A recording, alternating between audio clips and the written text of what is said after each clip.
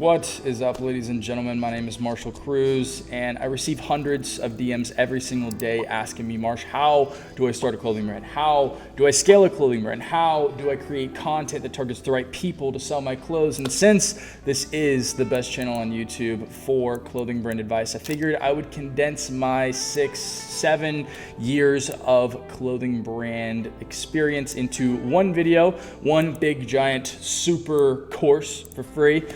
To educate you guys as much as humanly possible in one place. This is going to be a little bit of a longer video, but if you can't sit through a few hours of instruction, then you're cooked in general.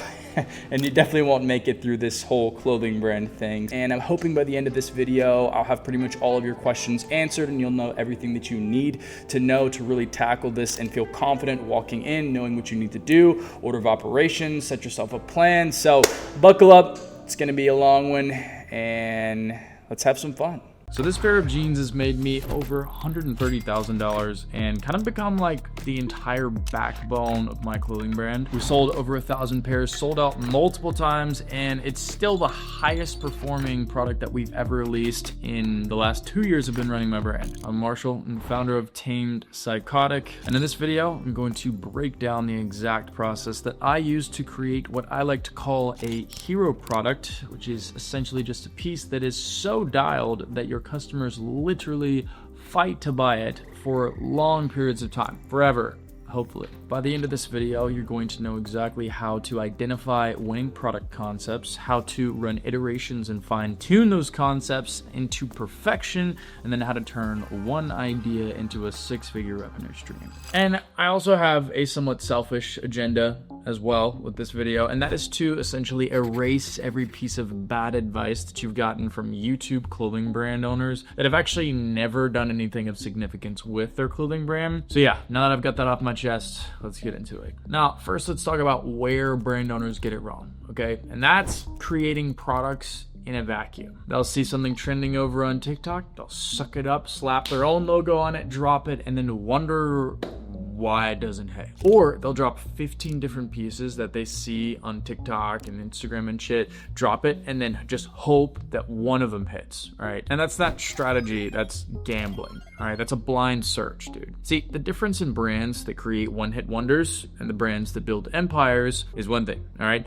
They don't create to find the next big hit. They create to solve problems that exist within their own wardrobe. When I started developing the Maverick denim, I developed it as a solution to a problem within my wardrobe. See, I love vintage, all right? I had a bunch of vintage Levi's, all right? I love the different washes, the different hardware, the aged leather tags on the back, right? But the problem is that old vintage Levi's don't have an up-to-date fit that suits the silhouette that I prefer, right? The fit that I prefer. It's kind of baggy in all the wrong places, tapered, you know, at the bottom more often than not, kind of tight around the ankles, you know, and that's just kind of not really what I was feeling. But I had this other pair of pants that I bought from an Instagram brand, and they had a more modern fit, but they were just like too like new school, all right? The wash wasn't really there, the distressing was just inauthentic, it felt manufactured, the hardware wasn't there, the tag was just like, it looked brand new, and I don't know, I didn't like it, but I did like the fit. And this is where I identified a gap in my wardrobe and an opportunity for the clothing brand market. I literally laid both pairs of jeans on my desk and thought to myself, what if I could combine the two? And this is your first principle, okay? Start with pieces that you actually like to wear, the pieces you want to wear, the pieces you reach for most often in your wardrobe, in your closet. And you know what? If there's something missing in your wardrobe, in your closet, then more than likely it's missing in your customer's closet too. See, the problem is most of you guys are creating products for the market rather than creating products for yourself to solve your own problems, all right? And that is principle number one. Create product solutions for yourself and then find people who like the same things you like. And you know what? There's some brand owners who do get this, right? And they make that product, but that's where their progress stops. They make a sample and it's not perfect. They drop it. It isn't successful, so they move on to the next thing. And that's where you fuck up. That's where you miss a once-in-a-lifetime opportunity that could take your brand from zero to hero. A hero product doesn't come to being accidentally, all right? It comes into being through obsessive iteration. The Maverick denim denim. Currently, there are 3 versions, and the first version took 4 rounds of sampling just to get the first version right. Round 1, the wash was too light, looked cheap, looked fake, looked manufactured, didn't have that like vintage, authentic, years old feel. Round 2, fit was off in the thighs, right? Didn't have that drape that I wanted. Didn't have that straight leg feel. There was just something off. It wasn't long enough. It wasn't quite wide enough on the bottoms. It was just the fit needed an adjustment. Round 3, I realized that the distressing pattern was still not dialed. So we dialed that, made it look more real, less squared off, less artificial, more unintentional, more asymmetrical, accidental, authentic, right? And round 4, we finally got it right. We got the wash right, we got the fit refined, we got the pattern right, we got the hardware right, we got the distressing right. I mean, we had a good fucking pair of denim. And here's where it gets interesting. All right, we didn't just create that one version. We actually created 2 more versions, both in blue and black, totaling 6 different variations of the Maverick denim. Version 1 was minimal, but had character, all right, subtle distressing. Version 2 had no distressing, all right, same wash, same feel, same fit, but no distressing. And version 3 had even more distressing than the first, more character than the first, more harsh wash than the first, coffee stained threads. It just looked older and more authentic, more warm toned. We were looking for maximum vintage appeal. And you know, most brands would probably call that overkill. I call it data collection. I call it productive experimentation. You can call it whatever the fuck you want. The point being is your first sample is never your final product. All right, budget for at least 2 to 4 iterations before you release your first version. And once you nail that concept, then create versions to figure out what your audience actually wants, not what you think that they want. But when it comes to denim, what separates a $40 pair of denim from a $130 pair of denim? Well, it's not just the denim, it's the details that tell a story. So while we were focusing on the basics of development, you know, the fit, the wash, the color, right? I was obsessing over the little tiny details that would make this pair of jeans so different from anything else on the market, and so new and so fresh and so appealing, and something that I just really loved looking at. So I started pulling references everywhere. All right, Jean Co. for tag inspo, for construction inspo. That's actually where I got the snip tag idea on the back from. And then I looked into actual like hardware. Like, what are the different types of hardware? Because you can do a button, anybody can do a button. All right, but I wanted to do something a little bit different. So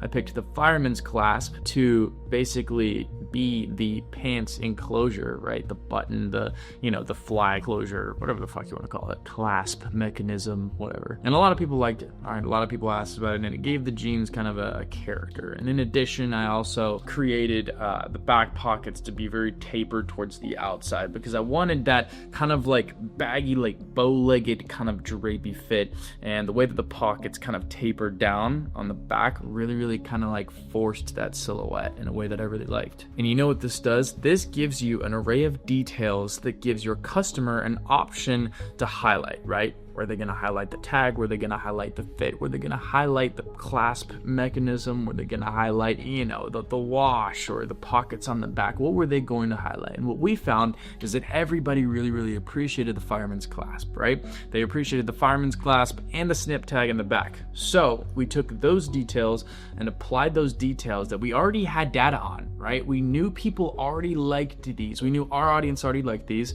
and we applied those details to other garments. See, details aren't just like aesthetic choices, they're identification points. All right, these small details matter, right? Because, you know, you think about Margiela, right? What is a detail that has been carried through every single one of all of their products that's just recognizable? You realize it instantly. Well, it's the tag seams on the back, the 4 corners, right? You've seen those, you see them all the time on Margiela pieces, and that is a detail that they found that people really liked, that they carried into other products. And that's exactly what we did with the Maverick denim, and the clasp mechanism on the front and the snip tag in the back. So now that your hero product is actually made, how do we start selling it to people? Well, most brands start with an announcement of like a new drop, right? And they just hope that everybody starts carrying for whatever reason. I don't, well, there's typically not a reason. It's just a hope, that a fallacy that people have in mind that if they drop clothes and all of a sudden people are going to care. Well, surprise, people don't give a fuck. Okay, people don't give a fuck unless you make them give a fuck. See, before we were ready to start selling the Maverick denim, I was documenting the entire process of developing it, from sample 1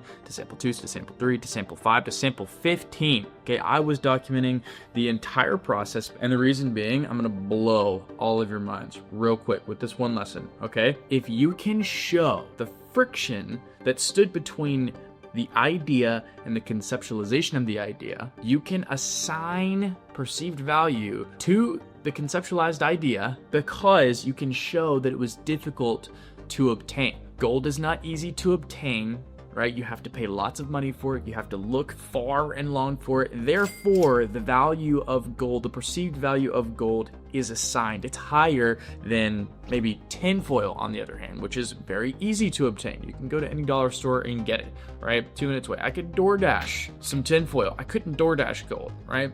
We're showing the difference in friction, the difference in difficulty to acquire somebody. All right, that's just a value principle all of you guys should know. So moving forward, I started documenting the process of developing this denim. All right, and before I sold it, I actually did multiple videos talking about the development process, right? Showing that it took me some fucking work to get there, right? That I made a great pair of denim, but that it took a lot of work to get there. Right? That it took a lot of revisions and resampling and doing more research and sourcing new references and spending time on my computer searching for, details and shit and collecting different details. And the special thing about this was not only was I assigning value to the pair of jeans by showing the difficulty required to create them, but I wasn't just showing the development of a product, I was showing the solution to a problem. And it wasn't just a problem I had, it happened to be a product that lots of other people had too. And by the time we were ready to launch, we had tons of people asking, where can I get these? When can I get these? How much are they gonna be? I need these jeans. All right, it was amazing, it was sick. And then launch day happened, 200 units in 4 minutes. 200 units in 4 minutes. For us, at that time, that was pretty insane. And the crazy thing is, it wasn't because of hype tactics or any crazy perceived scarcity. It was because we had spent months creating a product that actually solved a problem that I had. We put research into it, we put time into it, we showed the process of developing it, we solved a problem, and we didn't solve it privately, we solved it publicly, and we showed the difficulty to acquire that product, the difficulty to make it, which made the perceived value of that product higher. So if you were to take any lesson from this video, and you should take all of them, it's that you should always start creating hype and attention in the development part of the process. Not after the product is developed, not after you've already made it and ordered the bulk, before, during, so that you can start building demand before you drop, so that there is hype, right? There is demand. You drop it and then it sells out, right? And then you can sell it again, sell different versions of it, and keep making money and growing your brand on that product. Document your process, okay? Share your vision. Give people an opportunity to get invested in the project before it's even available to buy, to be a part of. Now, with all this planning, preparation, documentation, it was pretty clear to me and my team that this was going to be a winning product, that it was gonna sell out, was gonna do well, people really wanted it. And this was a signal to us that we were on the verge of something super special. Now, it seems pretty obvious at this point that if it worked for us there, that we would continue sticking to that playbook, doubling down on what's working, right? Well, apparently not, because a lot of clothing brands that I see these days, they have a hit, they find a winning product, and then they get shiny object syndrome and they see this brand over here doing this product and like, ooh, let me go try that. Let me just abandon what just worked and what just hit and go try what this brand over here is doing, because they're doing good and we want to do good too. So let's just do what they're doing. What the fuck kind of logic is that? And it's not even the logic that's the issue. It's that you're given shitty advice to reimagine your brand's foundation over and over and over, to just always hop on the hottest new product, when that's just not what identity is about. All right, you're abandoning what your foundation was built on. Okay, that is suicide for your brand. You need to understand that your winners, as big or small as they be, that's where you build your empire. All right, whenever we dropped this denim and we realized that a vintage touch to modern fit was a hit for us, we doubled down on that. We started referencing tons and tons of vintage items and basically making our brand a modern take on 90s vintage grunge type clothing, and it fucking works. Boom! Brand doubled in size in less than 6 months because we doubled down on a concept that was winning for us rather than getting distracted by trendy shit and what other people are doing, getting shiny object syndrome, and abandoning what our foundation was built on, what our wins told us was going to work. So, instead of going and making different products, we actually made 2 more versions of this product, right? Again, version 1, minimal distressing, minimal character. Version 2, no distressing, no character, plain and simple. That one actually didn't sell as well as Maverick V1, as V1 Maverick Denim. That one did not sell well. So we were like, okay, well, if that didn't sell well, the V1 did, let's just double down on V1 and just go even harder for V3. And V3 was V1 plus some additional character, right? Coffee stained threads, heel bite distressing, even more distressing blowouts on both knees rather than just one. And then boom, that one actually did way better than V2. And it didn't do quite as good as V1, but it did much, much better than V2. Close to performance of V1. And in this data right here from V1, V2, and V3, this became our blueprint. This is how we found out what our audience wanted, what worked for our brand. So we kept making the Maverick Denim, dropping it in different iterations, different colors, different washes, right? And we'll probably continue to do so throughout the years. We made a lot of money from that concept. It grew the brand a lot. It garnered a lot of customer appreciation, but we took a lot of concepts that we learned from dropping those 3 pair of denim into our next pieces. One thing you don't know about the V2 didn't have the fireman's clasp because we were like, you know what, maybe people don't really like the fireman's clasp as much,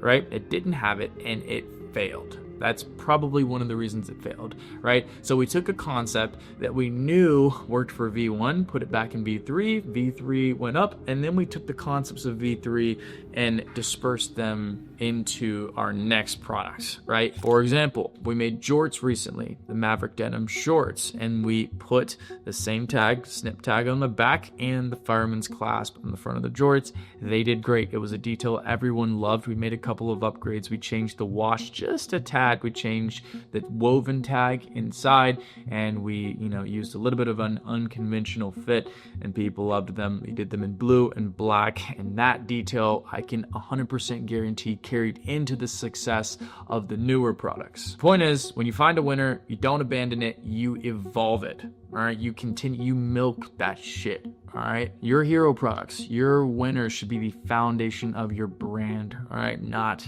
a one-hit wonder. And it sucks because fast fashion trains us to think in terms of trends and seasons. But the best brands, the brands that do the best, the brands that will be here for a long, long time, the brands that are respected, they don't need to necessarily operate within seasons. All right, I can make sweatpants and hoodies in the summer and people will still buy them, right? I've seen brands like GB Gallery make leather Letterman jackets, drop them midsummer and sell them out, okay? These brands don't operate within the rules of seasons and changes because they stick to their identity. They find their hero products, they find what works, and then they stick to the blueprint that's provided, that's created by the data that those hero products gives them. The Maverick Denim is still performing well. 2 years later, it's not a trend, it's not a fad, it's not fast fashion, it's something that will probably still do well in like 5 years, right? Because it's a good piece, because we put time and effort into the development and research of that product. And we are working on new versions, right? Mud wash, oil wash, paint splatter, tattered knees, right? We're looking at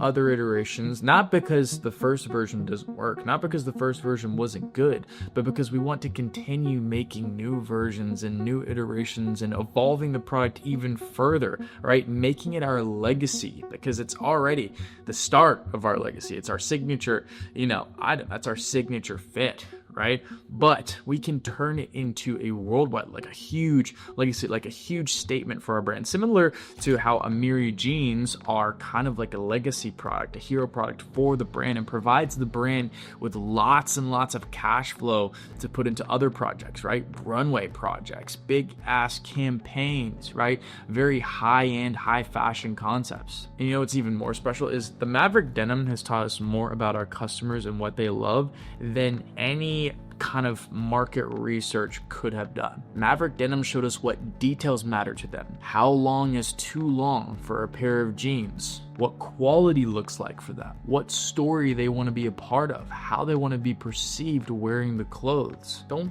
build products, right? Build platforms and build concepts that can evolve and grow and kind of like be malleable over time. Your goal isn't to just make clothes. Your goal is to make pieces that kind of just further solidify your brand identity over time. And that, my friends, is how one pair of jeans made us well over $100,000, became the backbone of my clothing brand, and will continue to push us further and further and further into the future, and how you can do that for yourself. And everyone in this video is in a different stage of building their brand. You're in a different part of your journey. Some of you may be just starting out with your brand. Some of you may be making 10, 20, 30K a month with your brand. And then some of you are on your 5th YouTube video, learning how to start a brand, doing everything but starting your brand. And that's the most important step, starting your brand. And because I understand that and I want to push you to do that, I've created something really, really special for you guys. I've created a community of aspiring brand owners and current brand owners who want to scale their clothing brand. It is the best, by far, online education support opportunity for clothing brands. This is exactly what I wished that I'd had whenever I was, 19, 20, 21, trying to learn all the things to build my brand. All right, what took me years to learn would have taken me 3 months to learn had I just had some support.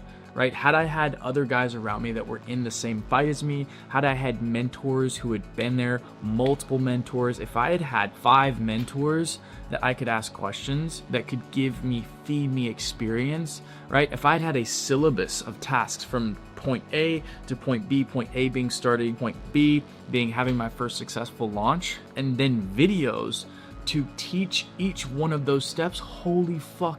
And then coaches and elites to review my submissions of those action items from point A to point B and give me feedback. Holy shit. I'd be so far ahead. I would be so far ahead of where I am now. So I built this, all right? It took me 9 months to do and a lot of money to invest, and we're still investing into it. We're actually about to invest about $8,000 to $10,000 into some AI projects to improve our student experience even more. And my students, like Benedictus, who just made $6,000 online sales and $5,000 in-store sales with their clothing brand just this week, are no different from you. The only difference is that they asked for help from my incredible team. Across all of us, we've done over $13 million in revenue for our brands. Yes, I'm not just throwing that number out there. That is a real number. So I can safely say that you are in good hands with me and my team. And with that being said, there's an application in the description below to work with us. And if you do decide to apply, I would encourage you to really sit down and be thorough with this. All right, take a good 15, 20 minutes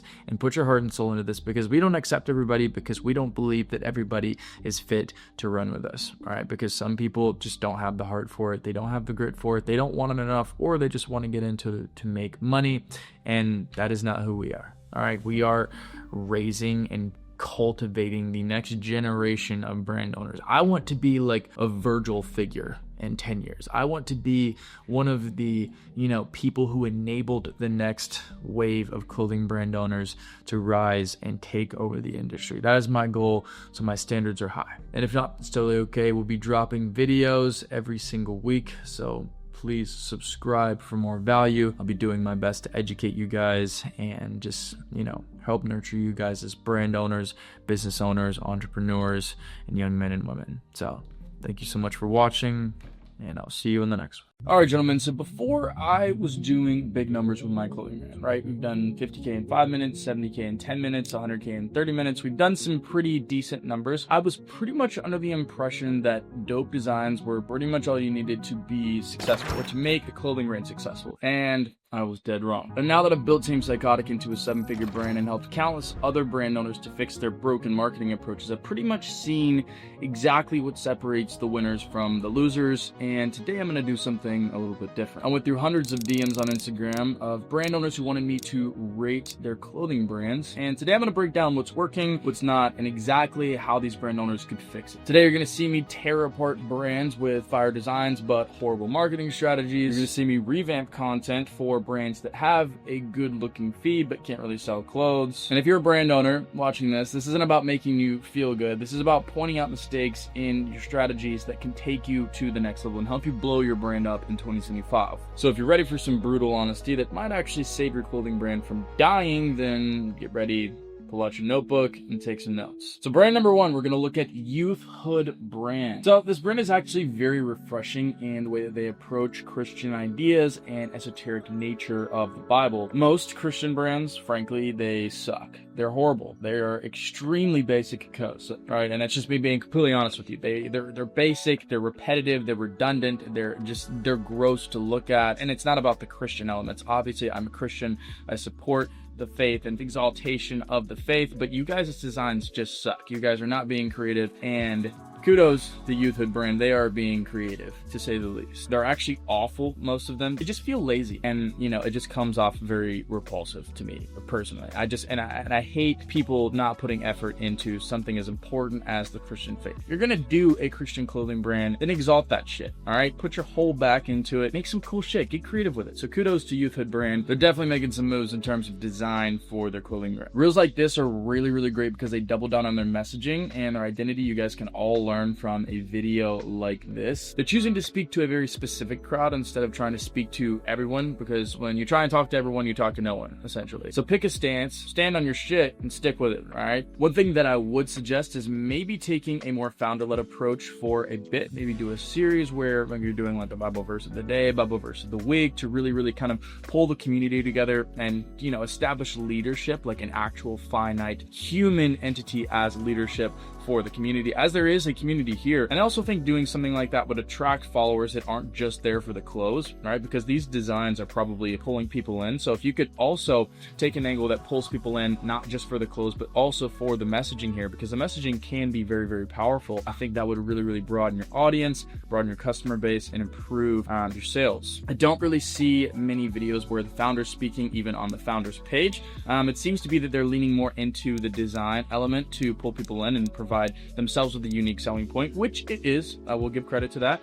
But I do think it could be a refreshing look for you guys, and also you could just get another wave of traffic, another, tap into another community by putting kind of a human face in front of these awesome designs, right? A lot of people need somebody to give credit to, right? They need somebody to blame, they need somebody to thank, they need somebody to say, look, you fucked up my order, or look, you killed this, and I really, really appreciate you, right? I think that could add a lot to you guys' brand content strategy. I also think it justifies higher price points, because not only do people love the designs, but they also love the meaning of the brand. They also love the founder of the brand. They love the creative behind the brand, right? What it took, who it took to create this brand that is Youth Hood brand. I think one thing you guys do really, really well is sourcing external representation through influencers in the fashion niche and the music niche. You guys are killing it within that, but I think a campaign that would do really, really well for you guys and would help you guys to hit a new market that you're not currently hitting is potentially hitting like micro influencers, specifically in the Christian niche, lesser in the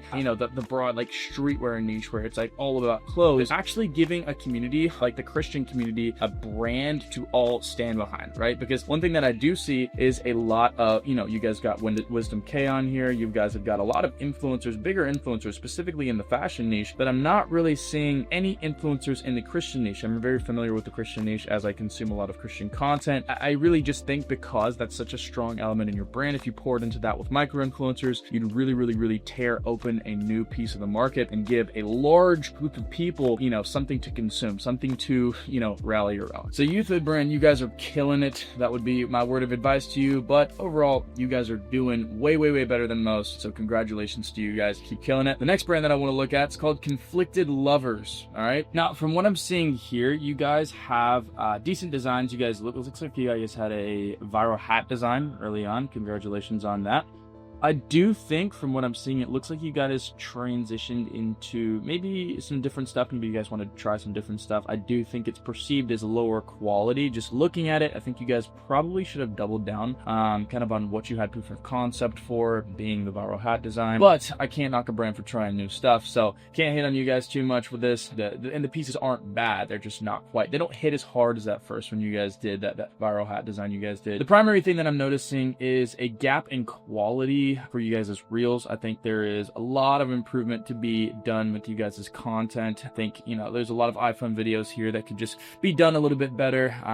They could be planned a little bit better, scripted a little bit better. The quality could be a little bit better. So a video like this, it's very backlit in the beginning of the video, so it's just tough to see like the details of the garment. At first, it just looks like a shitty shirt because it's kind of like you can't see the details of the stitching, you can't see the details of fabric. So I'd suggest just kind of like being a little bit more intentional with the quality of your videos. Maybe not doing iPhone videos as much, maybe popping out a camera, or maybe even just getting a better quality iPhone, or improving the structure of your videos. Providing a video with better structure will drastically improve your video's performance, really rewarding your audience for watching the video, providing a good hook, a good rising action, a good reward, and then a good closing of the loop. That can help video performance a lot too. I think you guys are doing well with getting cool people in your clothes. It looks like you guys got you know, Keith Lee. I'm seeing a lot of cool external representation like that, so keep that up. That's really cool. I will say you guys' designs seem to be very inspired by urban streetwear brands, and this means you're going to need to provide yourself with a way to kind of stand out a little bit more from all the other brands who are doing that, because that's what most clothing brands in 2025, 2024, 2023 are all doing, right? They're trying to like really push these new like trendy items and stuff, which isn't bad, but that just means that you need to stand out, because your designs aren't really standing out. So what needs to stand out is your content and your messaging and your identity. That's what's going to need to really stand out for you guys to push past the noise and kind of break that balloon barrier that will get you to that next level, surpassing all your competition. Honestly, a reference that I think would be really good for you guys, being that you guys are pushing kind of like that urban streetwear look, is Broken Planet. I think their content strategy would align very well with you guys' identity and you guys' kind of like design direction. I think taking a page out of their book by just using a lot of creative people in your clothes, and a lot of people who just like look or are naturally swag in clothes, right? Sourcing these people, just find people who are the best dressed around you, find some influencers that you think maybe, you know, carry themselves very well, put that shit on, if you know what I'm saying. I think having just a content strategy more like theirs, where maybe you even just do the basic lip syncing videos where everybody's stripped out, right? There's a lot of good camera movement, there's a lot of good one-shot takes, like one-take shots that are, you know, don't have cuts and cuts and cuts. It looks like a lot of you guys film the video like this, and then you like throw the pants on the ground and like take the pot off the lid off the pot. And that's not, I'm not saying that's bad, but I am saying it could be a lot more intentional. And for you guys to raise the perceived value of your brand, you're going to need to be a lot more consistent with high quality, high structure videos specifically. But again, can't hit on you guys too much. You guys are killing it. You guys have some traction. You guys had a viral design in the beginning, which is great. Kudos to you guys. You guys seem to have kind of like a UK grime style that you're going for, which is why you guys use like the street corners and stuff a lot. One thing Broken Planet really does well is they have like this UK grime style, which is why they use a lot of the like street corners and just well-known spots in the UK that their ideal audience is going to hang out at. So I would take a page out of their book, do the same, and also use music that your audience would really, your ideal customer, you know, who's buying your clothes and who you want to buy your clothes listens to. Maybe, you know, local UK rap artists, maybe more low-key underground artists that people will be perk their ears up and be like, oh shit, like they know them, like that's really cool, I really resonate with that, something like that. I think those could be the two things that I would really implement in your brand that kind of, like I said, break that barrier of noise of all the other brands kind of doing the same thing, so that you can surpass all of that. All right, so the next brand I want to cover is this brand Summit Peak. Once again, like some previous brands that I mentioned, it looks like they already have their angle and positioning, which is something that I really love. The winter, I like this winter sports positioning. That's tough. But their content and design needs to be aligned with their identity and positioning for this to even work. And low quality videos like this literally do nothing for the brand. Like this guy's snowboarding, but in the first like 5 seconds of the video, it's just like jumbling in the snow, trying to put on your boots and shit. And that's just not super good. Like this is just not a good video. I get it's a vlog, so it's not really meant to be like a super good video, but it still just kind of sucks. And it just isn't something that's going to contribute to your brand growth at all. I don't think anyways. So yeah, it looks like your content just genuinely lacks a lot of direction. So I'd focus on these 3 main pillars. Number 1, you need to focus on pain. You need to focus on problems that snowboarders, rock climbers, skiers all face within the sport. Like you did in this one video that got 500,000 views. You guys really hit a point of relatability here for rock climbers, and I think that really helped. The second content pillar that I'd implement is maybe a founder-led approach around the specific sports that you're targeting, right? Marcus Milioni does this really well with running. He's targeting runners in New York City, right? And he does this very well by just telling the story of him as a runner in New York City, right? So you as a founder, just talk about the sports that you love. Show what it's like being a founder amongst the sports that you really love being a part of. I think that could really help you guys a ton. And the third concept pillar that I think is pretty imperative for you guys is showcasing the process of how your clothes are made, how these products specifically meant for skiers, rock climbers, snowboarders are made, because that's very important. Snowboarders, skiers, athletes in general just care about how what they're wearing, their gear and stuff is made, which is why Marcus Milioni really pours into the making of his his breathable tops, his dry fit clothes, stuff like that. It's really important to showcase that, and why snowboarding companies with bindings and stuff will really go in deep into the mechanics of how their bindings work, or how the board works, or how it's built, or the skeleton and all that stuff. That's really important for selling gear to people who are in the sports arena. So that's something I think you guys should really pour more into, just to display the care that went into creating the products and assign more value to those products, which justifies higher price points, which is going to make you guys more money. Going back to Marcus Milioni, which is somebody that you guys should really reference in building your brand. He made a pre-workout, right? And the reason that he knew he could make a successful pre-workout is because he made content first and really gauged what his audience wanted, right? Was his audience more of a gym audience? Was it more of a fashion audience? Did they want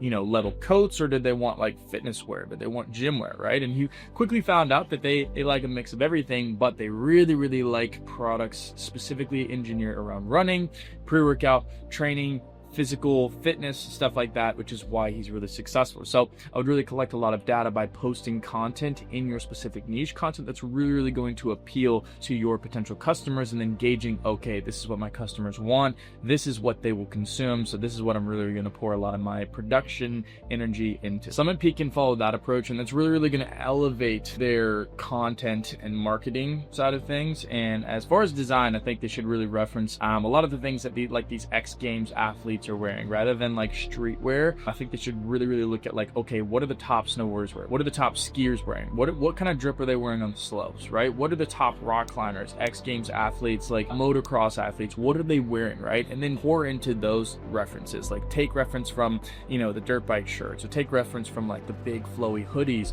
or the big flowy pants, stuff that those athletes actually wear, because that's what you call a tastemaker. The top performers in a single niche, we call them tastemakers. And tastemakers are what makes everybody else's taste, right? They're what dictate what is cool to everybody else who likes that same thing, right? Which is why you guys should really be referencing what all the cool people in your niche are wearing, because that's how you're gonna make sales. So right now, your shit sucks, right? But you have a lot of potential, and with these implemented steps, you can really take yourself to the next level, and you guys can make some shit happen. So I hope that you guys really do that. I really hope that you guys do that. I know I'm roasting the fuck out of a lot of you guys, but I do it in hopes that you take this criticism constructively and use it to your own benefit. Next brand I want to talk about is Somar.us. All right, this is one of my favorite clothing brands at the moment. They have an extremely unique design strategy, and they're also very consistent within their idea, right? You see a lot of the same things as you scroll through their feed. It's a lot of the same color schemes, but they're also getting really creative with their composition, right? The composition of the pictures they're taking, the creatives they're using. They're using a lot of reference images, research and development posts, which is really cool. Something I see very rarely implemented, but if implemented correctly, it really hits. And with this brand, it does. They make a wide array of products. They do basic t-shirts, they do boots, they do crazy jackets, they do crazy pants. They've done a lot of really creative pieces that speak to a more niched audience, which I really like. It's very bold, it's very it's very ballsy, and it's also just respected. All right, it's respectable because you're not trying to speak to everyone, right? Goes back to what I was saying. If you're speaking to everyone, then you're speaking to no one, right? And this guy, Owen, owner of Somar speaks to a very, very specific ICP, ideal customer profile, and it shows from their content and their products. So well done, Somar. The founder is also pushing founder-led content on YouTube and Instagram and TikTok. So congratulations, Owen, you are killing it as well. You guys are primarily running a product drop model, which I really, really like using. I think it's extremely effective for a brand like this with higher priced items and more of a community. I think it really, really gets the community excited and really, really justifies higher price points. Overall, great brand. It's really, really hard to find holes in their marketing strategy, their design strategy, or their documentation strategy. So you guys are killing it. This would be a great brand for most of you guys to model after. Somar.us. Congratulations, I like your shit. Next brand I want to talk about is Godlike. This brand kinda sucks. It's hard for me to find things that I like about this brand. I do like that you are, you know, kind of like trying to pinpoint that ancient Greek kind of style. I think that's a cool concept to kind of like build your brand around, but everything here just looks kind of cheap. It looks very low effort. The posts look very low effort. The pictures are really, really bad quality, and it looks like you guys put effort into, you know, the locations of your posts. Like this one is great, right? But the first picture is terrible. The first picture is actually horrible. So this post is not going to be effective. You should have started with something maybe like this and really, really looked for, like, you know, good lighting, done it with a good camera, done it with good quality, right? Something like that. I think, you know, pictures like this are cool and creative in thought, but it's also, it just, you can't even really see a design very well. This looks very lazy. It doesn't look, it's not a good composition. You can't even see really much in the photo. This isn't horrible, but it's just very, very mid. It's not even mid. It's not quite there. This one, not horrible, but again, you can't even really see like what's on the shirt. You can't really see the product well. This is horrible. This is just terrible. I don't know what the point of kind of like blurring the faces out here. You can see that the shirts were there, and maybe it's a community event, which is cool. I really like that, but everything about this is just horrendous. So this is something I really don't like. You guys did the creative in a way that you can't even really see the shirt. It kind of just blends into the background. Also, there needs to be kind of explanation of like, what is the Hephaestus collection? Like, what does Hephaestus even mean? I know that I can kind of like get that it attribute there, that it's referencing, you know, ancient Greek stuff, but you guys need to explain the meaning and stuff about all this. Like, I don't get it. I don't know. This is there's just a lot of holes in the marketing here, a lot of holes in the products here. The products just don't look that great either, and this could be because you're not displaying them in the right light. It could be that you're not showing them correct. Maybe you're just not showing your clothes in the right light. Maybe they are good quality, but even if they are good quality, I can't tell, and so I'm not going to buy your clothing brand if I'm a consumer looking to buy clothes from a brand like this. Another thing, your brand strategy is kind of like all over the place. You guys are seemingly just looking for anything that you think is perceived as cool on the internet and then implementing it into your videos. I'm seeing like stuff in the forest,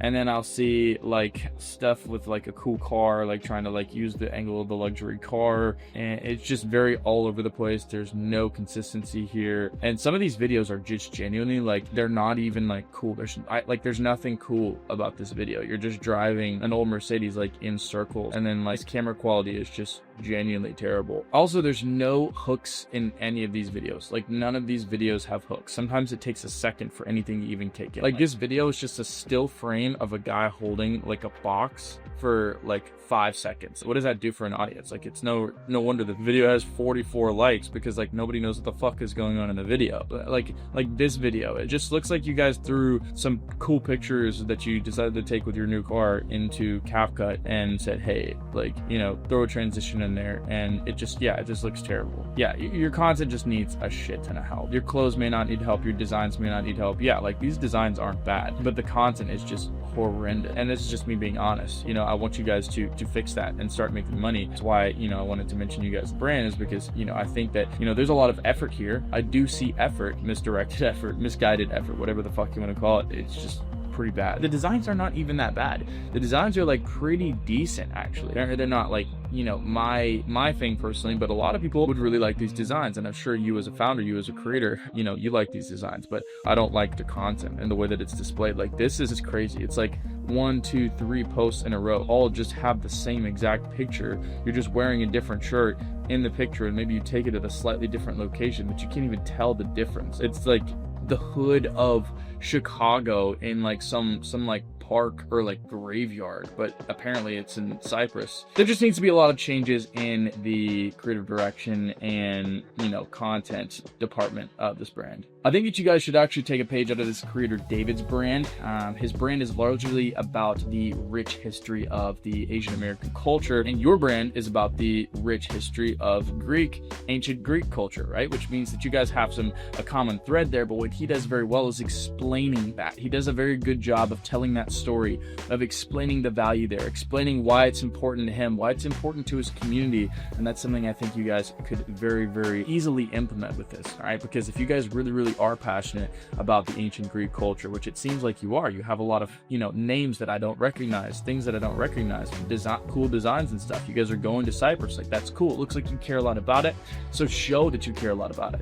Show your audience, who may also care a lot about it, that you care about it, because that's how you're going to win them over. So I'm going to stop shitting on you guys. You guys have a lot of ways you can improve. Hopefully that segment helped you guys a lot. I really am rooting for you guys. I genuinely want you guys to succeed, so please take my words with a productive grain of salt. Okay, so brand number 5, we're going to look at a real threat.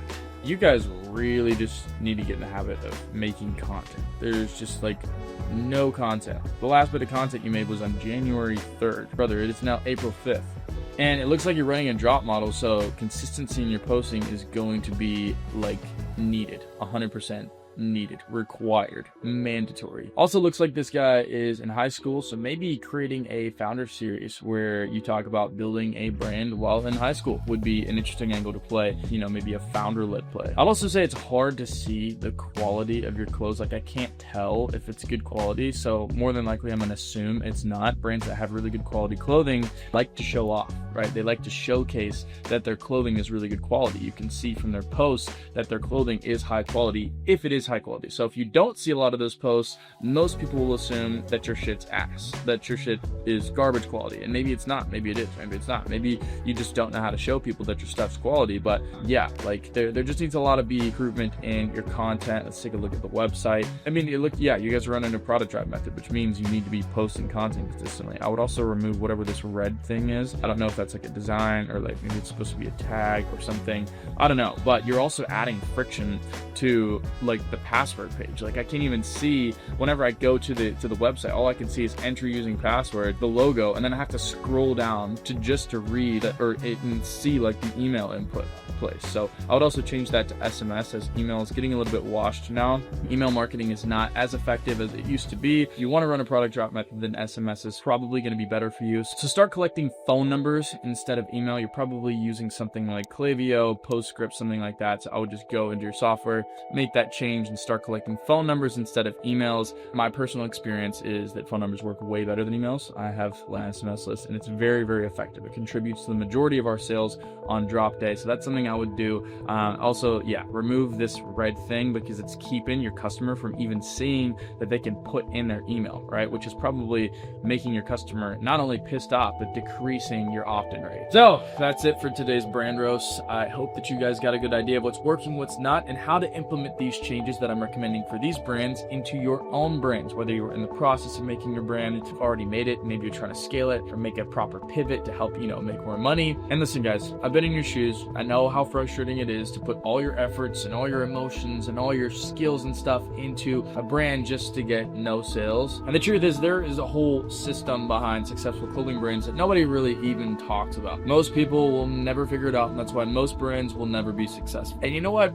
I hate that, all right? Which is why I took a shit ton of my time and created a free course and posted it on YouTube. 45 minutes long. It's a master class. It's going to teach you guys pretty much everything that you need to know to get the ball rolling and then get momentum after that. I'd encourage you guys to go watch it if that's something you're interested in. A lot of value, a lot of knowledge, a lot of education there. I pretty much shared how I went from making like $500 a month with my clothing brand to making consistent 6 figures, like every single month. It should pop up on the screen somewhere, so I suggest that you take out a pen, take out a notebook, and take some freaking notes, because that video is going to change the game for you. You guys have a great one. Hope you enjoyed this video. Let me know if you guys want me to do more videos like this where I review brands, break down what they're doing right, what they're doing wrong, and how they can fix it. I'd love to help more of you guys. Free consulting, I guess that's what it is. So have a good one. Peace. Alright guys, we got a special video today. This is unseen, unheard ideology behind clothing brand marketing that I'm going to talk about today. This is a method that I discovered last year, end of last year, around September, November, and it's a method I've been using and testing for the past 6 months to reaffirm that yes, it works, and that it's also untapped. So today we're going to get into how I did 35K in 1 month with my clothing brand and then slingshotted into around 150K month right after using this method. And you don't need better designs or bigger marketing budgets. It's just 2 phases that cause a psychological trigger that will cause customers to come back and buy your products no matter what the price is or what the designs look like. Obviously you need a good product and obviously you need good designs, but this method specifically is about marketing them. And look, every clothing brand under the sun uses the product drop method that you guys have seen plastered all over social media. You know, you keep your website closed, you market your clothes, and you open the website, sell your clothes in 1 day, and then boom, like you have a clothing drop, right? But what I call the slingshot model takes the product drop model method and puts it on steroids, essentially. So before I explain the slingshot method, I'm going to explain why the current product drop model leaves a shit ton of money on the table and what you can do to combat that. So here's what 99% of clothing brands do. First, they design a collection,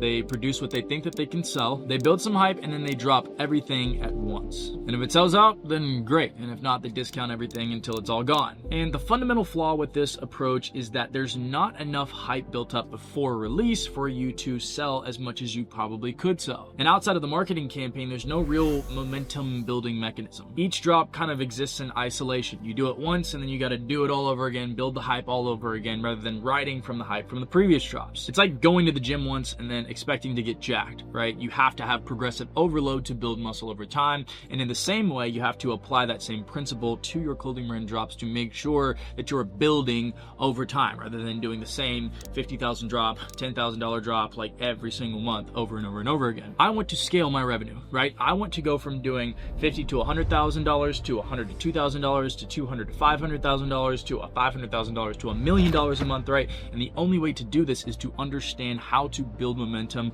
over the course of time, over the course of several different drops. And that's what I'm going to explain today. And I learned this the hard way, as I learned every single thing else that I've learned with clothing brands. First few drops, we followed the same playbook. We would sell 60 to 100% of our inventory, and if we didn't sell it, we would discount it, and then we would start the marketing campaign all over again with a new collection and do the same shit over and over and over and over. We would try and maximize our revenue for every single drop. And there's nothing inherently wrong with this, but I knew there had to be a better way to do it. And I accidentally discovered this during our last Black Friday drop of 2024. We had this collection that I was really hyped about in September, October. I can't remember which month it is, but I think it was end of September or beginning of October. I was really excited about it. It was super hyped. And then we had a manufacturing delay, as many clothing brand owners experience. We only got about 30% of our inventory in time. We had a choice. We could either drop that month or wait another, 2, 3, 4 weeks, however long it would be, until we got the rest of our shipment. So we decided, since we had overhead to cover, we had bills to pay, to just drop what we had. It was like a preview collection, right? And we did this kind of out of desperation, right? But we sold out super fast because we only had 30% of our inventory, and I had a ton of DMs, a ton of people upset that they missed out on the drop. And instead of apologizing, we started teasing what we had to come, which was much bigger, much more inventory, and something that we wanted to really put our full efforts into to make it work. And lo and behold, the slingshot method was born. And it's deceptively simple, but the psychology behind it is very powerful. So here's how it works. Instead of putting all of your inventory, all of your SKUs, all of your products that you have developed into one single drop, you're going to split it into 2. There's going to be 2 strategic phases. Phase 1, you do a very low volume drop and push a ton of traffic to it so that it sells out very quickly, and then a lot of people go and they aren't able to get it, which builds demand and scarcity for your next drop. And then once you sell out, which should happen very easily if you're doing a low volume drop, because you do significantly less than what you could potentially sell, and then this is where the magic happens. Phase 2, you do an even bigger drop, but this time you actually shoot for what you think you could do at full gross potential. Like whatever you think you really could sell if you pushed yourself really hard,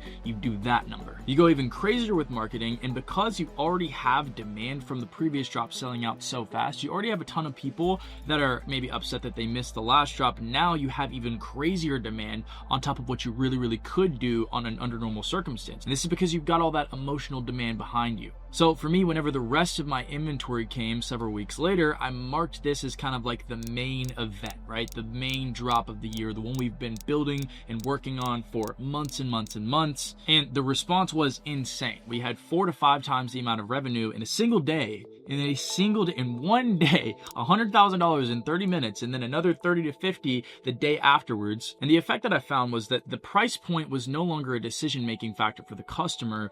Their decision was based more on availability. Okay, it's no longer, okay, is this product cheap enough for me to buy?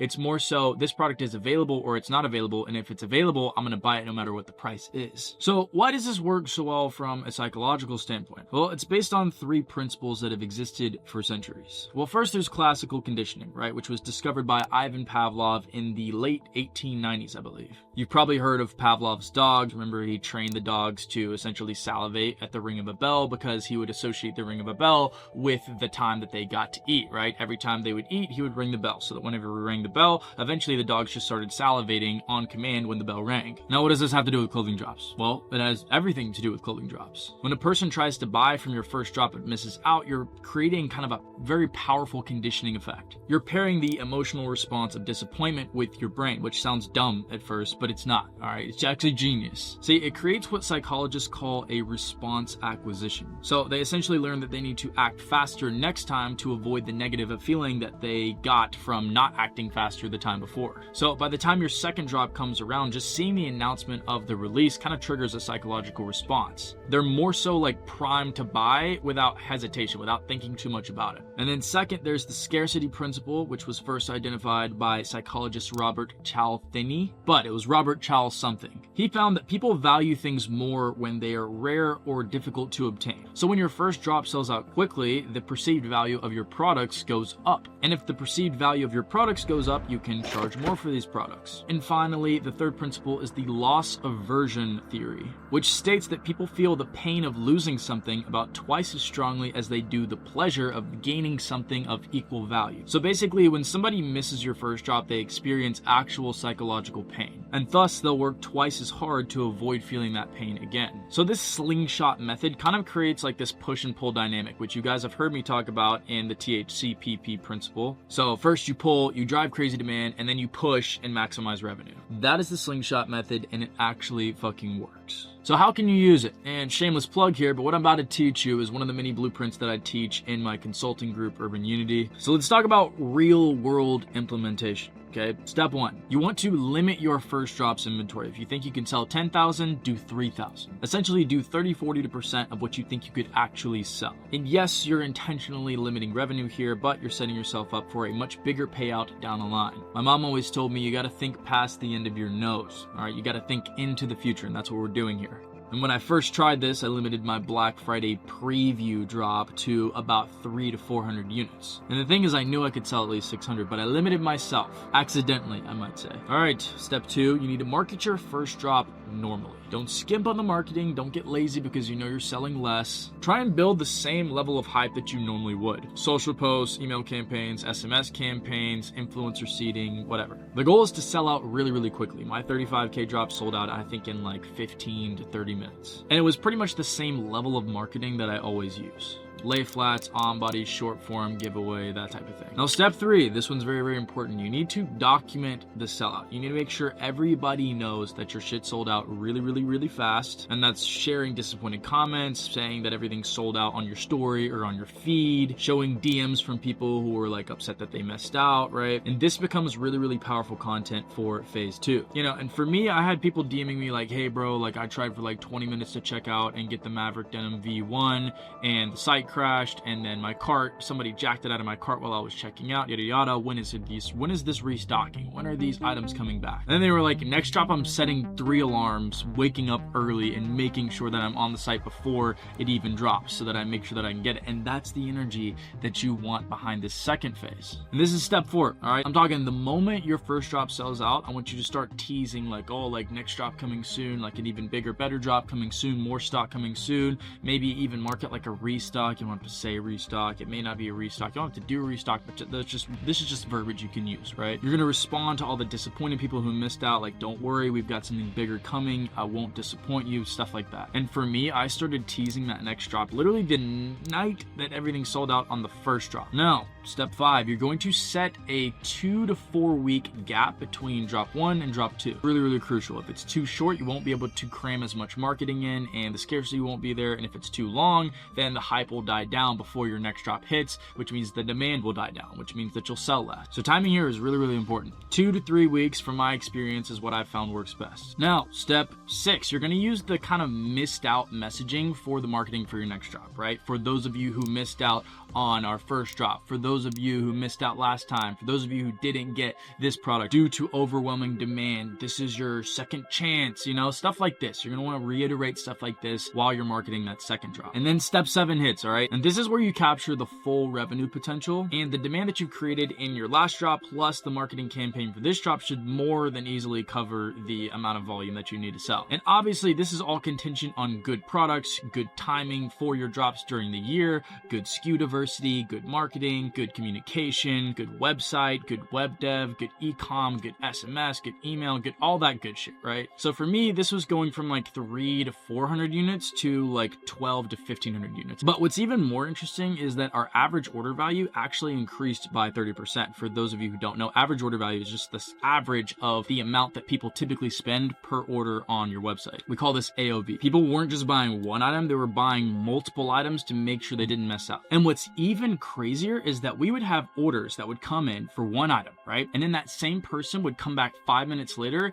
and order like 2 or 3 more because they were so concerned about missing that one item that they were willing to just not waste the time checking out the other stuff to just get that item and then come back for a second order after they made sure they got that one item that they really, really wanted to get the other items. Now that is demand. And boom, that is the Slingshot method. I'm pretty sure you probably haven't heard of that. And because this is literally some shit I never heard of, I literally just discovered it by accident, but I figured I'd share it with brand owners because it's just like fucking sauce. It's something I would have liked to know. And I know earlier in the video, I did say that you don't need better designs or better marketing for this to work. And that's partially true, but I do want to be completely transparent with you guys because I want to see you guys win. If building a clothing brand is something you're truly passionate about, if you're not in this just to make a shit ton of money, if you're in this because you truly want to create something cool, I want to inform you that without consistently improving every single part of your brand, from back-end functions to front-end functions to marketing to distribution to cash flow management to team management to hiring to recruiting to menu comms to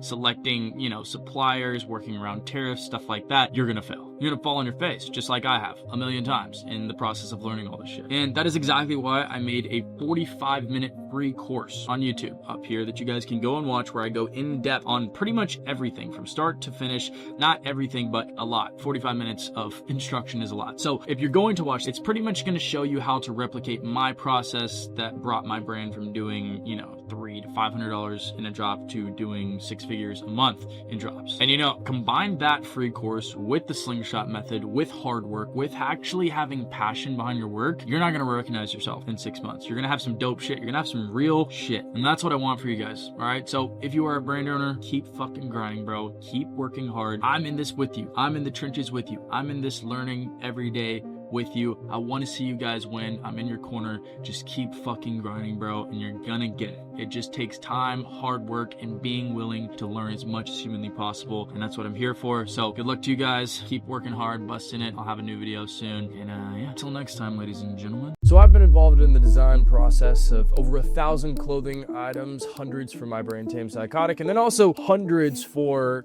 countless of other brands that I've consulted for. And you know, it's worked out pretty well. I'd say I've done over 6 figures in a 30-minute period for my last 3 clothing drops. And you know what? That's enough for most people, but I'm not most people, and neither are you, which is probably why you're watching this video. So I decided to fly to China, Hong Kong, and Japan first month of 2026 and talk with the biggest manufacturers, suppliers, and players in the game to kind of just figure out exactly how I could get my brand to $10 million a month. Research, communication, and learning was my entire entire goal for the month of January, which is why I'm here in Asia. While my objective doing this is engineered towards pushing my own brand and my own goals, I also did this to do as much research as I could into last year's performance, this upcoming year's performance, the purchase orders that are being placed right now in the beginning of the year, to kind of help you guys get an understanding design-wise and production-wise what it's going to look like getting to your first million. So my first step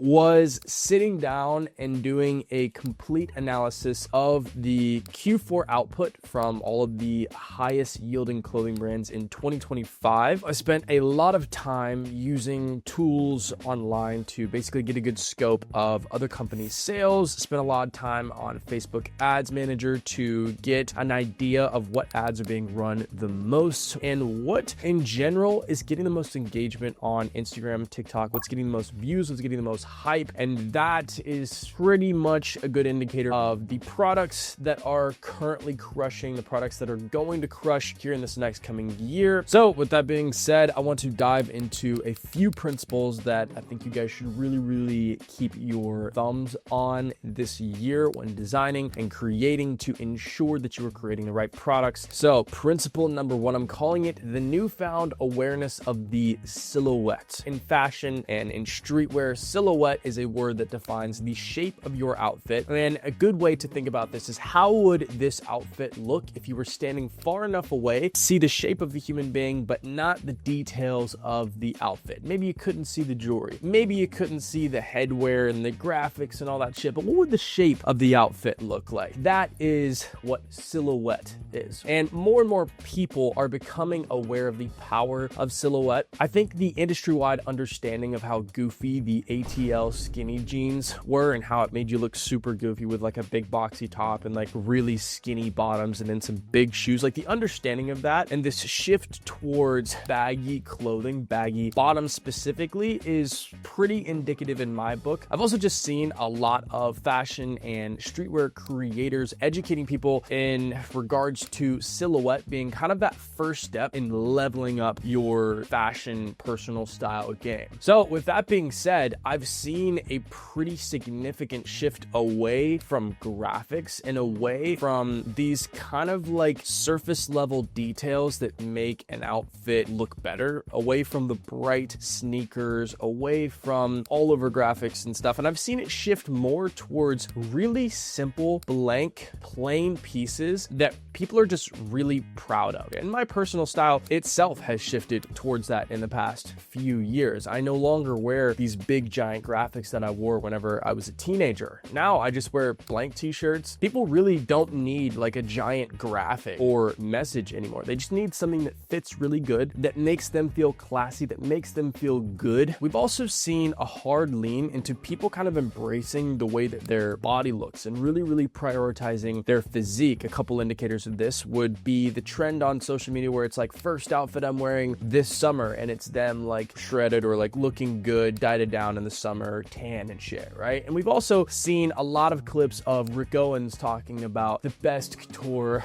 of an outfit or like your look in general is your physique, is your body. As we've seen popularity in that subject grow, we've also seen popularity in clothing and silhouettes that accent and really complement your body and your physique also become more popular, right? Which means better fitting garments, which means the fit of the garment has become top priority. I've seen that shift really hit hard. And if you don't live under a rock, you've probably seen 100 ads from a few companies that are just selling shit tons of the best fitting blank t-shirt or the pants that make you look taller. And for me, that's a direct signal to the market kind of maturing towards that kind of blank, elevated, good fitting, silhouette prioritized outfits. And while these pieces may seem very simple, you would be surprised they will probably contribute to, I would say, a majority of my brand's revenue through this year. And I've seen multiple other brands, I've spoken to multiple other brand owners that have experienced the same result. A lot of the LA-based brands have experienced this at mass. Brands like Pool House New York, I think they've sold over 100,000 of those simple white fitted muscle t-shirt. It's literally just a blank shirt, and they've made 8 different variations of that same fucking shirt.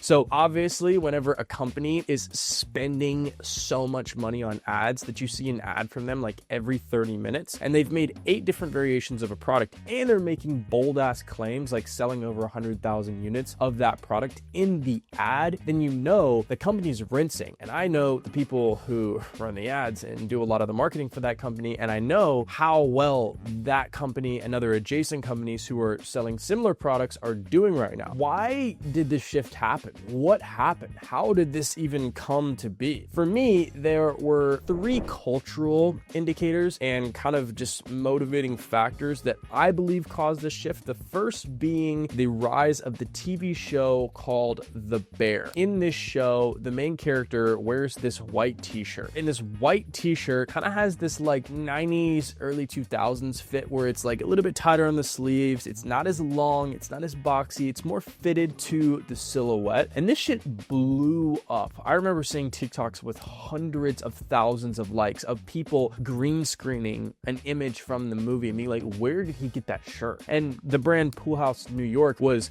the prime example of seeing a cultural indicator and capitalizing on it, because they made that a huge part of their marketing. And that's how I even got introduced to that whole world of brands, right? Is by seeing all the bear shirt videos on TikTok. So this really had a ton of brands, including my own, rethinking their design strategy, where we're no longer thinking about what's the next graphic that we can make that will hold relevance for a couple of months and then fade out completely just like every other graphic, to more so how can we refine the details of this fit and this pattern to become something that people wear on a daily basis, like every single day, something that they'll buy over and over. So the second cultural indicator that I've recognized that supports this kind of statement that I'm making is the return to this kind of like late 90s, early 2000s style, which if you go and look at those runways, you're not seeing big graphics, right? You're not seeing these crazy bright colors. You're seeing like vintage clothes, like what everybody now would consider vintage clothes. You're seeing super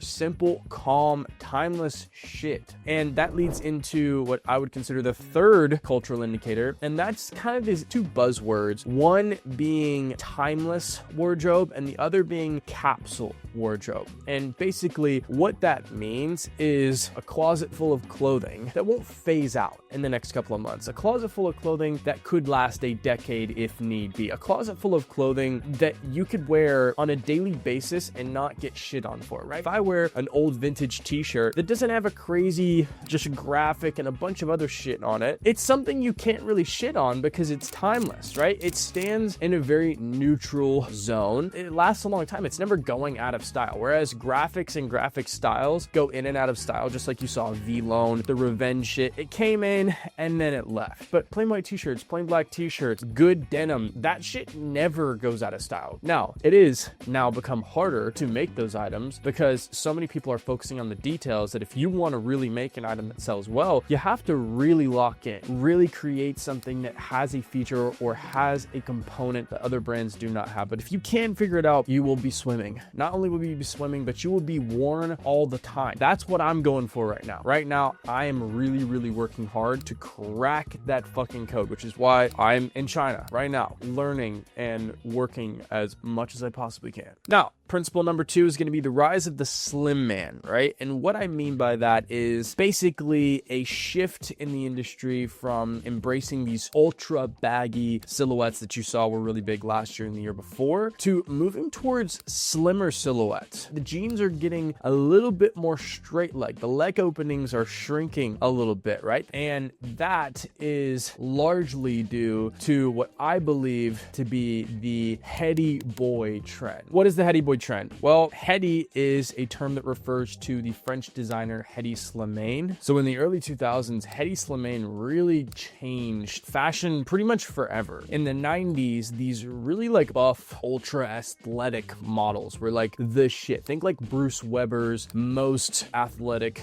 builds, right? But Hedi Slimane, whenever he took over Dior in the early 2000s, he really changed shit. See, this guy was casting like random street kids, musicians, skaters, people that weren't necessarily models, but people that he thought matched his vision, right? They were primarily these really skinny, slender, long, androgynous looking looking boys with like long hair and shit, right? He called this boy safari, where he would just go out and kind of like pick randoms that he thought matched his vision for the look and the line and the clothing in general. And his aesthetic for design in general was like slim suits, skinny ties, skinny jeans, leather, kind of the rock and roll vibe. And I believe that during this time, he really kind of shifted the definition of masculinity and how it was defined by fashion, really shifted it from these big boxy silhouettes, right? The bodybuilder next door to like the mysterious kid in a band down the street that you see practicing in the garage. And while in the past like 10 or so years, we've seen a shift away from that to the more baggy end of things, we are now seeing that pendulum swing back, just like it does with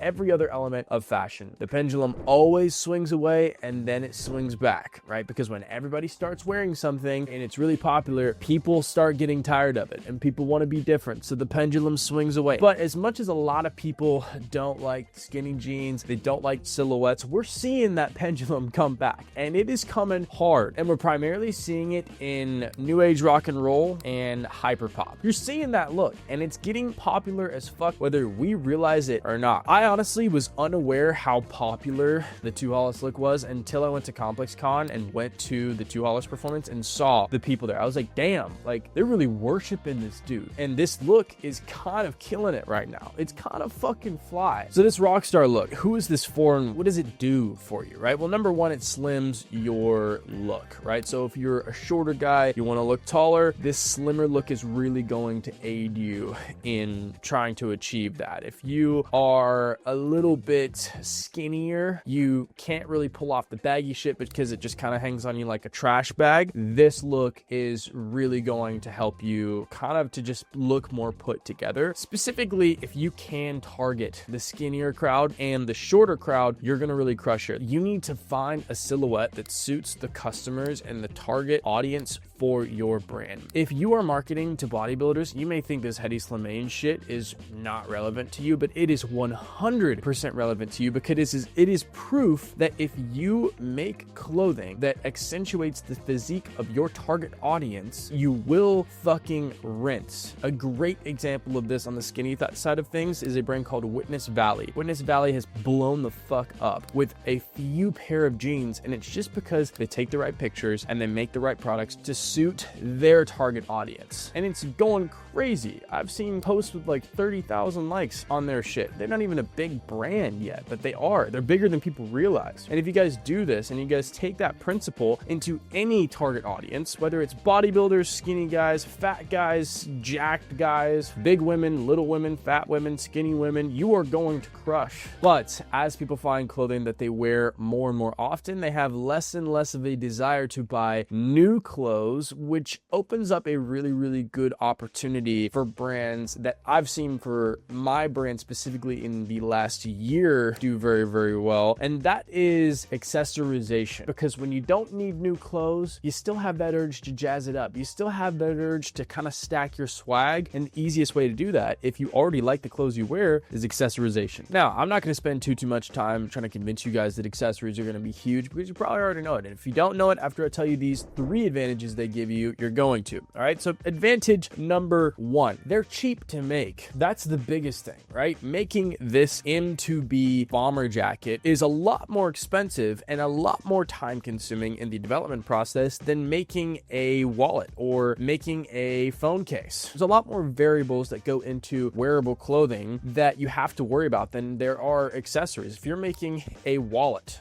out of leather, a wallet is going to fit everybody's back pocket. It's going to fit everybody's cards. There's no variance. There's no sizing that you have to, I have to buy 20% larges and 30% mediums and 10% small. It is literally just primarily one variant. And then obviously you can just make other winning variants of that winning variant. So the second is going to be creative freedom. You're not limited by fabrics. You're not limited by comfort. You're not limited by function. You can really just kind of go crazy on it. Get creative creative with it, because accessories are not meant for excessive function. This coat, for example, was not created for swag. It was created to be a useful jacket for people in the military, right? It was used to keep motherfuckers warm, whereas a phone case is mostly swag, right? A wallet is mostly swag, a wallet chain, a necklace, a pendant, a ring. So the boundaries are much, much wider. And the third basic advantage is that they create layering opportunities for already good outfits to make them pop even more. Now, obviously, everybody knows this, which is why everybody wears jewelry. People wear chrome, people wear rings, people wear hard jewelry, because layered on top of an already good outfit, it makes it even better. That is obvious. But I do want to touch on some examples of how accessories have really taken brands to the next level. Accessories have taken my brand to the next level. I would say it probably accounted for 30% of 2025's revenue for my brand Tame Psychotic. Van Cleef, we've seen that surge over the past 2 years. I would assume they're little Van Cleef bracelets that are all trendy that people get as like a fucking status symbol or whatever. Those have probably accounted for probably more than 50% of their revenue in the past 2 years. I mean, you've seen tons of brands like Goyard, right? Their little card holders and wallets and shit. That has been fucking massive in the past several years. And it's just low-hanging fruit. At the end of the day, it's probably more affordable than a lot of the clothes that these companies wear. It's definitely more affordable than a lot of the clothes I wear. For my brand, our accessories are some of our cheapest items. You basically just find an accessory that feels like an extension of the clothing that you already make. Now, I'm almost done talking about accessories, but before I finish, accessories are a way to build brand loyalty like no piece of clothing can, and that is due to daily use. I've already talked about touch points on this channel and my Chat with Marsh page, where I make short form concepts kind of like this, but daily use and touch points is much higher with accessories and home goods than it is with clothing. Whereas I may wear this jacket once a week, I'm using my custom lighter or my ashtray or my fucking sunglasses. I'm using that shit every day. I don't take these bracelets off. I don't take my ring off. I don't take my earrings off, right? I walk around with that shit and people see it every single day. So that's touch points, which creates more loyalty to your brand, more awareness from other people seeing it in a user generated sense, and that all attributes to more sales for your brand. But wait, before we get into principle number 3, I have a gift for you guys. On January 27th, 28th, and 29th, I will be hosting a free live class, and I'm going to be helping you guys walk through the process of building your brand, explaining exactly how I built my brand that does over $1 million a year and how you can do the same thing. It's for free. If you guys want to save your seat, just click on the link in the description. It'll take you to a description of kind of what the event is, frequently asked questions, all that jazz. Just do it. You're going to learn a fuck ton. Go ahead and block those days off your calendar. They are going to potentially change your life. The last time I did this, I had probably 200 to 300 people share stories on their Instagram and tag me of like 4 pages of notes. And then I got messages for months after telling me how fucking awesome it was and how much it changed the game for them. So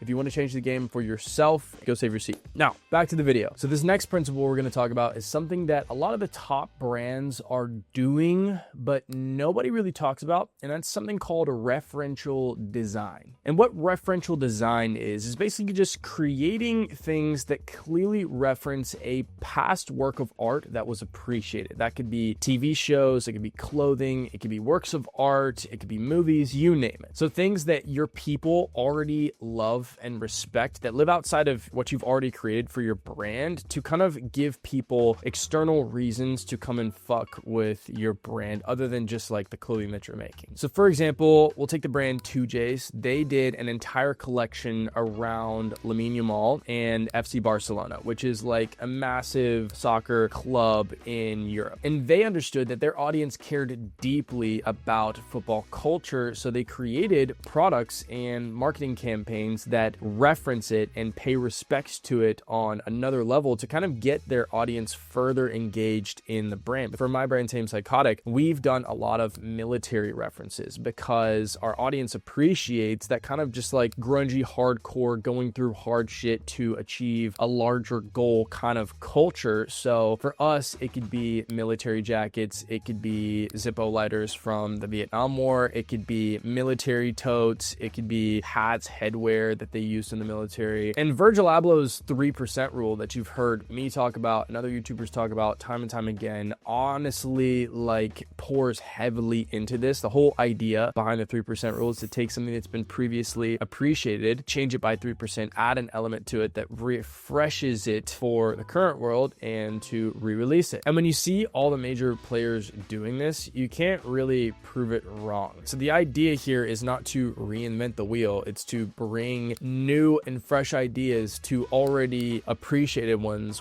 that already work, to basically ensure that what you're creating is something that other people will enjoy. So here's how to find your references, right? You're gonna ask yourself 3 questions. Number 1 is, what era does my customer romanticize? Number 2, what cultural moments resonate with their identity? And number 3, what garments or styles do they already respect and wear? For me, it's military, it's workwear, it's vintage active wear, it's early 2000s rock star aesthetic. For you, it could be 90s grunge, it could be 80s hip hop, it could be Japanese streetwear. It's really just whatever you resonate with personally and you feel your audience and your target audience will resonate with. The point here is stop trying to be 100% original and start trying to pay homage and respect and bring in elements from other things that your audience and your community will appreciate. Now, principle number 5 is going to be character maxing your products. And this has honestly been a core principle that I have used to get to $1 million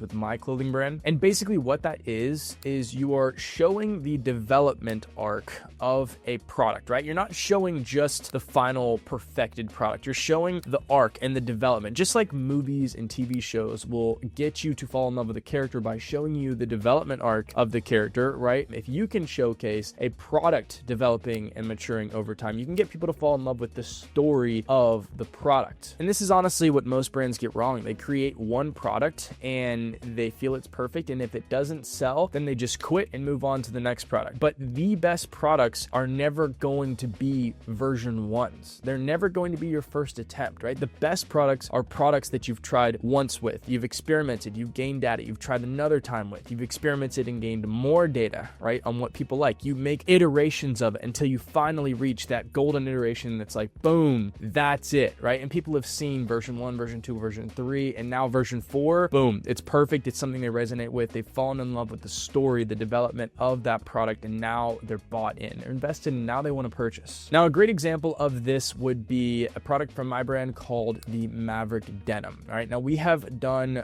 we've done 4 versions of this product. We've sold 3 of those versions. The first version, the V1, was created at the end of 2023. We dropped it. It did really, really well. It was a product that we could definitely tell our customers resonated with. This version was a very basic wash, very basic distressing pattern. Then we wanted to kind of like iterate that product a second time, and the V2 was basically the same pair of jeans just without the distressing, and the fit was just a little bit different. It was a little bit slimmer. The leg opening was a little bit smaller, and that one we didn't like as much. Version 3 was different colors of that version because we still believed in that version. We were like, I feel like this can still work, but maybe let's try some other colors. So we created version 3, and that was the OG color, right, with the OG characteristics, just more of those characteristics, right? And we kept the same characteristics that made the original garment what it was, but we added those kind of like elements that made it kind of like its final version, the evolved version. And that is still to this day my favorite pair of pants. I wear them all the fucking time, those pair of pants. And it's a product that our audience really, really loved, and they loved seeing the evolution of the product. And I think that is probably one of the most powerful things you can do with your design and with your brand over the course of like a longer period. And there's 2 psychological reasons why this works and why it worked for us. Number 1 is people enjoy seeing the natural evolution of an object. In the same way that people enjoy seeing salvage denim gain its natural patina and its natural creases and lines and fade over time, the same way that people enjoy watching a leather jacket go from pristine, brand new condition to having all of the feathering and the whiskering and the cracks and the underlayer and seeing it kind of age. We enjoy seeing a puppy that we get whenever we're 16 years old grow into a full-grown dog by the time we're 21. It's just something that we like naturally as human beings. And the second reason is just that development over time assigns more perceived value, because when you create something that people can see was difficult to obtain, just like the patina on a pair of salvaged denim. It's difficult to obtain. People appreciate it because it tells a story. Things that are hard to get are worth more, point blank, period. And you know what? Just to give as much value as I possibly can in this video, I'm going to give you guys a timeline and a strategy to do this character maxing with your own products, okay? So month 1 and 2, you are going to showcase a problem that you are trying to fix. I have this problem in my wardrobe. Here's what I think could fix it. For me, it was, I love vintage jeans, but I hate how most of the ones I find at the thrift store fit. How can I combine that vintage look and vintage feel with the more modern fits and modern cuts and modern patterns? Month 3 and 4, you're going to document the rounds of samples, right? Oh, like I liked this, but I didn't like this, so I remade it, right? Oh, I liked the fit and I liked the wash, but I didn't like the distressing and I didn't like the hardware, so we're gonna change it. Month 5 and 6, after telling the story of the development, solving a problem in your own wardrobe, you're gonna drop version 1, right? And you're gonna document the process of selling it, dropping it, and showing how much people loved it. And then month 7 and 8, you're gonna announce the drop and the release of a version 2, right? With whatever additional features that your audience feedback cued you to make. And then in months 9 through 12, you're going to drop version 3 with just enhanced elements overall from all the data that you've collected, right? We've made our ultimate version. And when you do this, your community feels like they're involved in the creation process, like they hold stake in the development and the story of the evolution of the item. 2, you create demand for each version of the product. 3, you make a version of the product that suits everyone's taste. So instead of covering this much of the market, you're covering this much of the market by creating different versions that suit different people's taste. And number 4, you just create a hero product that is built on a massive amount of data and a massive amount of supporting evidence, right? So you can probably just make a product that's going to sell super well just because you know so much about that product that you're able to make something that's just really, really good because you paid attention to the details, took time to make something, and experimented with it to make it the best rather than just guessing the first time around and it landing or flopping and then you moving on to the next thing. Now, I have a bit of homework for you all to apply these 5 principles. Step 1, you're going to audit your current product lineup, your current product deck. You're going to go through every single product that you have or that you want to drop and ask yourself these questions. Is this focused on silhouette or just graphics? Could I create an accessory version of this concept? What am I referencing and does my audience care about it? And can I show the evolution of this piece? Step 2, you're going to design your core silhouettes. You're going to identify 2 to 3 silhouettes that you feel suit your audience, basic pieces that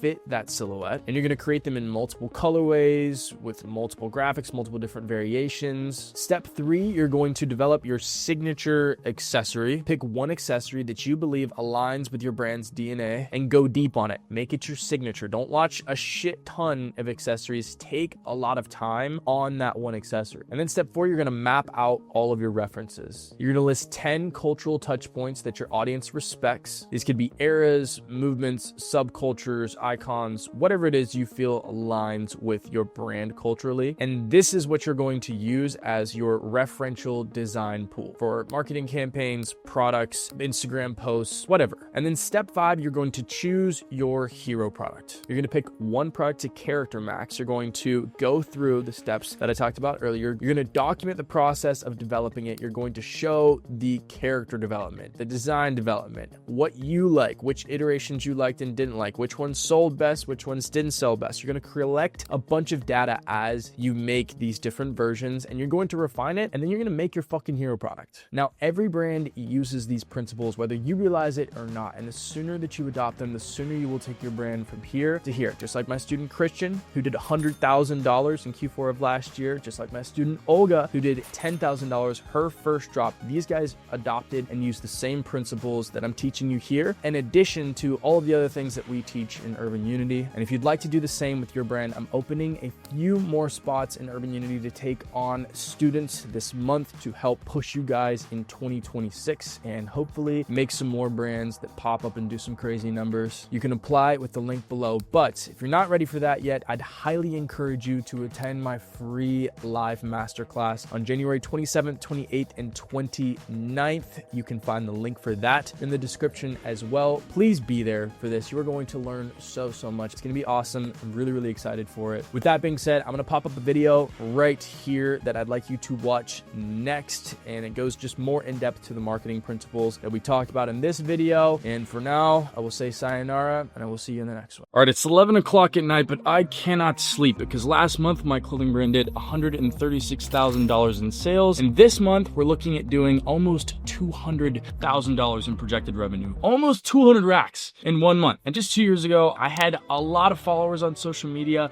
and I still was working multiple jobs just so that I could pay my rent. Today, I want to show you exactly what changed for me. See, because most clothing brand owners, they're lying to you, all right? They're hiding shit from you. They'll post the highlight reels and shit on Instagram, the new orders, the new cars and shit, but they won't show you the systems, the operations, the patterns, the marketing strategies that goes into actually selling the clothes. So today, I kind of want to pull back the curtain on everything that has put me in the position I am today as a semi-successful brand owner. And I'm not some guru who's never actually run a brand and is trying to sell you a course. I'm actually in the trenches every single day, packing orders, designing collections, doing meetings, looking at technical analysis, looking at data, placing orders, placing financial investments, investing my own money into this, man. I really do this shit, okay? I'm Marshall, founder of Tamed Psychotic. And 2 years ago, I drove a 2009 Honda Accord. I had no connections. I had a little bit of followers on Instagram, and I had no clue how to start, all right? But this year, we're on track to do well over 7 figures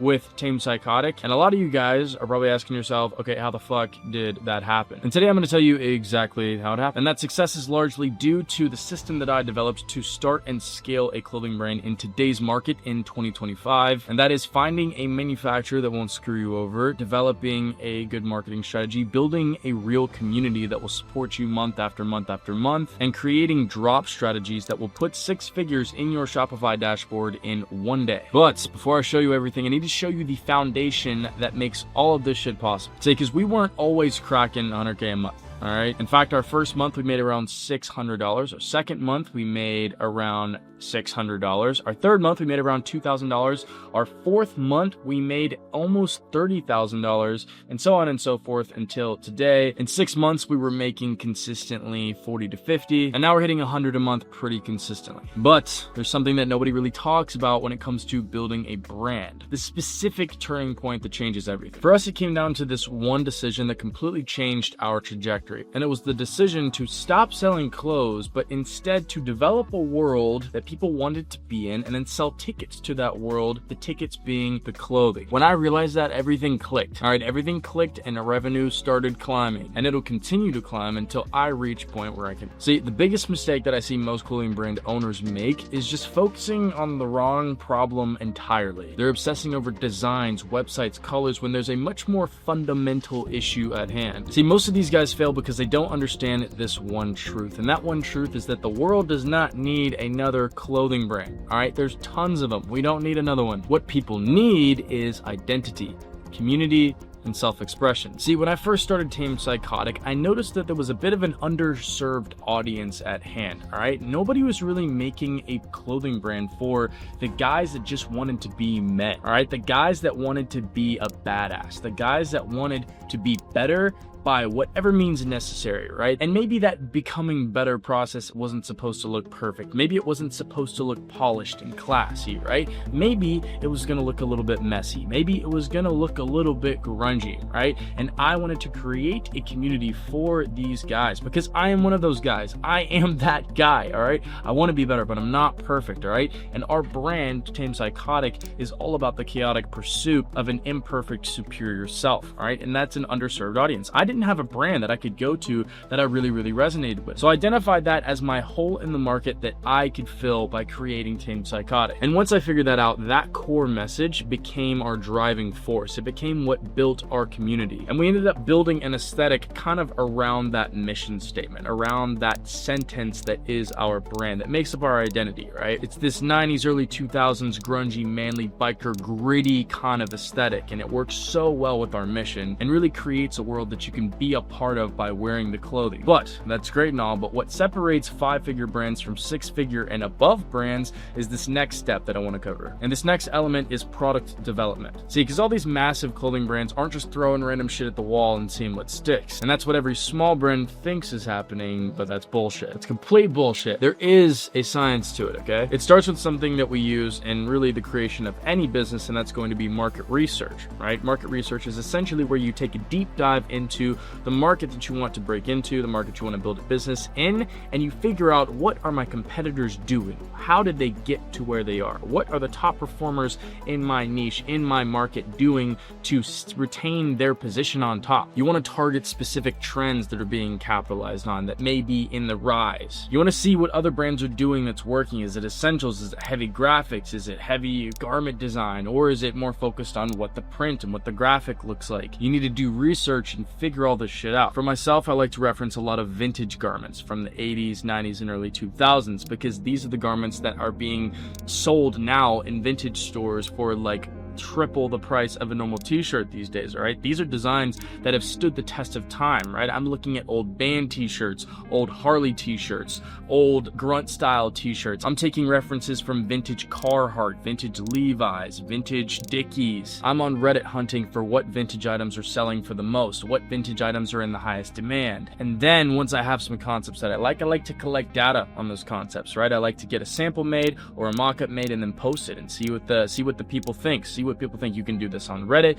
you can do this on Instagram, you can do this on Twitter. There's so many communities that you can join to test your designs. Literally just go on Reddit and type in streetwear or type in clothing brand, right? And then there will be lots of people who are willing to give critical feedback, constructive criticism, and offer you kind of a second eye at what you're making, so that you know that you're making something good, so that you save money whenever you're selling clothes, so you're not selling bullshit, right? You know you're not selling bullshit. And there's tons of communities, Discord communities, school communities that you can join to also get, like, you know, opinions from other brand owners and stuff too, which is really, really good. It's going to help you understand what is truly in demand and help you understand what's going to sell well for your brand, so that you don't lose money trying to sell shit that people don't fucking like. Now, in terms of making designs, there's a lot of different platforms you can use for this. You can hire people, you can learn Procreate, you can learn Adobe Illustrator, Adobe Photoshop. There's a lot of different places to start. I'd recommend hiring somebody if you're not super experienced in it, but if you would like to become experienced in it, I'd recommend starting on Procreate on your iPad, maybe Adobe Illustrator. There's a few templates for tech packs and call sheets that you can find online in Discords and different school communities, but you can also learn this shit on YouTube. Just look up, how do I make a tech pack? Make me a tech pack. Use ChatGPT, use YouTube, figure it out, all right? It's not that hard. Now, to find a manufacturer. This is something that a lot of people get stuck on, but I'm gonna make it very simple for you guys. I'm also working on a tool that you guys can use to essentially tell the tool, hey, I want a manufacturer for this, and it's going to spit you out a bunch of trusted manufacturers that have good reputations and have good previous work. But for the meantime, until I'm done with this software, I want you guys to essentially just go to Alibaba. All right, you're going to go to Alibaba, you're going to type in, hey, I want to make X. Maybe it's a hoodie, right? You type in hoodie, you make sure to check verified supplier and also the trade assurance box. And that makes sure that you're not going to get scammed and that they are a good supplier. Also look for, you know, years of experience, stuff like that. You're going to hit up one, you're going to say, hey, I want to have X amount of this piece made, right? You're going to send them the mock-up. They're going to say, okay, cool. You're going to say, I want to see previous work that you've done similar to these, right? This is going to ensure that your manufacturer can actually make it up to par, up to the quality that you'd like it to be made of. This is going to make sure that your manufacturer can actually make it how you like it, right? They can get up to par in terms of quality and development. And then once they send you the previous work, if you like it or not, you're going to say, okay, cool, I want to get a sample made, I want to get this many for my bulk made. What's the turnaround time going to look like, and what's the pricing going to look like? All right, they're going to give you turnaround time, which is the time it takes for them to actually make it and ship it to you. And if you like their turnaround time for bulk and sample, you like their pricing for sample and bulk, and you like their previous work, and they communicate well with you, you know that you probably have a decent manufacturer. Start communicating with them, start working with them, start making friends with them, building that relationship. You're going to thank yourself later on down the line. Now, when it comes to negotiating price points with these guys, POs, you're going to want to obviously leverage offers from other manufacturers.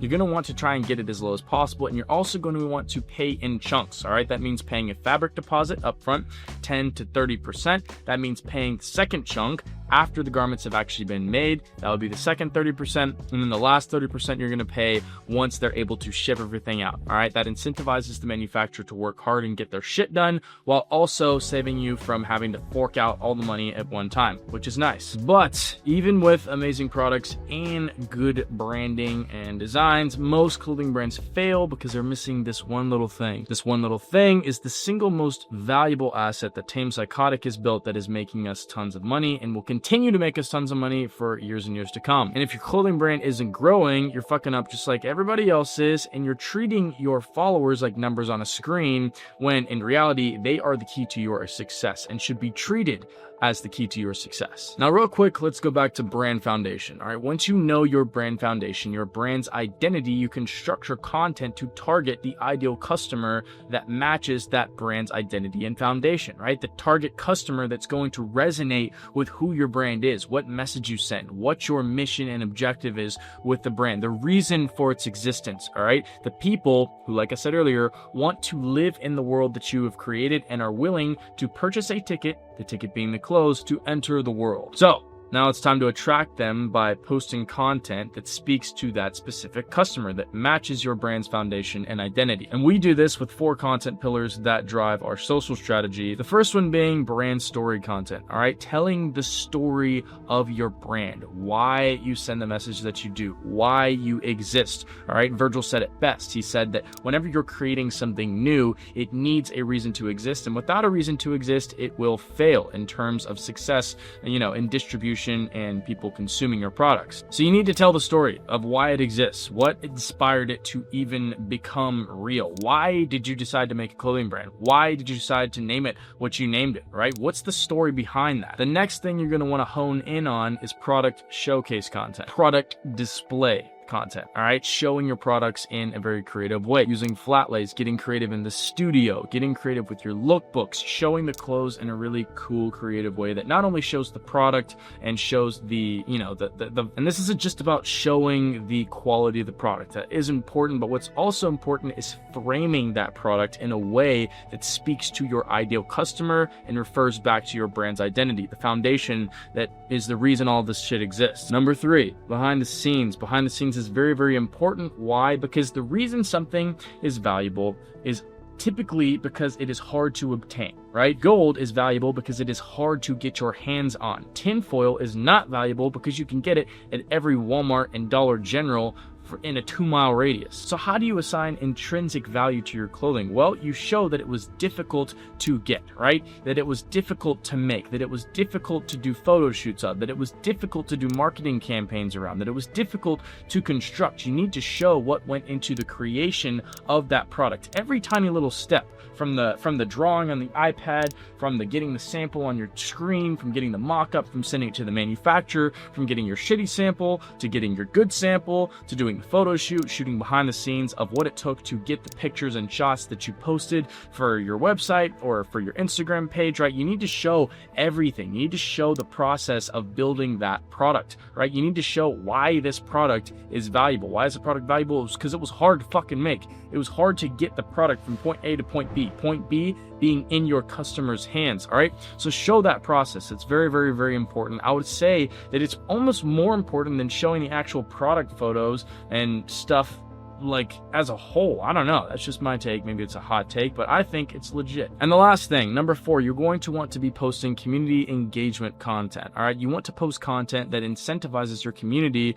to engage with you and to engage with one another. All right, that's doing events, that's doing giveaways, that's doing polls, that's kind of, just doing CTAs on your store, getting people to interact, getting people to, talk to one another, getting people to share your content, right? That's going to be very, very important in spreading awareness of your product and also getting people to interact with each other, which is what makes it a community to begin with, right? A community is just a group of people that are interacting because they have one similar interest, right? Maybe the similar interest is your brand. Maybe it's the clothes. Maybe it's what your brand is about, the foundation of the brand, the identity of the brand. All right, I'm going to keep going back to that because it's so important. And finally, the secret weapon that not a lot of people use is the personal brand integration. All right, so personally, I would consider myself a creator creator founder, all right? And a creator founder's job is essentially to give his brand kind of a face, right? A face to show, a face to blame, a face to thank, right? And a lot of people have done this as well. They utilize their personal brand to kind of just give a push of people, right? So a great way to do this is by making your brand a direct projection of yourself, right? My brand is just like me as a person, as a creator, what I host on the internet. It's all very congruent. It's all very similar, right? So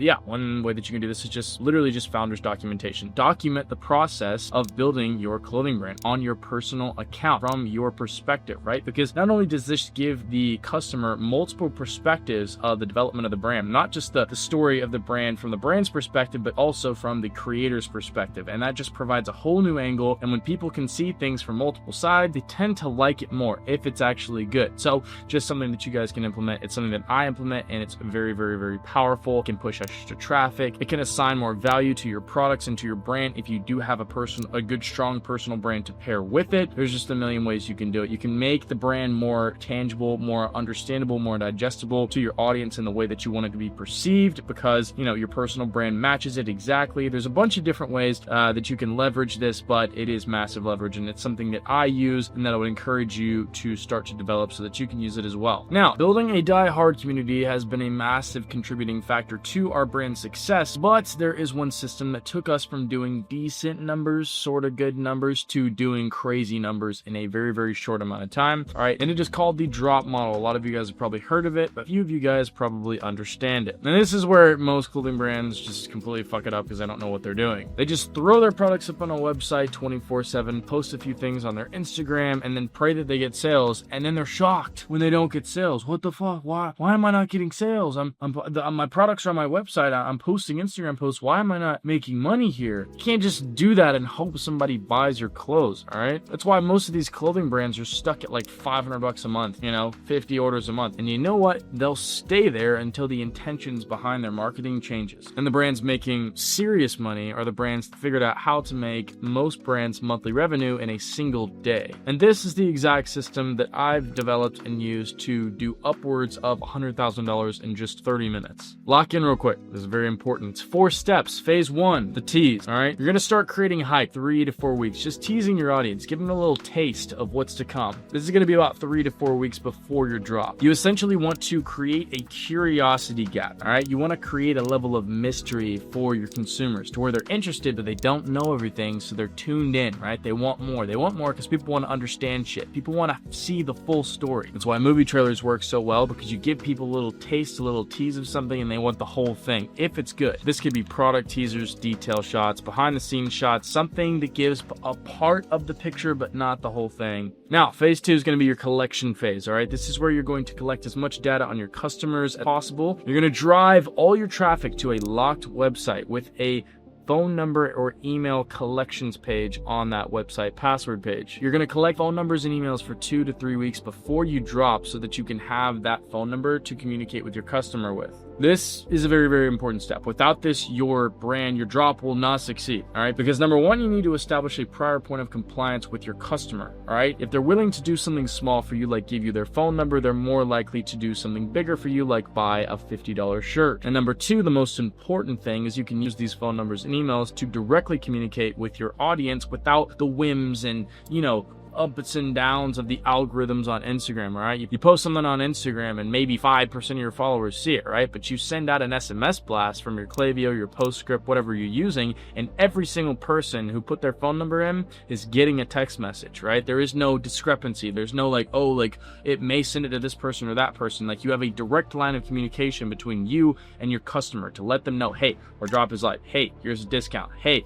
this product is about out of stock and it's in your cart. You want to go back and get it? Stuff like that, right? It's very, very important. All right, phase 3, it's going to be your drop day, all right? Every step in your marketing campaign leads up to this very moment. Your customers need to know when and where this drop's going to be, where the website is, what the password is if they need to get in with a password, what time it's going to be, what time zone that time is in, right? They need to know exactly where it is. They need to be there on the site waiting, just like Supreme had people waiting outside their doors for, hours and hours and hours before they dropped their in-store stuff, right? I have hundreds hordes of people that just camp on my website before the drop, like hours, literally hours before the drop happens, just waiting for that website to open so that they can hopefully have a prayer of getting their stuff, the stuff that they want, before it sells out, right? That's what you want to do. You want to have a crazy drop day where you send out your text message, right? All those phone numbers you've been collecting, you're going to send out a text message to those phone numbers saying, hey, our drop is live. It's very limited. Come and get it, right? Obviously get creative with this. You can use different creatives like pictures, videos, GIFs, stuff like that to send in the message to, or you can do email. Email works as well. Then you're going to post on all of your socials that day. You're going to say, hey, the drop is today. Be there, right? You're going to try and drive all that traffic from the marketing campaign to the website on drop day. This is very, very important. You want to sell all of your product in one day. That should be your goal, because that creates scarcity. And like I said earlier, if something is hard to get, it is intrinsically more valuable. You want to kind of force the buyers to act now or miss out forever. That's the kind of feeling that you want these guys to get. Now, phase 4 is going to be the post-drop phase. This is where you're going to show everybody that you sold out. You're going to advertise that you sold everything out so that the people who missed out are like, fuck, man, I wanted that.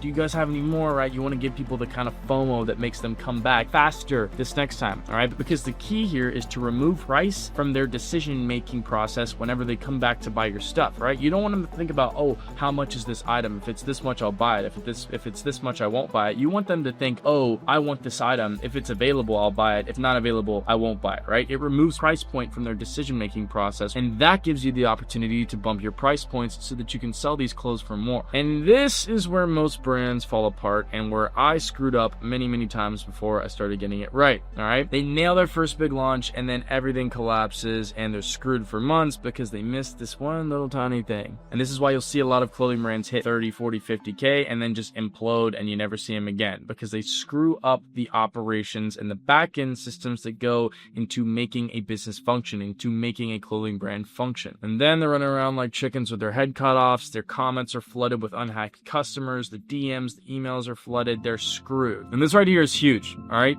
Number one, you need a fulfillment system. You need a system that streamlines the packing of all of your orders and the shipping of all your orders, all right? You need to know, okay, this is what shipping's going to cost for these. This is where I'm going to get my packing materials. I'm going to have those here ahead of time so that I can get my boys together. We can pack them in a good, systemized way that doesn't make any fucking mistakes, and then we can ship them quickly, all right? Because we live in a day and age where people have really, really short attention spans. People are fucking impatient, all right? When they order something, they want it tomorrow, right? Amazon kind of screwed us brand owners over because they can do like same day shipping at this point, all right? So in order to compete, right, we have to be getting these customers their orders as fast as humanly possible. And sometimes it's difficult. I've done drops where like it took me a month to ship out everybody's orders, a month and a half, I think, one of my first drops, right? But now we get everything shipped out within 7 days, right? And you should be aiming for that as well. You should be aiming to get it out as soon as humanly possible, same day or next day if possible, all right? And depending on your order volume, sometimes that's unrealistic, but that should be your goal, all right? That should be the standard that you set for yourself, to do it as fast as humanly possible. Now, the next thing you're going to want to do on the back end is build a solid team, okay? The first guy that you're going to want to hire is a consistent designer, a designer that's on retainer or just works regularly with you, like on a commission basis. So you're going to want to hire somebody that's going to help you to continually push out new clothes so that your brand can keep making money, because you're a CEO, you're a brand owner. More than likely, you can't design everything and sell everything and fulfill everything. That's just not sustainable long term at scale. The next guy you're going to want to hire is somebody to help you manage operations, all right? That's inventory, that's shipping, that's fulfillment, that's labels, that's all the nitty gritty customer service stuff, right? That's going to be very, very key, because that's going to be the essentially community managing mechanism for your customers to feel comfortable even buying from you again, or working with you, or talking to you, or buying from you in the first place. Most of you guys will just need those two in the beginning, and then obviously down the line you can hire on a creative director, you can hire on a socials manager, you can hire on a technical analysis guy. We've got a lot of guys on our team, but we're operating at scale. So for you, for now, what you need to focus on first is getting that consistent designer, and then getting that guy that handles operations, fulfillment, customer service, all that stuff. Those are the two that you need to focus on first. Now, the third thing you need to think about when building your back end is your reinvestment strategy, all right? When you sell $50,000 worth of clothes and you ship everything out, you don't just pocket all your profit, okay? You can't do that, because your business is not going to grow, all right? You need to reinvest the money into whatever is going to make your next paycheck bigger, into whatever is going to make your brand get more followers on the Instagram page, get more sessions on the website, get more converting customers in the Shopify. You need to invest in people. You need to invest in teams. You need to invest in softwares. You need to invest in marketing. You need to invest in maybe it's ads. You need to invest in expertise. You need to invest in knowledge. You need to invest in potentially a mentor. You need to invest in shit that's going to help you grow the business, grow your operations, grow your rate of output, grow your sales, grow your marketing techniques, grow your ability to produce clothing, grow everything. All right. That is how you scale a company. If you want your company to go from doing $10,000 a month or $5,000 a month or $20,000 a month to doing $100,000 to $200,000 to $500,000 a month, you have to reinvest. I reinvest pretty much everything that I make from my clothing brand back into the brand. I pay myself a little bit because I need to pay my bills and stuff, but pretty much everything else goes straight back into the clothing brand. Could I pay myself a shit ton of money every month and be chilling? Well, yeah, I could, but the brand would not grow. All right. And I want the brand to grow. I want to sell my company one day for like $1 billion. Okay. And to get to that point, I have to reinvest everything. Maybe reinvest, stuff from other businesses that have. Okay. Because that's just how you grow a business. Any business needs investment to grow. It's like having a thoroughbred horse. All right. I want to, raise this horse and potentially sell it for $1 million, right? A thoroughbred racehorse. How do I do that? I do it by investing in training a horse, investing in food for the horse, investing in advanced supplementation for the horse, advancing in, his shots, advancing in his groomers, right? Advancing in the place that he trains, right? I need to put money into him, into the thoroughbred horse so that it can be trained and raised to become a horse that is worth $1 million, right? You can compare this to really anything, but at the end of the day, a business does not grow without reinvestment. So you need to really, really focus on that. Focus on the little things first, all right? Like I said, those first two team members, the designer, and then the operations guy, all right? And then from there, you can just buy new inventory, right? Let's say you do $50,000 this drop, right? Maybe next drop you want to do $70,000, which means your cost of goods, you buying the clothes that you are going to sell is probably going to cost more too. So maybe invest the money that you made into buying the next drop, right? That's going to be how you grow your company. Now, everything I just talked about, if you copy what I did, you'll probably see some success, all right? But here's the reality, okay? Building a real clothing brand is not about just checking these boxes, all right? It's about constantly putting out fires every day that you don't know how to put out. It's about making financial investments that you weren't prepared to make. It's about making split-second calls when there's thousands of dollars on the line, constantly evolving when all the old shit stops working. This shit deep, all right? And that's why I've created something for those of you who want to take this seriously. I made a 45-minute video, a masterclass, probably the best video on YouTube for clothing brand owners that you can watch. It's going to be somewhere up here on the screen. I want you to go and watch that video, and I want you to take notes. I want you to bring a notebook. I've had so many people tag me on Instagram and post that they're taking notes while watching the video because it is so damn good. Cool. We are in shape now. How's everybody's weekend? Anybody got anything cool to share? Anything cool to report? Fun shit they did, cool shit they did, bad shit they did, wins, losses, etc.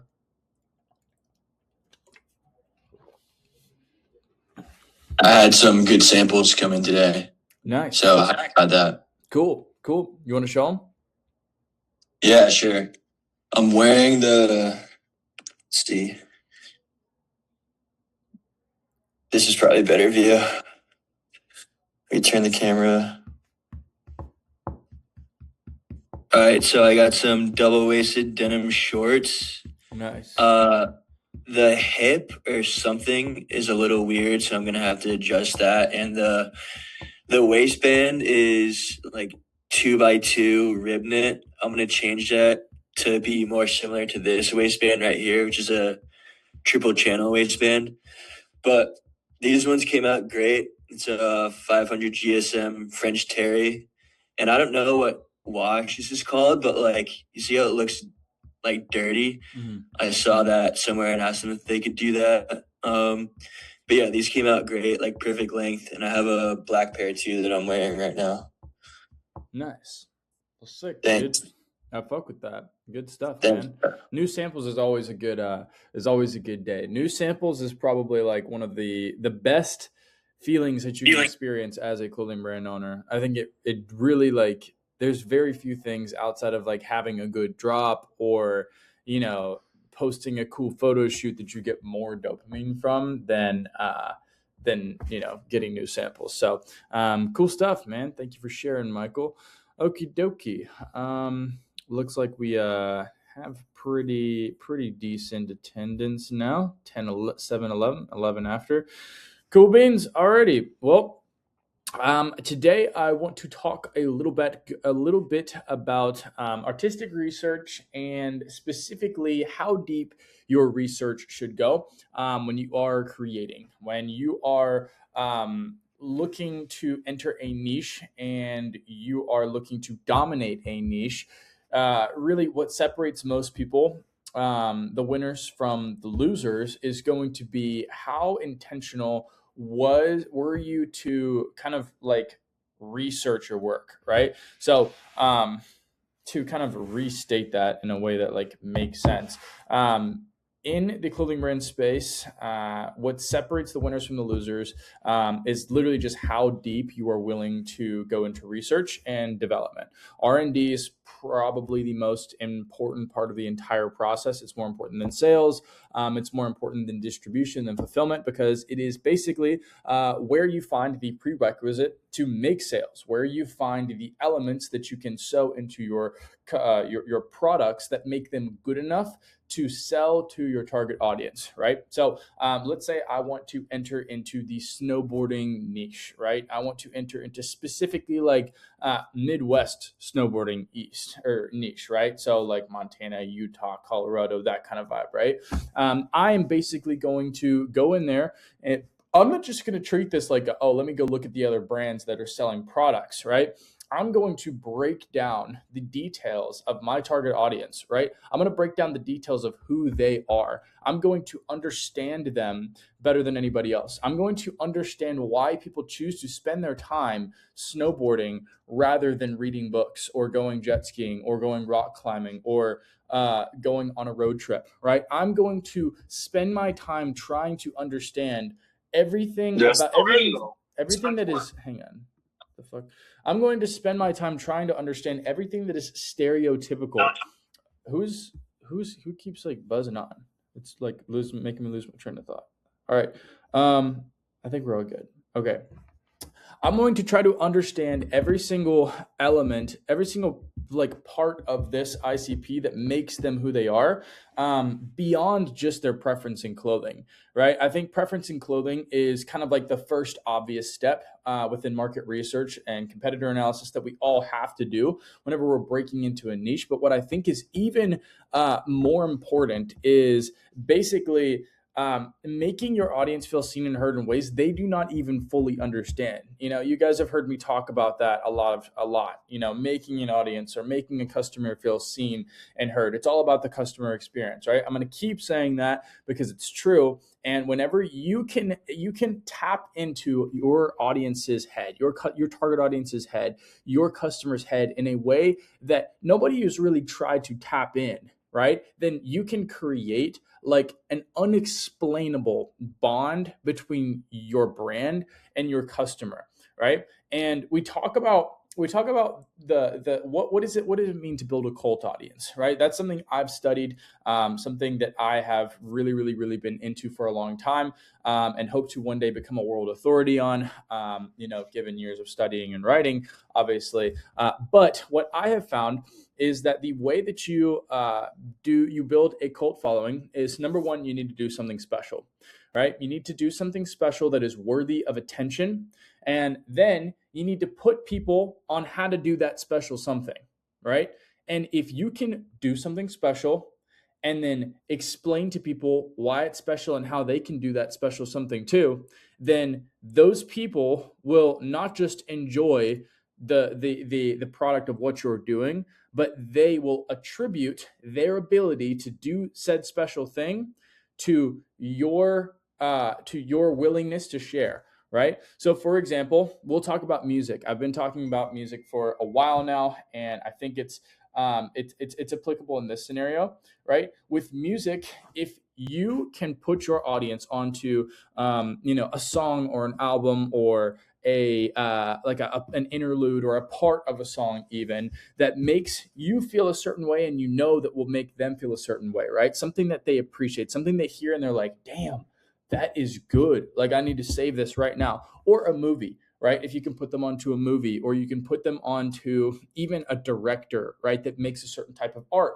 or maybe it's a painter, or maybe it could be really be anything, right? But if you can put them onto a certain something, right, and not just make a product that is a reflection of that, but also put them onto that, right? Every single time that they enjoy said activity, right, whether it's listening to music, or watching movies, or going and making something, or maybe it's like an artistic thing, or maybe it's a mechanical thing, who are they going to attribute that success or enjoyment or metaphysical win to, right? They're going to attribute it to you, right? So in my opinion, if you can study the details of your ICP, if you can study the things that no other brands are really looking at about your ICP, then you can serve them in a way that is unexplainable, in a way that they cannot even fully comprehend themselves. So with that in mind, like, they're going to support you way more. Because for me, again, my goal is not to become the biggest brand in the world, right? I don't care to become supreme level famous. I do not care to become could everybody please go on mute? Thank you, guys. I just muted a couple people. I do not care to be the biggest brand in the world. I don't want to be the next Supreme. I don't want to be the next Stussy. I don't want to be the brand that's kind of just like for everybody, that everybody latches onto because they think that like they get status from like wearing the brand. I want the brand to be a little bit more low key, a little bit more niche, and I'm okay with that. And I kind of want that. I want it to be special. And I think that there is a special kind of cult activation that comes from appreciating something that not a lot of other people appreciate. And I think that is where you find a lot of these underground music artists building fan bases that are so fucking die hard. They love the artist because the artist is not loved by everybody. I think that creative people really appreciate a moat around their taste. I think that creative people really appreciate the fact that not everybody appreciates what they like, right? That they see something in an artist or in an art form that not everybody sees. That feels good, right? You see people all the time talking about, oh, well, like, I was onto that artist before they blew up. You know what I mean? I was listening to them, and I'm so pissed that they blew up because now everybody listens to them, right? That is an internal desire as a creative person to enjoy something that is niche, that is special, that not everybody enjoys. Because for us as creative people, if everybody enjoys it, then it's not special, right? So again, remember, going back to what I said, to build cult activity, to curate cult activity and that feeling and engagement from your audience, you need to do something special and then put them on how to do that special thing, right? How to, like, whether it's putting them onto like for example, with like this, right? Just with Urban Unity and me teaching you guys how to do this stuff. It's like, I'm going to do something special and I'm going to teach you guys how to do something special. Now, obviously, this is a service, it's an exchange. You make an investment and then I make an investment back, right? But in the brand world, right, that investment it's not a tangible thing. The investment could be a purchase here, it could be a purchase in 3 months, it could be a purchase 6 months down the line, or it could be engagement on social media to push the post further to other people who may purchase. But regardless, that return on investment comes in ways that you can't really expect or predict, but it comes back, right? So my goal, whenever I'm doing research on my target audience, right, I'm doing market research essentially, is literally just to understand all of the stereotypical behaviors, preferences, and values of my target audience, which is why in-person events are really important.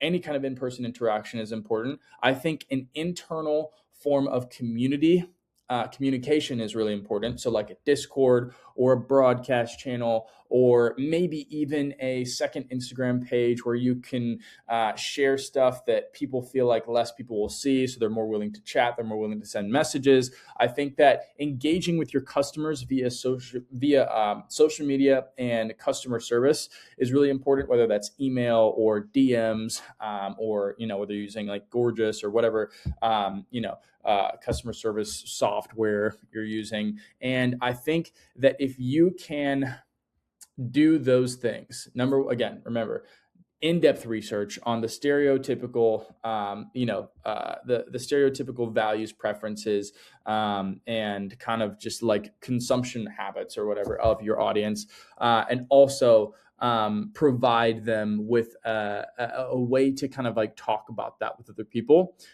then you can really just make your retention go up like crazy. And the whole goal of this is to increase organic acquisition, right? Because whenever we can increase community activation, we can increase cult activity within the brand, we can increase retention, which means that they come back and buy something after they've already bought it, right? And if we can increase retention, that is free acquisition. We don't have to pay in ad spend or influencer promotions or whatever it is to get that customer to come and buy from us, right? And if we can get 100 customers to come and buy from us organically, everyone through retention and through community development, then we now are lowering our cost of acquisition from typical 30%, which is what most brands who are just running ads and getting all of our customers from running ads are paying, to $0, right? Which leaves that 30% of revenue to invest into marketing, to invest in front-end activation, to invest in community activation, to invest in, events or marketing campaigns or creatives or other artists to come in and help you with your editorial, or really whatever it is you want. It could be more products. It could be better content. It could be a million different things. I personally like more products and better content. Those are the first two things that I typically invest in. And then seasonally, I will invest in a new staff member. For example, I just invested in 2 staff members this Q1. One of them acts as sort of a COO. So he basically oversees the back end, does regular audits and evaluations, handles our foreign communications, foreign purchase orders, foreign logistics, and then also works with our internal team members to ensure that quality of work is here and that our train's moving, essentially. There's no dead time. And then the other one is somebody to help me with coordination of events, photo shoots, and the vintage program. And that's kind of like, the 2 things that I've invested in as of late, right? So the next thing will be like, okay, more products, or like, a new type of marketing. I also hired a full-time media guy. So definitely brought on a lot of people this past quarter. Definitely need to see a return on investment from that, for sure. But that's kind of like, what it allows you to do is having that like additional revenue to put into whatever you need to do to build the business, right? Because at the end of the day, if your product costs 30% and your acquisition costs 30%, and let's say your operations costs 10 to 30%, right? You're left with 0 to 20% profit for reinvestment. And that just doesn't really cut it. You know what I'm saying? Like, typically you don't want to fall below like 20% profit, in my personal opinion. And again, like, if you can take off that 30% cost of acquisition, you can put that 30% cost of acquisition into all the other shit, the ops, right? You can put it into the ops, or you can put it into the marketing.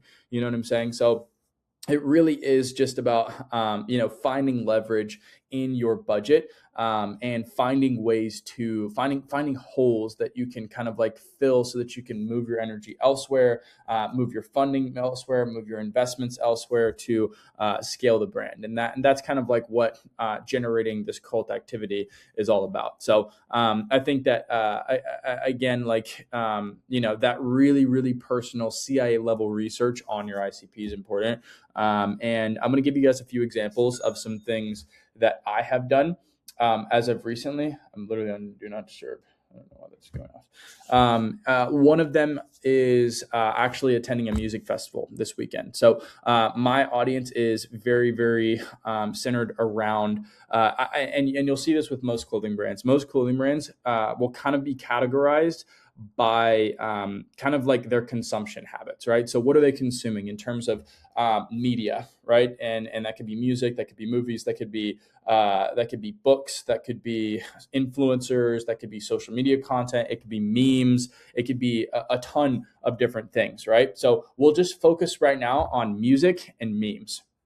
So, because those are just two really, really, really strong indicators of who somebody is, and if you can stick to that category and leverage those categories to your favor, you're going to get a lot of pull from those people. So, let's talk about music first, right? So, I know that my followers are in general more inclined to listen to rock and roll music than they are to rap music and hip hop music, and that is largely due to their taste, right? It could have been, what they grew up with. It could have been what they've consumed on social media, and them just being influenced to listen to that type of music because it's what they like in their heart and soul. It could be a number of different things, but that is an observable trait of my target audience, right? So for me, I want to learn more about this. If I can use this as like a label of like, okay, if I study people that exist under this prerequisite, I can understand my audience more, right?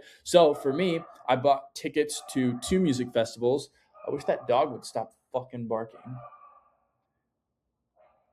Anyways, I bought tickets to 2 music festivals. The first one was Welcome to Rockville in Daytona, and the second one was Aftershock in Sacramento in October. Now, I bought the tickets to this music festival for 2 reasons. Number one, I enjoy music, right? But the real reason I bought the tickets to this music festival is because I want to observe my target audience. I want to observe and do research on my target audience, right?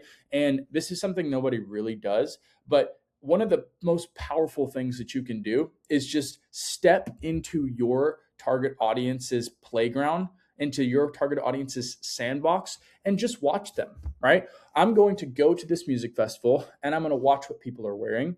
I'm going to watch how people speak. I'm going to watch what energy people enjoy the most from performance. I'm going to watch the ebb and flow of energy and frequency of the crowd as the music artist does different things, right? So I'm both watching the artist and I'm watching the crowd, right? I'm watching how somebody who has created cult activity from an audience, how they do it, right? What they do to keep the energy and to keep the attention of that target audience, right? So I'm watching the artist doing their work, doing what I want to do, right? Which is to direct the traffic and attention of the people in the crowd, right? How are they getting them to buy merch, right? What is the correlation between the art and the merch, right? How are they getting them to listen to the music and go follow on Spotify? How are they getting them to go and sign up for their newsletter, right? What are the CTAs? How do they position the CTAs? Is it before the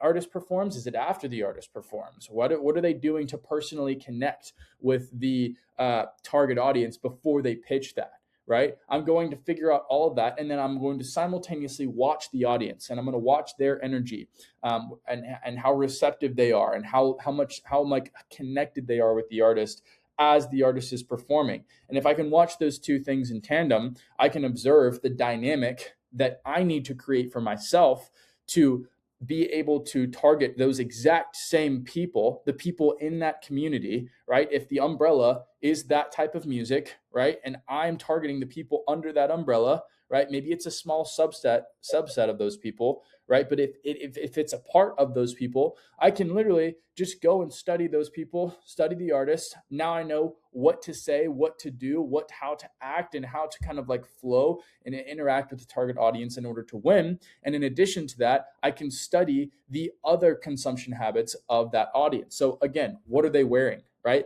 That's a big thing. I want to understand, what are the majority of these people wearing, right?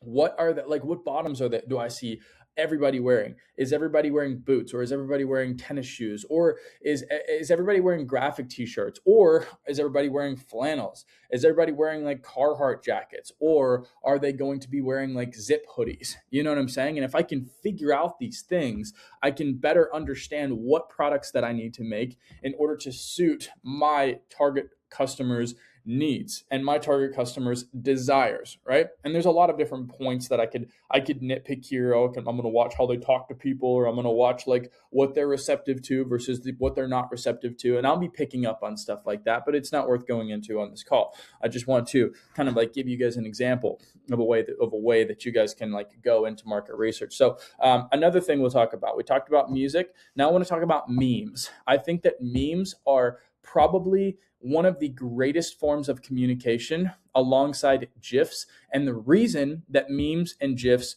are one of the greatest forms of communication is because a meme and a GIF is delivered with the context of humor.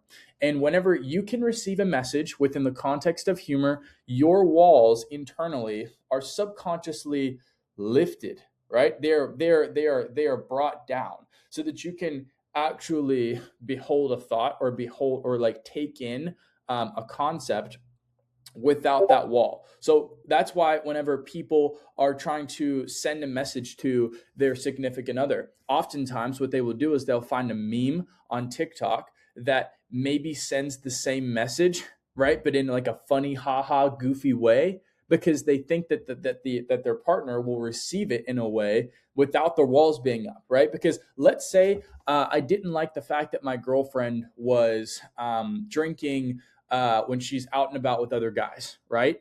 Instead of me going to her and saying, "Hey, Kennedy, I don't like it whenever you drink with other guys," right? Would she be more or less receptive to hearing that message if I said that to her, right, out loud, or if I sent her a meme that kind of sent the same message, but it's funny, right?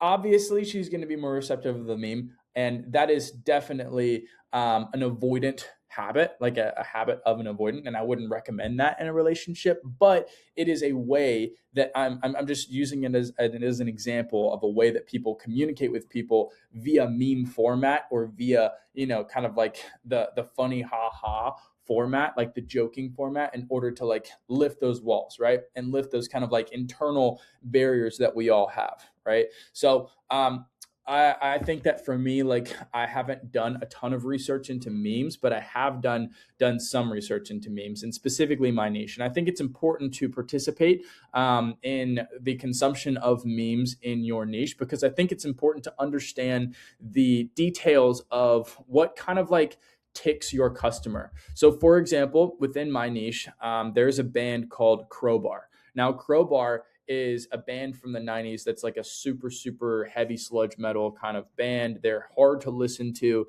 but there's a giant meme that surrounds that band, and it's that only fat people listen to Crowbar. And it's like super goofy. I don't even really listen to Crowbar, to be honest. I'm just not like a sludge metal type of guy, but there's a giant meme that like only fat people listen to sludge metal. And that for me is something that I can leverage with my audience. If I can know all the memes and then make use of all the memes, right, then I can again communicate whatever it is that is needed to create this community and create this effect of like niched understanding,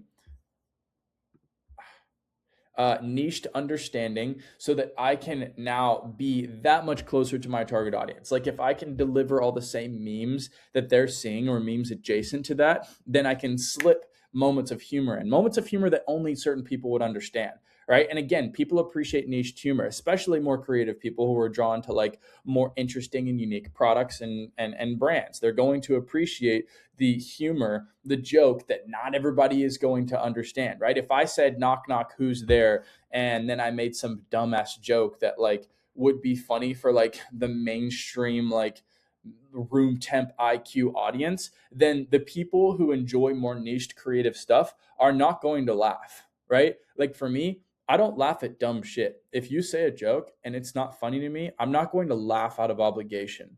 And you'll notice that the more creative people and more creative people are, and the more like intentional people are with their consumption, right? Consumption of, for example, clothing, right? The less they're willing to give their energy out to bullshit, right? Which means that you need to be educated on what you're going to present as an opportunity for them to give their energy to, because otherwise you're not getting any of it. right? Because you're existing at the surface level. And if you exist at the surface level, people who know their shit like won't see through it, right? So for me, I knew that if I wanted to get into this niche, I needed to educate myself as much as humanly possible, right? I knew this after I did a booth in at ComplexCon in October of 2025.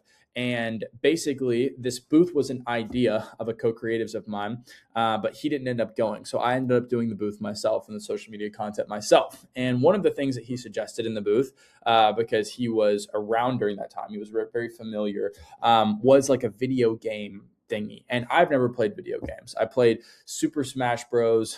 In college, and that was it. That was the only video game that I ever played. And it was specifically a Call of Duty game. And I think it was like a Black Ops 2, it was a Black Ops 2 one-on-one, like snipers only kind of thing that they were doing, right? And I was writing up a caption, and I didn't say the right game. And then somebody was like, oh, well, that game didn't come out until blah, blah, blah, blah, blah, blah, blah, right? And it's like, oh, okay, cool, whatever, right? But in that moment, I knew, hey, I'm existing in a place that I'm unfamiliar with, right? So if I'm going to communicate effectively with the people who exist here, then I need to become familiar with the media and the reference points that I'm making, essentially, right? So if you guys are going to, like, if Hilson is doing, let's say he's doing a brand surrounded by, like, based on like the concept of the jazz influence into other like genres of music, right? If he does not know like the different genres of music and maybe like the different people who actually were the most influential players, right? The people who influenced like so and so and so and so and so and so, right? The jazz bands or the jazz like artists that influenced this person to this person, this person, he's going to start talking about it. And because it's so niched, if he's not super tapped into that, people will feel that. And people will see it as like disingenuous in a way, right? And so maybe they'll appreciate that you're like, acknowledging the culture, but they're not going to take you super seriously because it's not something that you really like, are a part of. It's almost like a performative like effort to do so, to be a part of that. So I think it's important to pick a niche that you are either very well versed in, or to pick a niche and then become very well versed in that niche, right? Become the authority of that niche, right? So for me, if that's going to be like rock music, right? Or like specifically like a certain genre of rock music and kind of the connotations and references that come from that, subset of art, then I need to become the most fucking educated. You know what I mean? I need to become the guy that's seen all these artists live, right? I need to become the guy who is on to specific artists that like not many other people are onto. You know what I mean? I need to become the guy that's like educating everybody on and putting everybody on. Because if I can become that guy, again, this goes back to the concept we were talking about earlier. I can do something special, right? Let's say I make a t-shirt with like a pungent stench reference on it, which is one that I'm working on. Cool. That's a great piece of art, right? But if I can now put people on to the music or to the artwork and to the universe or to whatever it is that like I pulled it from, right? Now I have a cult member. You get what I'm saying? It's literally doing something special and then putting people on how you did it so that they can do it for themselves. That, I'm telling you, is literally how you win somebody over. That's how you win somebody over and how you win somebody for life. And if you win somebody for life, they'll buy anything from you because they trust you, because they trusted you once and you came through on your word, right? They trusted you initially because you did something special, and then you pulled through for them, did something and so that they could do something special, right? Maybe you share, like for me, like that could be sharing a playlist, or it could be sharing like some inside information on like, some like an artist, right? And then boom, all of a sudden, now there's an exchange there. Now I have given something to you. I've like actually given something to you. And that really does go a long way in terms of, curating kind of like cult activity and energy within your brand. So I think that this is definitely one that a lot of people kind of skip over. I think a lot of people think that, your market research ends with the product and maybe the ads that people are posting or the content that people are posting. And I'm telling you, it goes much deeper than that.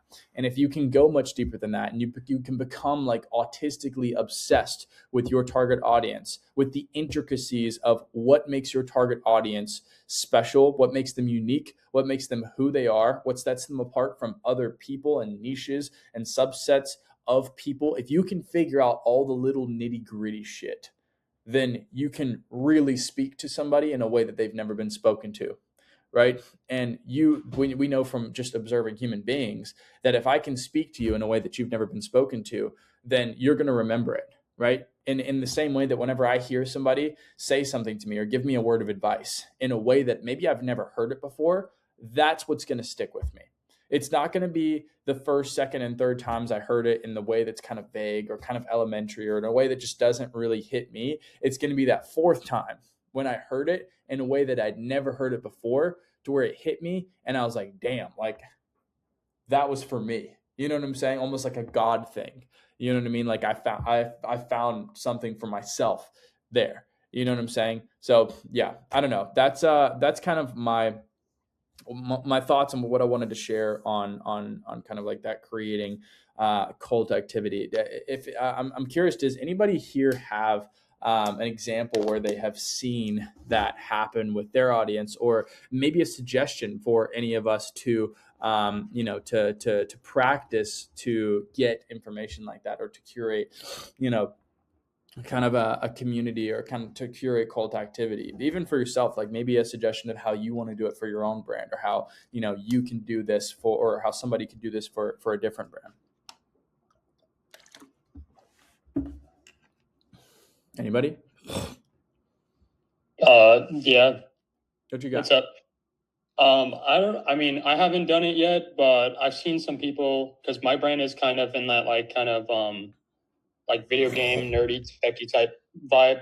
And I feel like I've seen a lot of people, kind of put like, if it's from like, whether it's like Somar or something, they've put like, like maybe like a quote from a video game or a quote from that piece of media, or you can even put like a lyric or something from a song, or something that like, it's like a, if you know type of thing to it. And then you just market it with like, maybe you can put like a, those like TikTok sounds with like the character from the game or the movie or whatever saying the quote and something like that. And you can just market it in that way. And so that can like connect, with people and be like, oh, I know that's from. Yeah. You find your specific audience from that. Yeah. Yeah. It's really just about delivering something that's familiar to them and only them, right? If I can deliver something familiar that is also niched to the community that I'm speaking to, then all of my people that I'm speaking to feel special. You know what I mean? It's like an inside joke. If you can create an inside joke with your audience, that inside joke is appreciated way more than the joke that appeals to everybody,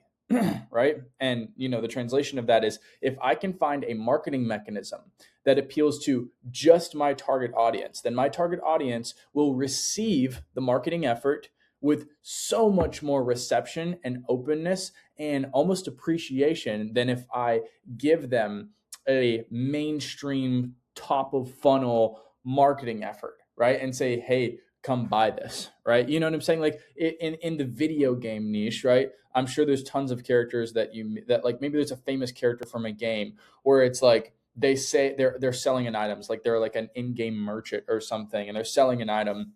And there's one line that like you see across memes and forums and Reddits and shit. And that is like the most well-known or famous line that only like gamers or the people who play that specific game would know. And then maybe in your call to action, whether it's on like a story or like a caption, you would replace like, okay, drop is live, go buy it now, with the line that the guy wrote. And then maybe they see that line and they're like, damn, like that's the line that like from X game, from X character or whatever, like I fuck with that. And even if they don't go and purchase, they at least have a positive experience associated with your CTA rather than having a normal, mediocre, mainstream experience associated with the CTA.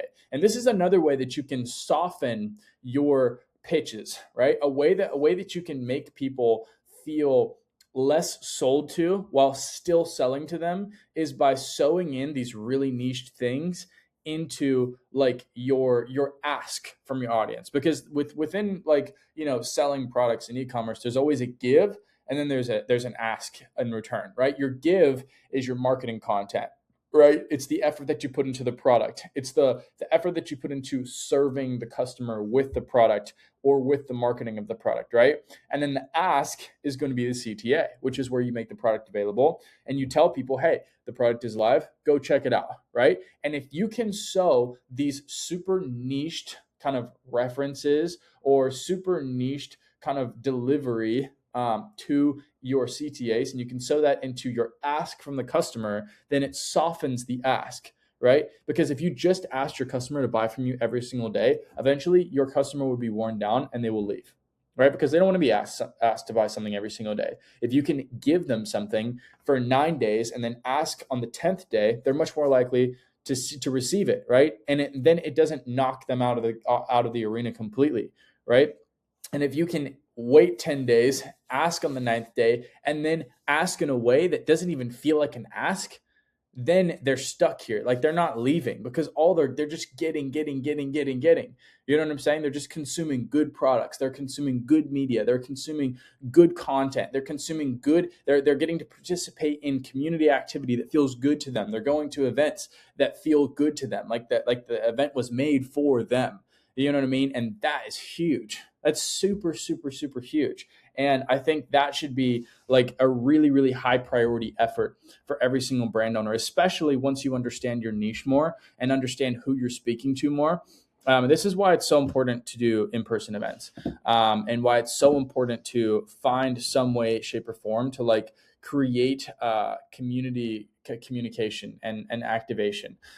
Because for me, like, dude, at the end of the day, if I can get people to come in person and I can have a conversation with people and I can give people energy and I can give of myself to people in terms of product, in terms of conversation, in terms of maybe a musical or auditory experience, maybe a taste experience. Maybe there is something that we are giving out to people that we want to like assign a taste experience to the brand, right? If I can basically speak to all 5 of their senses, right? I can genuinely give them something that no other brand is giving them, right? So how am I going to do that? Well, I'm going to, number one, go and pick incense or, candles or whatever it is that I feel like match my brand perfectly. I'm going to make sure that the interior design of the pop-up is visually what people, and that's the most important part, the visual experience. I'm going to make sure that the visual experience of the pop-up is aligned with my brand's identity. I'm going to make sure that the experience taste wise is aligned, whether we have somebody who is doing food or we have somebody who's doing drinks or we're giving out like, candies or goodies or whatever it is.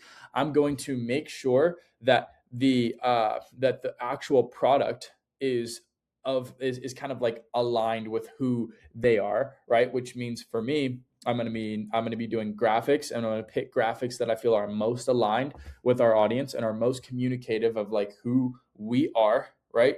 And I'm also going to make sure that there's like enough of it that like, yes, we can speak to them, but we can also just communicate more of who we are. And then there's sound, right? And for sound, I can do music, I can do a playlist, right? I'll probably sit down one evening, smoke a joint, and then put together a playlist of everything that I want my customer to feel and to feel like auditorily. I don't know if that's a fucking word actually, but feel sound wise whenever they come and consume, an experience with the brand. And I'm going to do that with both in-person activation and online activation, right? If it's a marketing campaign and we're picking like songs and we're picking stuff for the music or for the carousels or for the reels or whatever, I'm going to pick all the ones that I feel project my brand and who it is, and also match the target audience's taste as much as humanly possible. And I'm going to do that with everything. You know what I'm saying? I'm going to do that with how my packaging smells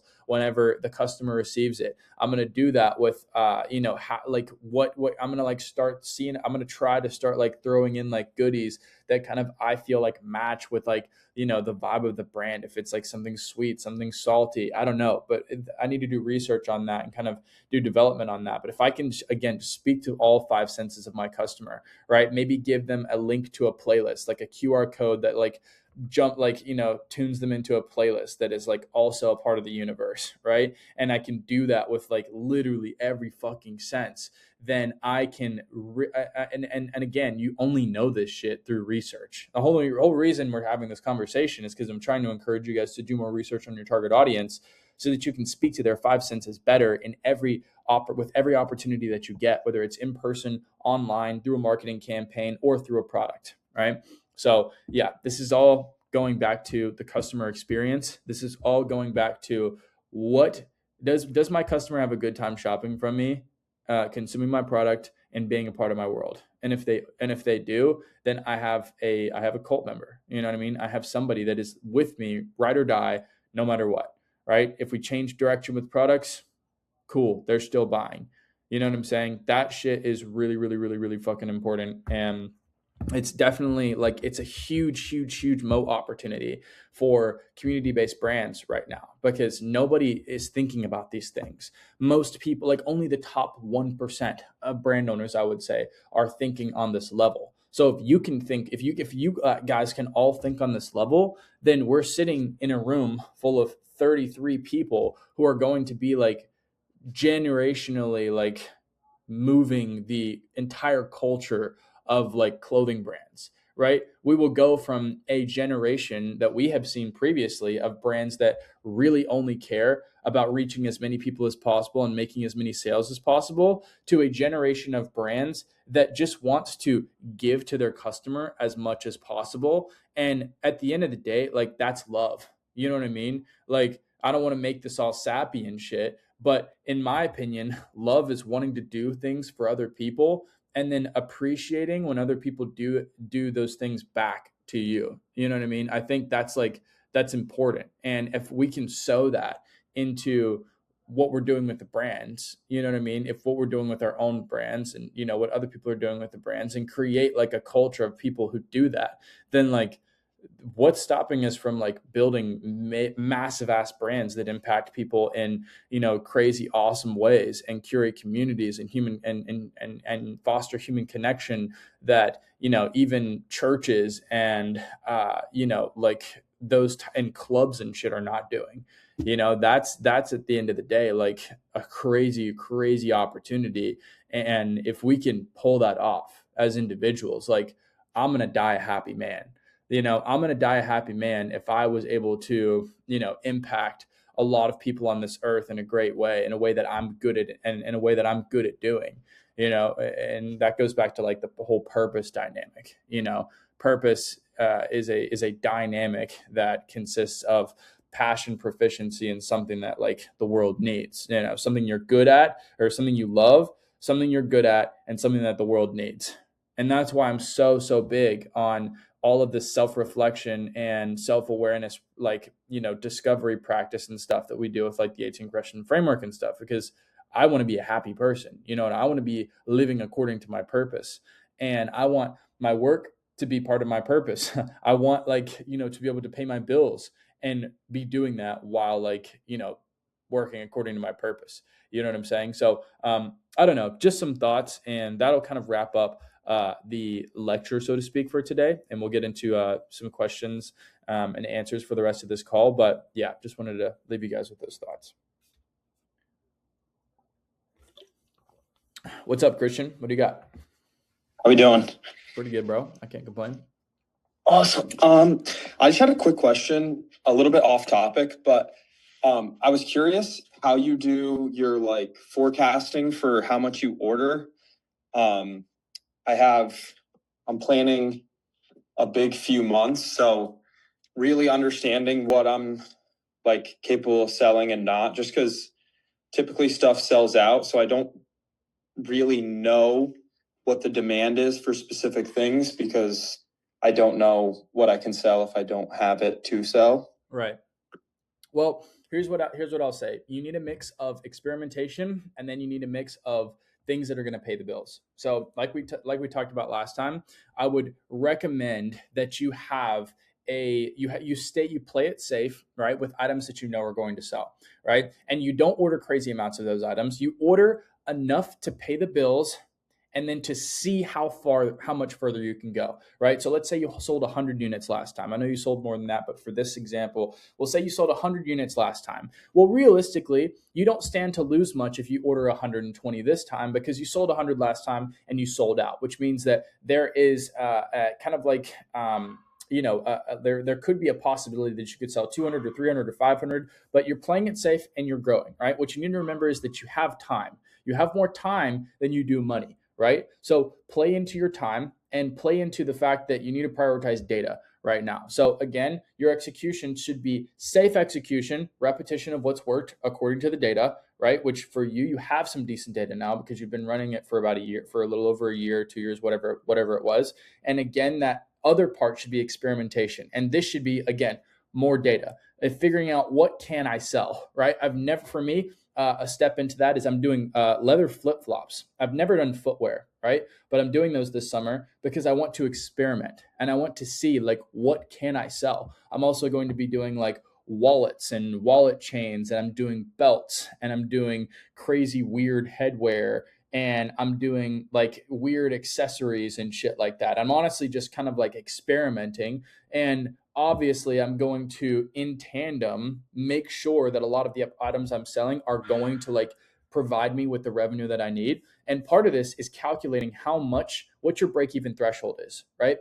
So like for you, your break-even threshold is pretty low because you just need to cover the cost of goods, the marketing cost, and then your internal costs, which would be, software, operations, things of that nature, and then your fulfillment, obviously. So calculate what that is. You can use ChatGPT. I've done this a million different times, and I update it every single month because every month we incur new expenses operationally, and also, our kind of like margins for our cost of goods go up and down as well. So every single month, figure out what that break-even threshold is, and then make sure that your purchase order accommodates for what you know that you can sell to meet that break-even threshold. And then I would say go a little bit above that so that you have room for the experimentation, right? And at the end of the day, you want to drop more products. You don't want to do the same products you've always done because that's lame. And we want to see what we can do. We want to unlock new hero products and figure out, okay, what product is going to take us to that next level? Because ultimately, there is a product in everyone's journey that they will make that will push them to a new level, right? For Tyler, it could be some random shirt that he just, for whatever reason, knocks out of the park that a lot of people see that take him to that next level. For Amiri, it was like the skinny jeans with the rips, right? For Gucci, it was like the belt. You know what I'm saying? For Louboutin, Christian Louboutin, it was the red bottom heels.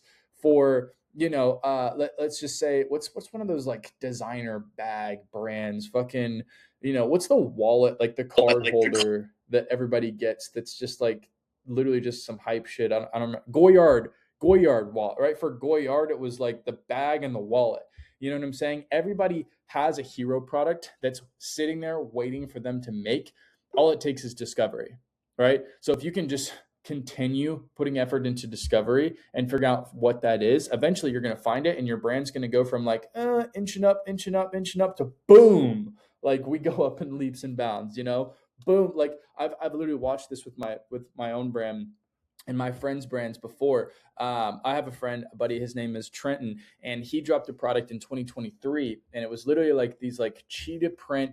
I think it was cheetah print Birkenstocks, or no, it was like studded Birkenstocks or like skeleton Birkenstocks or whatever. And he dropped that product, and that product, it's by itself did over 6 figures organically. And that was like his product, you know what I mean? That like bumped him up another level, you know what I mean? And over time, you'll find more products like that. And it'll be the Lululemon leggings, and then it'll be the Lululemon top, and then it'll be the fucking slimming Lululemon jacket or whatever the fuck it is. You know what I mean? You just got to keep experimenting until you find that product, right? So I would say that, again, like to determine that, it's like, okay, be safe with the numbers, push it a little bit, right? Because that's more data. But don't push it too much to the point where you're going to go under, and make sure that you have a calculated minimum threshold, and that you have the products ordered that you know are going to get you to that minimum threshold, and that you have a little bit of room there to also experiment and collect more data. Yeah, that makes sense. And also, like, if you want to, this is what I did. I was like, okay, I'm impatient. I don't want to do this slowly over time. I want to find my hero product in the next, 365 days. I want to find that shit now. So what I did was I said, fuck the safety shit. I'm willing to lose some months by doing excessive experimentation and just trying making money elsewhere, right? Which is why I teach, because then I can experiment more with the brand. Right. The whole, obviously I love teaching and everything, but one of the reasons I do it is so that I have cash flow, so that I can experiment and invest more into my brand. Because at the end of the day, I love my brand. The brand is where most of my money goes. And I want to push that as far as I can. Right. So for me, what I did was I created a cash flow opportunity that existed outside of the brand, so that I can afford more loss, essentially, so that I can execute and do more things and get that data and that research faster than everybody else. Because for most people, they that don't have the opportunity to inject cash flow into their brand, whether it's, from an investor, or from their day job, or from an inheritance, or their dad's money, or whatever it is. If they don't have that, it takes them a lot longer to find a good fucking hero product. And because of that, that time often wears down on people. It causes people to lose money. It causes people to lose morale. And for me, I'm not worried about that. I just want to find those things as fast as possible, because I'm an impatient person and I don't like waiting around for shit. I'm going to fucking just figure out how to make it happen. So if you have that opportunity, you're going to push yourself further. It's just a matter of figuring out what that is, and work running as lean as you can before you figure out what that is. Yeah, I'm kind of at the point where I'm just decided this next 7-8 months, I'm just going to go balls to the wall and kind of see what happens. And even if I order all this product and I sell through half of it or whatever, and make little to nothing this year, but test it out and have a shit ton of data and roll into next year with all the same amount of money that I have right now, I'd be fine having all that data and understanding what I'm capable of selling and stuff like that. So I'm kind of at the point where I'm just going to throw everything I got at it and really see what happens. 100%. And I think that every brand needs an informative year. I think that every brand has a year where they step into a niche, they go for the low hanging fruit, and then they win, right? But they don't win as big as they'd like. So then they have that second year, they begin experimenting and they begin trying new things, because they know they're only tasting the tip of the iceberg, right? They know that they hit their ceiling quickly, and that they need to make change to move into a room with a higher ceiling, so that they can build the business more. So typically your first year, you'll make decent money. Your second year, you'll make almost the same amount of money. But what people don't realize is that what you lack in revenue that you make up for in data. And the data is worth just as much as the dollar is, if not more, right? Which is why the biggest transactions that nobody talks about in the world, the biggest business transactions in the world, are transactions for data between Google and fucking Apple and Microsoft and all those big media companies and stuff. Facebook and Meta are spending millions and billions of dollars on data from Google, and vice versa, right? Because again, the data is worth just as much as the dollar, if not more. So yeah, dude, I think this year, this is going to be a little bit of a harder year for you, because you're going to take steps to scale, and it's going to be an informative year. And this was 2020, probably 2024 and beginning of 2025 for me, because it was so much experimentation. It was just 10 plus products every single month that we were dropping, just to figure it out. What graphics are speaking to people, what garments are speaking to people, what cut and sew is speaking to people, what marketing style is speaking to people, what campaigns are speaking to people, right? Figuring that out, and then, going from there. But Yeah, dude. I think that you're on the right track, bro, and you're gonna have a great year. And your head's in the right space of like you're not just like drunk on the funds and drunk on the revenue and like, oh shit, yeah, let's just keep doing what's gonna give us money. And that's good because you don't care about the money, you care about the brand, you care about what you're building, and that's why you're gonna be successful, not because you like the money.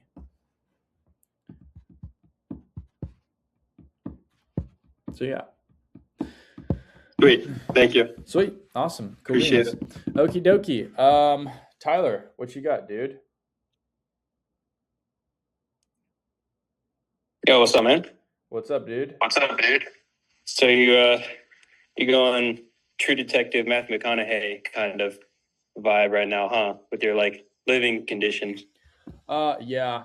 I'm just kind of in between shit, man. It's like when you move, you don't have I mean, I don't have time right now to like fucking move into my apartment and make it all fucking, like decorated and shit. I've just got like working with the bare bones. So yeah, but honestly, it's kind of cool. And it's like, I'm enjoying living so fucking minimally because it's kind of like it helps me romanticize the work a little bit and helps me think like I'm in the trenches, and it feels good to be in the trenches. It feels good knowing that you're in a position to like push yourself further, in other aspects. And obviously, yeah, I'm gonna deck out my my space, and it won't be like that forever. But it's cool to like be there right now. You know what I mean? And it's nice. And we'll see how long it lasts, and kind of what we end up doing with it. But I really, I don't know. I love interior design too much to leave it bare for too long. So yeah. Mm-hmm. Dude, that's cool. I mean, I think it also, do you think it drives up your creativity because you're not like, I don't know, mesmerized by all the cool shit like the cars and I don't know, house and like decorations and all that, and like kind of I think that if you are intentional with your spaces and your belongings, then you can become inspired by them. But I think that there is a lot of things that like kind of pull your attention away from where they need to be. And I think that's like putting yourself in the wrong spaces and Mhm. indulging in the wrong things. Like I think that, for example, it's like food. You know what I mean? Like, whenever you're eating junk food, you don't feel good, and your body doesn't like experience a good result. And it's not the fact that you're eating food. It's not like taking away the food. It's just replacing the food with something good. You know what I mean? Mhm. So for me, I'm just Mhm. trying to replace my consumption, not because consumption is bad, but because the wrong consumption is bad. So I'm trying to make sure that my consumption is influenced by only me, which is why I don't have roommates anymore. I live by myself. And I am going to literally just not adhere to any kind of aesthetic or blueprint or like, kind of common expectation of whatever I'm doing. Like I'm literally just going to do everything that I want to do, exactly what I want to do, and absolutely nothing else. Joey, Yeah. this thing isn't on. Oh wait, it is on. Never mind, I'm tripping. Oh, okay. So yeah, I'm gonna do everything. I'm gonna do exactly what I want to do and only what I want to do, which means that I'm going to consume things that only my brain wants to consume. And I'm going to look at my apartment only in a way that I want to look at my apartment. I'm going to drive the cars only that I want to drive. You know what I mean? So I think that if you can detach yourself from the need to please other people through your consumption, all right, through the movies that you're watching or the books that you're reading or the knowledge that you're learning or the car that you're driving or the apartment that you have, and you can really just like do what you want to do, what feeds your brain and your soul, then you can just be a happier person in general and like be a higher output person. Mhm. And what made you like realize that?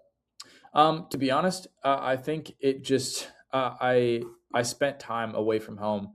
I really just felt an urge to go and fucking see some shit. And I kind of like had like a moment of distaste for my own belongings. I was like, what am I doing here? This is not me. It's not like I don't feel truly happy. I don't feel truly free. Something is missing. There's a part of my life that like is not complete and does not feel comfortable and does not feel like what I need to be doing, and I need to fix that. And so I just went out and started traveling and went to a few different countries and spent some time away from all my belongings. And I lived in LA for like 2 months straight out of Airbnbs and, just Ubering everywhere.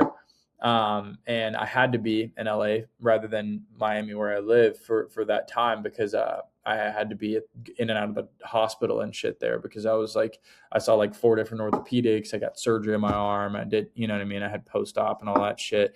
So it was an interesting time for me. And then it was then that I figured out like, damn, like this is what I actually want in life. Like this is what I need. Like this is kind of like this is what I need to do. And I literally like made a video that was like, I can only film this video if I've achieved my current dream life. I call these dream life concepts. And basically what it is I'll come up with a video or a campaign or a creative piece that requires me to have done all the things that I need to do and want to do all, and like, have all the things that I need to have to like, have what I perceive to be like my dream life right now in this instant. And yeah, now I'm just working on making that happen. And then after that, there'll be another dream life. And that's just how it works. You'll never be happy. You'll never be satisfied. It's just about making sure that your satisfactions are being pushed in a productive direction. Nice. Very, very well said. I think we're gonna experience that after this next drop because after this I'm dropping out of college and moving out of my parents' house. So that's gonna be a pretty big transition. Going to live in Houston with Umair, not with Umair, but near him. Nice. We're probably gonna hang out a lot. That'd be sick. Umair is a good dude. Yeah, that'd be he's fun awesome. as fuck, man. Good luck to you on that. That'll be cool. I think that the dropout is one of the best things ever because you're before you drop out, you're essentially being milked of your energy every single day. Every single day, you are putting your energy into something that is not yielding anything for you, that is not something you're going to do, and it is literally the most painful shit ever. Over time, as you do more things, you will start to learn that like it is so annoying to have to like spend your time and energy on shit that is not going to move the needle forward. Like even down to like dealing with family shit, right? It's like when you live with your parents, you are obligated to participate in, internal family affairs and stuff. And that's great because like it's family, you know what I mean? You love your family. But over time, you're going to start realizing like, holy shit, like I'm spending half of my free time, like going on obligatory walks with my mom or like helping my dad with shit in the garage. And it's like, I'm a grown ass adult. Like I need to be putting my time and energy into my own life and my own, like, my own future, you know what I'm saying? And then like it'll become so like, holy shit, I need to like, just give myself more energy and stop giving it away to everybody else. Oh yeah, I'm way past that point where my dad's remodeling the house. So like literally I'm at the computer and just like literally just I don't know, feel like every 5 minutes like I need some help with something. I'm like, I know. Gotta break my concentration. Dude, it is the biggest, fattest pain in the ass. I totally understand. Yeah, man. I mean, but I think moving like June or something, and then nice. Rafi, he's coming down. We're gonna get a place together, like some apartment or condo or not condo, what do you call that? Loft apartment or something like that. And then literally just grind out content, not go anywhere. Just because Texas, I heard that Texas just for like eating and working. So what we're gonna do is just like eat food and then just work and then go from there. But anyway, I'll get to my question. So I've noticed like your content has shifted once again from like talking about the brand as much because I noticed I think this is the first drop where you didn't even do a personal brand video at all. Is that correct? Yep. Yeah, nice. Is that like intentional? Like you wanted to remove yourself from? Well, not remove yourself, but like make the brand independent. Yeah, so the goal is to make the brand as independent as possible.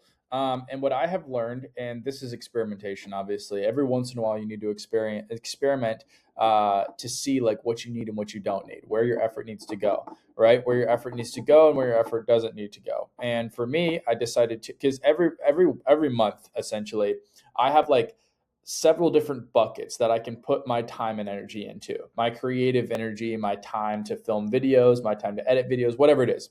I have like a set amount of buckets that like are opportunities to create something.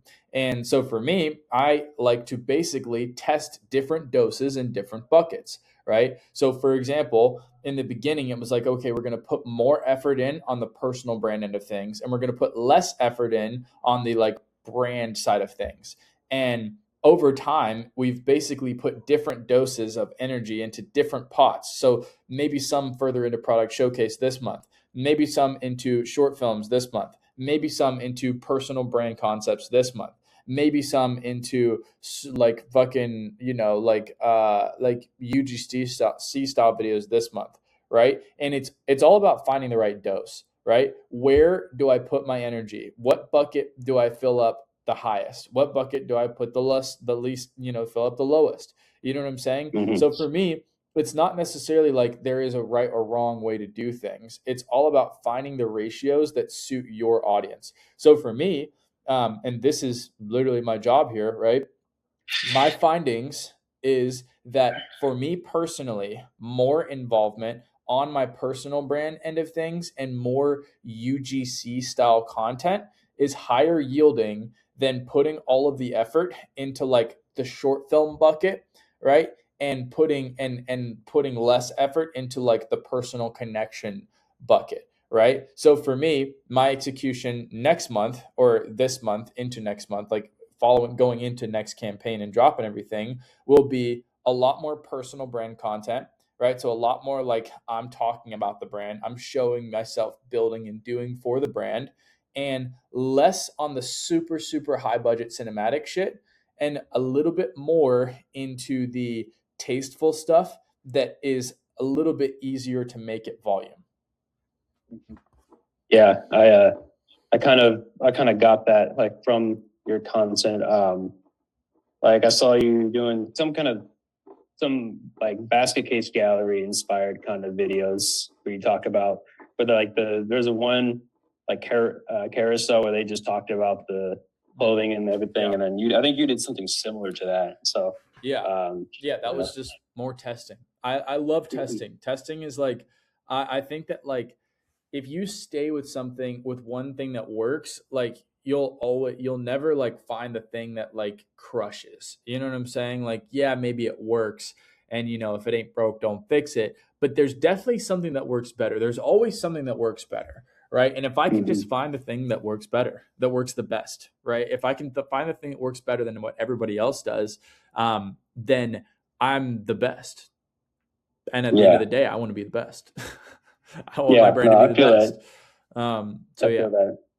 Nice. Yeah. I mean, I'm doing something similar. I ordered 100 of each product for this drop. I said, fuck it, I'm tired of just MOQs. So, I mean, we'll see how that goes. But I guess I'm trying to make a switch of my own where I shift away from I only have something to say if I'm doing a drop, and then I just like ghost. I just go like ghost if I don't have a drop, and I'm kind of tired of that. But I'm just not sure how to make that transition into more just personal kind of content. And I know you've done like 3 or 4 different content transitions. Like it was gym, and then in the life, and then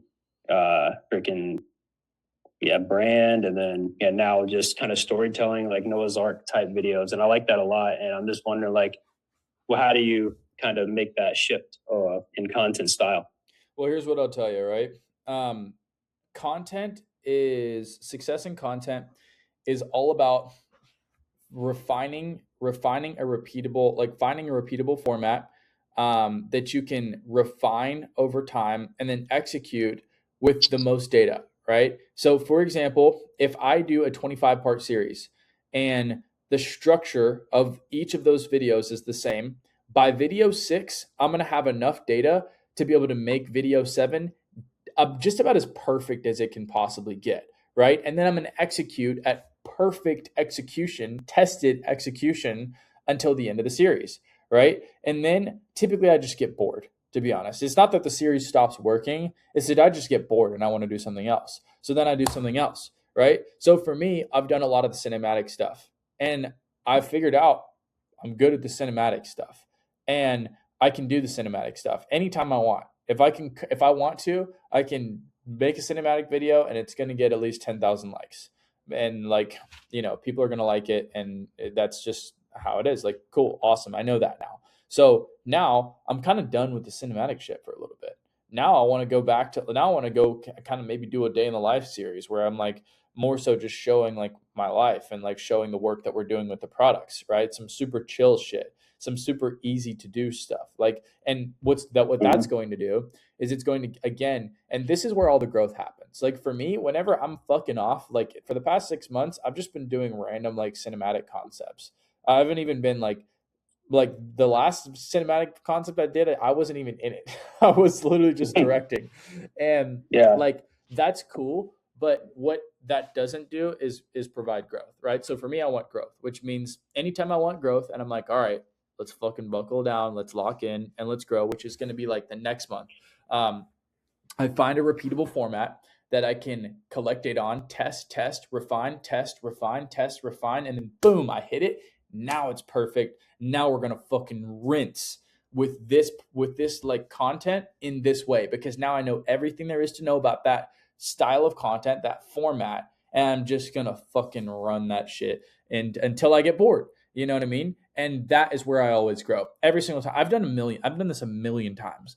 I've started a series and rinsed a series, collected data on what people like from the video format versus what people don't like, what lands well, what doesn't land well, what communicates better, where the exit points are, removing the exit points, figuring out, doubling down on what's working. I've done this a million times. I've done this in the gym community. I've done this in clothing. I've done this in business. I've done this in humor. I've done this in like looks maxing type-esque shit. I've done this in fucking streetwear. I've done this in gym wear. I've done this in I've literally done it in like no fap experimentations. I have done a series a million different times, and every time I've done it, that's where I see growth. And then I have a period of wanting to fuck off and just kind of experiment a little bit and just kind of try new things. And then I'll kind of stagnate for a while. But then it's literally just a matter of like, okay, all right, it's time to grow more. Like I'm like tired of stagnancy. Like, let's grow more. And then I start a series. So I wrote a series and I wrote a content format, and I'm really, really excited about it because it's more promising than maybe any other series I've ever done.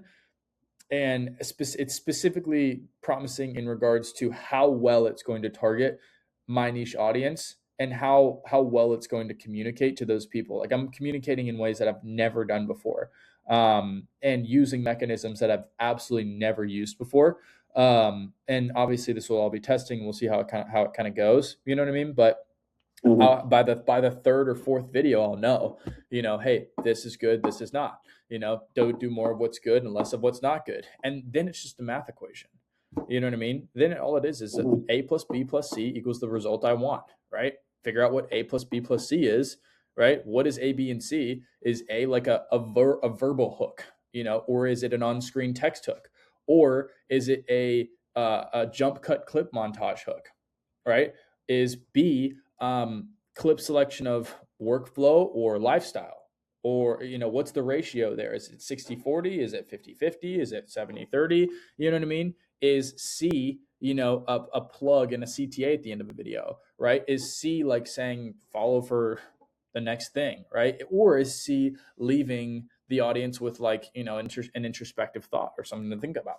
You know what I mean? Like, figuring out what A, B, and C is to get my desired result is all it is.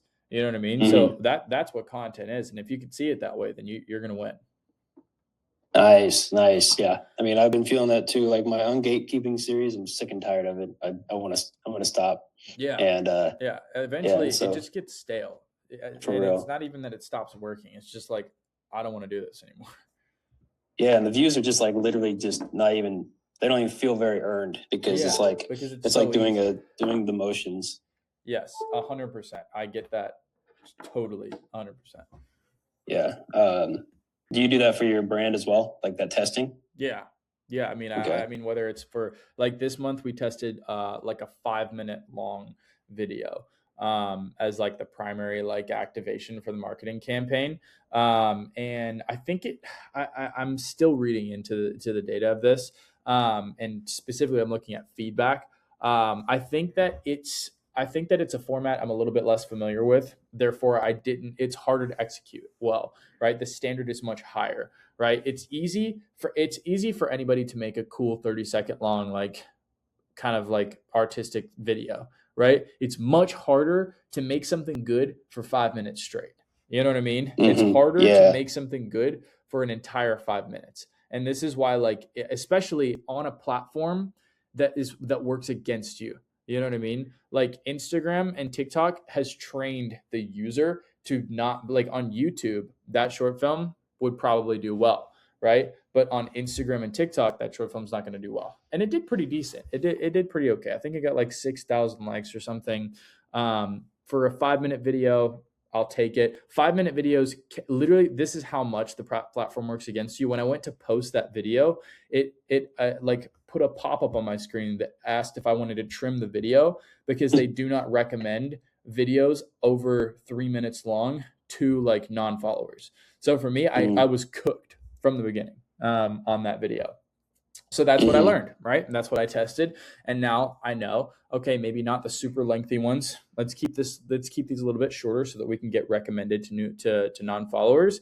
And let's also make sure that, like, you know, we can create really magical moments in smaller time frames and with lower budgets. So we're going to do that. And so that's kind of what I learned. Nice. What's that next like video concept you're talking about for your personal? Or is that you're gonna gatekeep that? It's kind of like a day in the life concept, except for I don't say day in the life. It's like a day in the life concept. It's except for it's more a peek into my like internal thoughts. It's like a day in the life concept from the perspective of like a Scorsese movie, huh? So like a Scorsese movie, kind of. Yeah, with the narration. kind of like, yeah, exactly. Kind of like it's like an internal what do you call it? Flow of consciousness or whatever. Nice, dude. I mean, that's awesome, man. That's all I have. Appreciate you. Of course, bro. Thanks for sharing, dude. I always like touching base with you. Yeah, of course, man. Yeah, me too. Cool, man. Alrighty. Hopefully you get that car sold, man. Dude, I hope so too. I got a fucking ton of messages to respond to, and it's a pain in the ass, but I'm hoping to get it sold. So we'll see. Nice, dude. All right, you have a good one, bro. You too, brother. Have a good one. Okay, dope. Trey, what's up, man? Hey, what's up, Marsh? This is actually my first call. So I've been in Urban Unity for like over a month, but yeah, you know, schedule and stuff. I was able to make this one, but yeah, man, the talk today, I feel like it really resonated with where I'm at with my brand, especially like what my brand's all about. So just like a brief about my brand. It's called Stone Styly. It's a island lifestyle brand, kind of like focus on surf and like, you know, the way of life in the islands, right? If I could put in the chat, I don't know if you want to check it out, just to kind of get a gist. Also, real quick, Hani will be the last question for today. Let's see, Stone Style with Stone Style. Yeah, styly. So like you're saying with my brand too, it's kind of like rooted in roots reggae music. That's kind of like my genre that resonates with, you know, the people on island and stuff. And styly is like, you know, Jamaican patois kind of, you know, a different way of saying style anyways. So yeah, man, like my brand's mission is to inspire connection with the waves and the way of life of the Mariana Islands. So it's kind of like you're saying, I'm not trying to speak to everybody or make like $1 million and this and that. I want to really build like a super cult following, you know? And I think right now so I've been doing my brand for a couple of years now, but I feel like it's just been kind of inconsistent, not super, like I build momentum 1 year and then falls off because of life and stuff. And I shoot like all the photos, I design all the stuff. I'm like one-man band. So I'm kind of like in the process of building my team to help me, because I still have a full-time job and a fam. So that's where I'm transitioning on right now. I'm working on a drop, but So yeah, like today's talk was super good because I'm in the middle of like trying to roll out a content strategy to post for when I don't have a drop, you know. And I think that like diving into, of course, like the, you know, everyday living of being on an island, living from Guam, but also I'm a surfer, you know, that's one of my biggest passions. I'm also a musician. So I don't know if you could see some videos. I do some kind of like, you know, raw acoustic live sessions, and then we have some surf footage on there. But I think it's guitar collab was cool. yeah, man. So that's my brother, and yeah, we also do ukes. We that's actually another offshoot of the business. We're gonna go into like yeah, producing you know, ukuleles, cajones with our logo on them for the local community here. But yeah, man, so I'm kind of like really ingrained into the music and the surf community on Guam. But my main thing I know that like I need to position my brand to be is like I need to get the diaspora, like the people, like people like not living on Guam, people in the States. Maybe they haven't even like visited Guam or lived here, but they're from like their families from the island. They rep the brand so hard, like you know, it's like that's a, like straight up cult following. Like they want to put that look like that Lottie stone on their chest. Because my logo is kind of like a megalithic structure of that's like super specific to Guam and the Mariana Islands. So, you know, like I think what's special about my brand is that people who are in the know and know that symbol, that symbol doesn't represent anywhere else in the world except for here, you know. So I don't have to put like Guam or, you know, or like kind of like spell it out for everybody that, you know, this is a Guam brand. With my brand, it's like literally just that mark could say a lot, you know. So I think yeah, like where I'm at right now is again like being consistent with content, kind of like and I like the way you put it, like thinking about it in terms of like the internal preferences and you know what inspires the target audience. Because I was kind of getting stuck like thinking about content strategy in the form of like content pillars, right? Like island lifestyle, then like you know, education about this and that. But the way you put it to where you know, like bring it back to the target audience and like what do like people like that love or you know like fuck with, right? So back in the day when I first started my brand, I used to put like because I love reggae, roots reggae music, right? And I used to put quotes with a picture I took, quotes on top, and then like in the caption it's the timestamp of when that lyric was said in the song, and then the song title, right? So I think yeah, just with this conversation, I think I'm gonna start bringing that back, you know, testing that out, and you know just experimenting like you said, man. So yeah, that's me, just a little rundown of that was good to meet you, man. Like yeah, I super enjoyed the talk today. But any you know insights or wherever you think any ideas where I could bring the brand or where you see I might excel is appreciated. Sweet. Well, dude, thank you for familiarizing me a little bit. It's good to have you in calls. I'd love to see you know, see you regularly in here. I think that you're already on a really good start. I think that your identity is pretty clear. I think that it's something that you have you know, you clearly put a lot of effort into, which is really cool to see. I think one thing that would help you is I think that one thing I like to see is just community involvement. I think that you've already done some of that, which is really sick to see. I would suggest that you double down on that. And I would also suggest that you make more products. I think that like at the end of the day, once you have like your ICP down and you have your marketing down, the two things that on the front end that you can like really immediately like do to make change is make more products and do more community activation. Like that's the at the end of the day, like that's the low hanging fruit for pretty much everybody who has a good identity. Like identity is first, right? Obviously, like that identity formation, understanding your target audience, pinpointing the products that are going to suit the target audience, that's great, right? But whenever you have that down, double down on on like the most potent parts of that, and then make more products and test more products, and that's what you need to do. Got it, man. Yeah, that makes a lot of sense because yeah, I could activate, and then that just kind of like breathes into the content, right? Like with those community activations, there's so much stuff that could come from that you know, yeah, that makes a lot of sense, man. Yeah, thanks for that. Yeah, of course, dude. Yeah. Absolutely. Sweet. Okie doke. Tyler, what about you, man? What you got for us? Oh, awesome. So I had two just super quick questions. One's just a bit of a refresh, and then the other one's just something that I'm currently quite new to. So the first question is, I'm making like a metal keychain to go with my next drop that I've got coming up. Because I've got a manufacturer for it, because I was looking online for just like custom places, but I realized prices were like insane to get it done in the UK. So then I decided to look overseas for it, and it was a lot better for the pricing. So do I still need to make like a small sort of miniature tech pack for the actual keychain itself, or do they just have their own measurements for stuff like that? So there's two different options.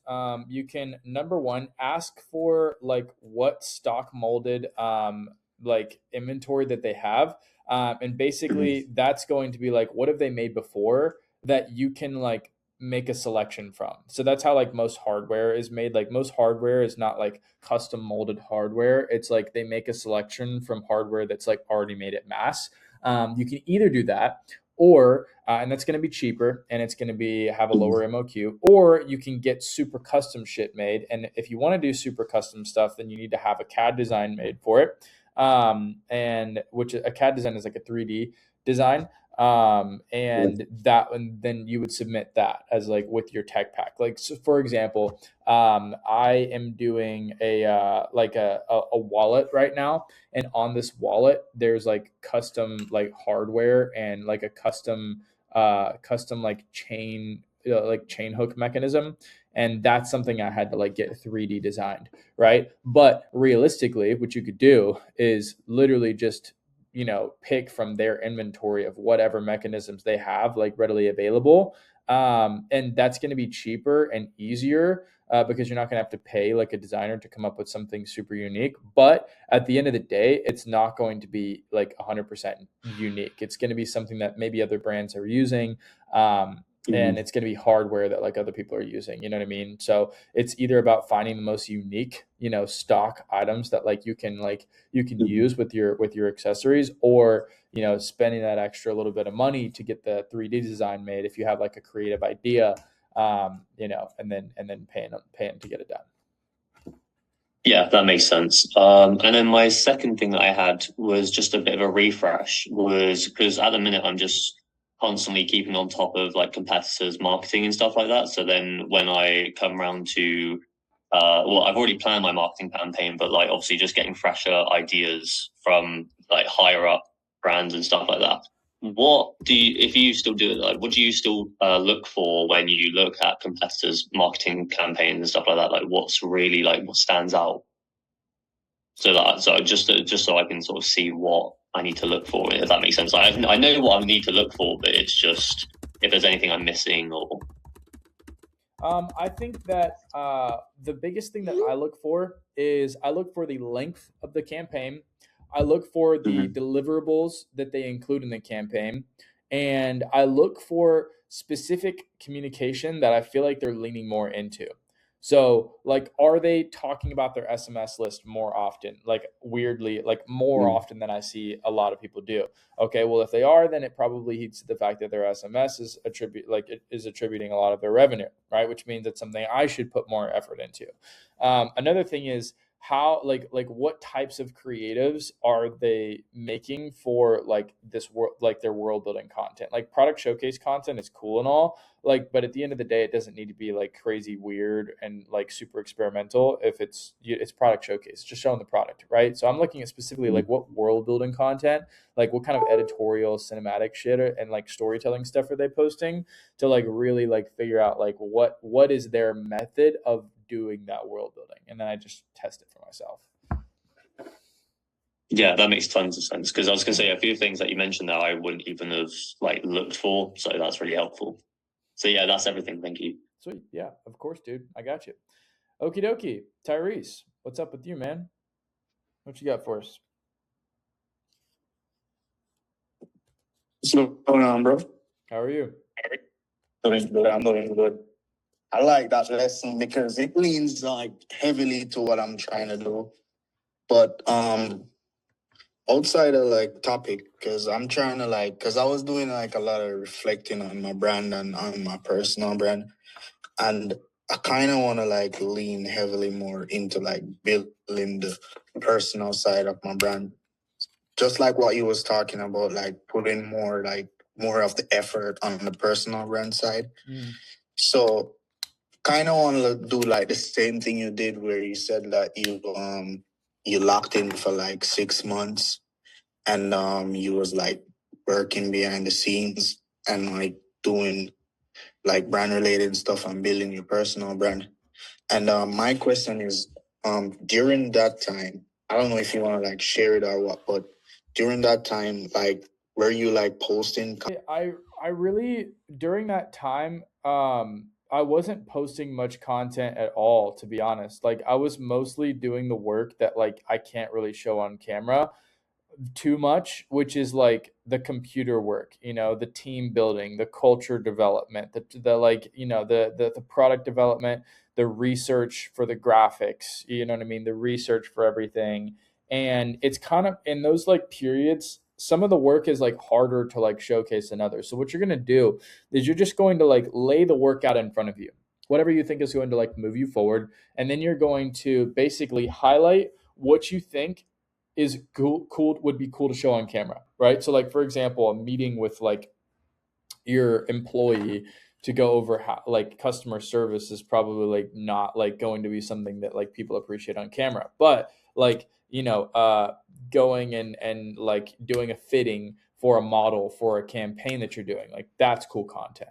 You know what I mean? Or going and like getting ready for a pop-up, that's cool content, stuff like that. Okay, got you. And the reason why I like want to like take a step back on like doing this, because I did like 2 drops recently, and I didn't get any sales at all. And there was like a ton of traffic to the site. So there is like a problem in between, like coming from Instagram or wherever to the site. So that's the reason why I want to like take a step back and like do some reflection on what's going around, what I need to improve, and and then go forward from there. Well, here's what you need to do. You need to do an audit, right? You need to do an audit of your own brand. And what I want you to do is I want you to go back to the call that I did where we talked about exactly what you do when you have a bad drop, right? You need to look at 3 different things. These 3 different things are, you need to do an evaluation on all 3 of these things. The first thing is going to be your product. And you need to identify how this product compares to the products that are around it in the niche, the products like it in your same niche, right? And you need to confirm with members of your target audience, whether or not that product is like good or not, right? And if it's not good, then you need to go back to the drawing board. If it is good, then maybe you just need to then the next thing you need to look at is your product frame. Now, your product frame is going to be all of the information that sells the product, that is alongside the product. So your product frame is more than likely where the issue lies. Your product frame is going to be stuff like your price. It's going to be the flow of like the user's experience on your website. It's going to be your shipping. It's going to be like your like navigation on your website. It's going to be how well you communicate the drop times and drop dates of your brand, right? And you need to make sure that all these things are basically like are good to go. You know what I mean? So for example, you need to act as your own customer, and you need to go through that pipeline, that purchase process, that purchase experience, and figure out like, okay, like what's good here and what's not good here. You know what I mean? Like what is going to like where's my friction? You know what I mean? You need to find the friction point, the point where it's like, okay, here's where like I would just decide to not to buy something. You know what I'm saying? And then you need to look at the third component. The third thing you need to evaluate is your marketing campaign, right? Because typically, if you don't have purchases from a drop, it's either there's friction in your product, there's either your product sucks, right? Or your product frame sucks, which caused friction, which caused the customer to opt out of the purchase, or your marketing campaign sucked and you just didn't get enough interest in the product to make the conversion. Now, a good conversion rate for a beginner clothing brand is between 1% and 5%, right? 1 on the low end if your product and your product frame is a little bit weaker, and maybe your market, and maybe you just didn't it was not as good of a product, right? High if your product frame and your product was really good and your marketing was really, or 5 if it, and on the high end if your product frame and your product marketing was and your product itself is really good, right? So if you have over 100 website visitors, you should have at least one purchase, right? Like you should have one purchase. Like sometimes it's going to be off and the data is not going to match up and it's going to feel a little weird, right? But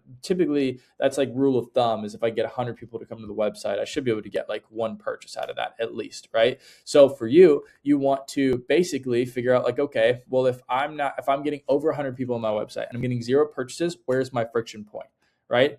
Is it in, and keep in mind, like your marketing campaign should be like looking to get well over 100 people to your website, right? Like typically I'll have like thousands of sessions whenever I do a drop, right? And that'll result in hundreds and occasionally thousands of purchases, right? So it's all about like increasing that on the marketing side of things and on the product frame side of things, but then having a good ass product, right? So for you need to just do that evaluation. Go back and watch that kind of that call that we did. I don't know if you were there or not, but we did a call on like just evaluations and stuff, and go and find your friction point, right? And then fix the friction point. If it's in your product frame, that's one afternoon or evening of work, right? You can go and fix the stuff on your Shopify website in one evening. If it's your product itself, then you need to make an adjustment to your product or you need to find a new product, right?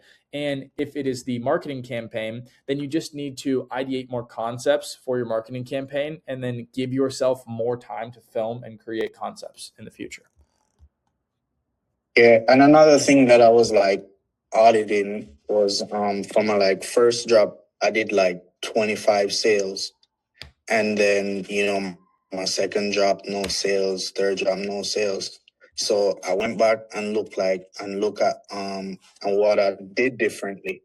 And like there was a lot of things that I highlighted that I did differently. I did a whole campaign. I was talking a lot about the product and what really made me make that product. And then I realized I wasn't doing all of that. So that's like one thing that I figured out too. And another thing I want to ask you, because I tested a product on my story that I'm working on. And I get like a lot of replies from it saying that I should make the product. And a lot of people were saying that no matter the price, they'll buy it. So my question is, should I go ahead and like make that product or still step back and do the reflection on everything?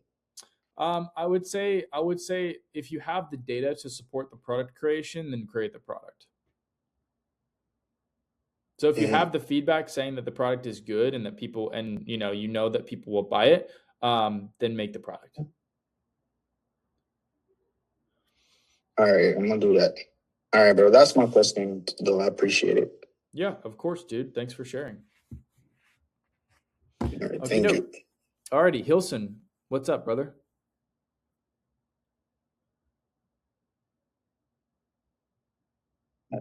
There we go. How we doing? So, sorry? I just said how we doing. I'm doing okay. I'm a bit tired because it's like almost 3:00 in the night in Germany, and I have university later. But apart from that, I'm good. Family is alright, and yeah. Okay, well that's good to hear. That's it.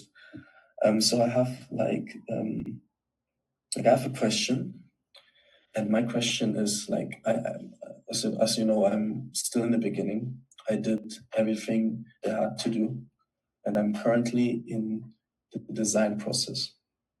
And I feel stuck there because like the things I want to actually design are things that you can see me wear on currently. But right now we are in summer, obviously. So you cannot wear like pulli and stuff like that in summer, obviously. And the things that I would like to design, like I made like a mood board of the things that I would design like for summer, but somehow I just don't feel it because it's not really what I want to design, kind of, I think. And also the other problem is that I I downloaded Illustrator in the past, and I, figure it out a bit, and I know like a bit of what I have to do, stuff like that, but I'm not really good at it, obviously. And obviously I don't have the time to learn everything, because I go to university and stuff like that, And so I guess it would be wiser to hire somebody to do it for me, obviously. That's one thing. Another thing is, I also started with social media, posting videos. I currently only have like 2 videos because I just started a few days ago. And right now I'm like, before we had this call, I was sitting down here after coming from a prayer, like a, what do they call it? Prayer meeting, like where we read the Bible together and, pray and, have fellowship. And then I came back and I felt like I have so many things to do. And I was there in your last call event where you discussed the different budget and stuff like that. But I still feel like I still feel like I don't know where to put my focus on. Should I put my focus on doing content and, gathering a following kind of, and, show people my lifestyle and stuff like that? Because I remember that, I don't know when you said it, but it was long ago, you made like content pillars, like, education, storytelling, what was it? Let me just go and check it again, because I wrote it down.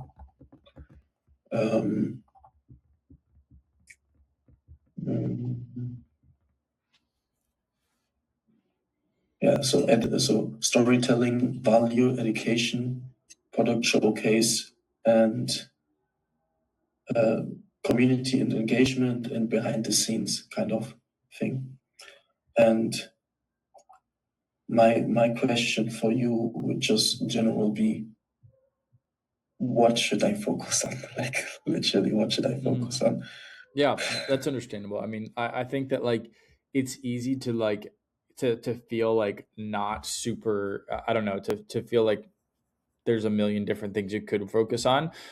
So for you, if you have not had a first drop yet, what you need to focus on is the product, right? So we in according to our syllabus, the syllabus is like you have to adhere to the syllabus. Like the syllabus is like where you where you're going to like actually get your steps, right? So let me pull this up. So the first phase is foundation, right? So obviously that's where we collect references, we define the brand identity, we complete the competitor analysis, we finalize the brand name and story. You've done that, correct? Yes. Okay, so phase two. Phase two is product development, right? This is where we'll find our design language. We'll hire a designer, make your own designs. We'll get second opinions on the designs. We'll select final designs for the first collection. We'll confirm the supplier. We'll order samples. We'll create pricing breakdowns, and then we'll build the lookbook and plan the marketing creatives, right? That is where you're at currently, correct? Yes. Okay, so if that's where you're at currently, my advice to you is the syllabus exists for a reason, right? Just follow the syllabus. If clarity is what you're looking for and you're looking to not like spend your time on this and all the wrong things, just follow the syllabus, right? The 4-pillar framework, right? That is the 4-bucket framework. That is for more so people who like have already kind of like built their brand, right? So that is for people who are already in the swing of things and are just looking to actively like add effort to making their brand better while they're dropping, right? But at the core of it, before you get to that point, the syllabus is what you live by. The syllabus is tested. Over 500 students have gone through that syllabus, right? We know what works and what doesn't work. And we've altered our syllabus and our curriculum and our workflow to make sure that we are telling people the right things to do in the right order, right? That's the order that you do it in. It isn't done differently than that. And if it is done differently, it's done incorrectly according to our data, right? So my advice to you is find where you are on the syllabus, pinpoint exactly where you are on the syllabus, then go look at every task before where you're at on the syllabus. And if you're missing even one thing, go back to that one thing, and you need to fill in every single gap. If you've not done the things before you get to the point on the syllabus, then you have done it incorrectly. And of course, you're not going to have clarity because you haven't done things that are required as that are, the required criteria for you to even be doing the things that you're at currently, right? So if you feel like you're not clear on something, then you are just not like, you're not following the syllabus. The syllabus should give you clarity of like, this is the next thing to do. If I've done this, and this before it, what's next? You know what I mean? There is no like, you don't jump around on it. You don't do this and then this and then this and this and this and step 35 and step 15 and step 22 and step 30, 37. You know what I mean? You just do step 1 and then step 2 and then step 3 and then step 4. And if you do that, then yes, maybe it's going to go a little bit slower than you'd like it to go, but it doesn't matter because that's how you do it. You know what I mean? There's a reason that I don't tell people you can do this in 30 days, build your clothing brand in 30 days. It's not a real thing. You know what I mean? It takes a while. You know what I mean? This isn't a 20-day boot camp. You know what I mean? I don't run a 30-day trading boot camp. Like, you know what I mean? That's just unrealistic. You're not going to learn this shit in 30 days. You're not going to build a brand in 30 days. You're not going to you know what I mean? Get through the syllabus in 30 days. It just doesn't. I know this process, and I've brought hundreds of people through the process. I know like what it requires and what it doesn't require. And, that's what the syllabus is built on. Yes, I've been going through the syllabus. Obviously, I had like the guy that is responsible for me on WhatsApp, giving me feedback, and he told me that is absolutely good. You're absolutely there. And I was asking him because my reasoning was this, that if I do a product, for example, shouldn't I the thinking was this, if I do a product, how should I be able to sell it if people don't know me beforehand? If there's no backstory behind it. You get what I mean? What I've seen a lot of you're welcome to I'm not saying that you can't film content. You can film content, that's your own accord. I'm not, the syllabus is not a rule for all of your life's output. You know what I mean? Obviously brushing your teeth doesn't exist on the syllabus because it's not directly correlated with building a brand. You can make content anytime you want. Some people like to make content with the product finished. Some people make content before the product is finished. I like to make content before the product is finished. I like to make the content the entire process along the way, right? It's just about figuring out when do you want to start making content. You can do that anytime you want. There is no you can't make content until blah, blah, blah, blah, blah, blah, blah. And that's I doubt that Mark or Kobe would have told you not to make content yet. No, they didn't exactly. They said I should go for it. So okay, yeah, I think you should go for it too. Yeah, if you feel like you want to make content, then bro, don't let anybody keep you from making content. I encourage everybody to make content from day one of joining. You know what I mean? I think content is huge, and content should be even if the content doesn't benefit you now, the repetition from getting good at content will benefit you when the time comes. I see. No, because that was the point. Because I thought, okay, I had to not do content and first of all do the syllabus before starting content. But okay, now just make sure that just make sure that you're not skipping steps. We just don't want you guys skipping around, because that's how people get caught up, and that's how you get you trip yourself up, is when you skip around, right? But making content is an independent activity, and an independent activity doesn't impede on the steps of the syllabus. I see.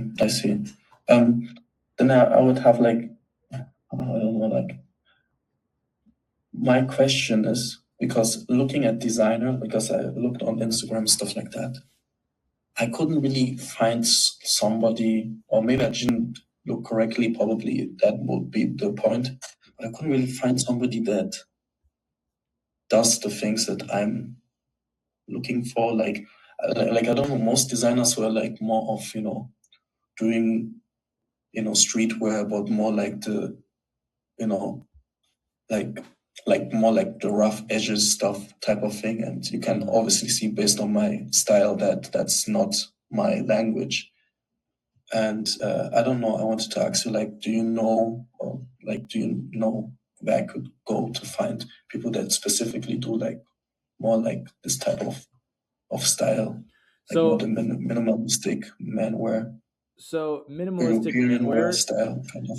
minimalistic menwear is not going to be like some crazy. It doesn't require a bunch like a big skill set or like a very specific skill set. Minimalistic menswear just requires you to be able to like draw lines on a tech pack and use Adobe like Illustrator and Photoshop, right? So 90% of the people that can make graphics for like streetwear type stuff, they can also do tech packs. You just need to give them a chance to, and you need to test, because at the end of the day, you have to understand that like the clothing that you're trying to make is not clothing that like everybody else wants to make. All right, guys, believe it or not, there are better ways to market your clothing brand in 2026 than just posting lay flats. For example, this video that I posted back in August got 250,000 views and completely sold out my back to school collection. And that is just one of the 4 different formats that we're going to talk about today that I see being the most effective types of content to post to sell clothes as a D2C brand in 2026. So we're going to go through these 4 content types. We're going to go over examples from other brands as well as my own brand and exactly how they did it, and then we're going to talk about how you can copy them and do it for yourself. And in my opinion, this will probably be the most valuable video that you guys will watch this year on marketing your clothing brand, specifically on social media. I had to make thousands of videos and watch thousands of them flop in order to learn all this shit. So that's my nice way of saying take out a notebook and take some damn notes. All right, so format number 1, we're going to call this world building product showcase. And the objective of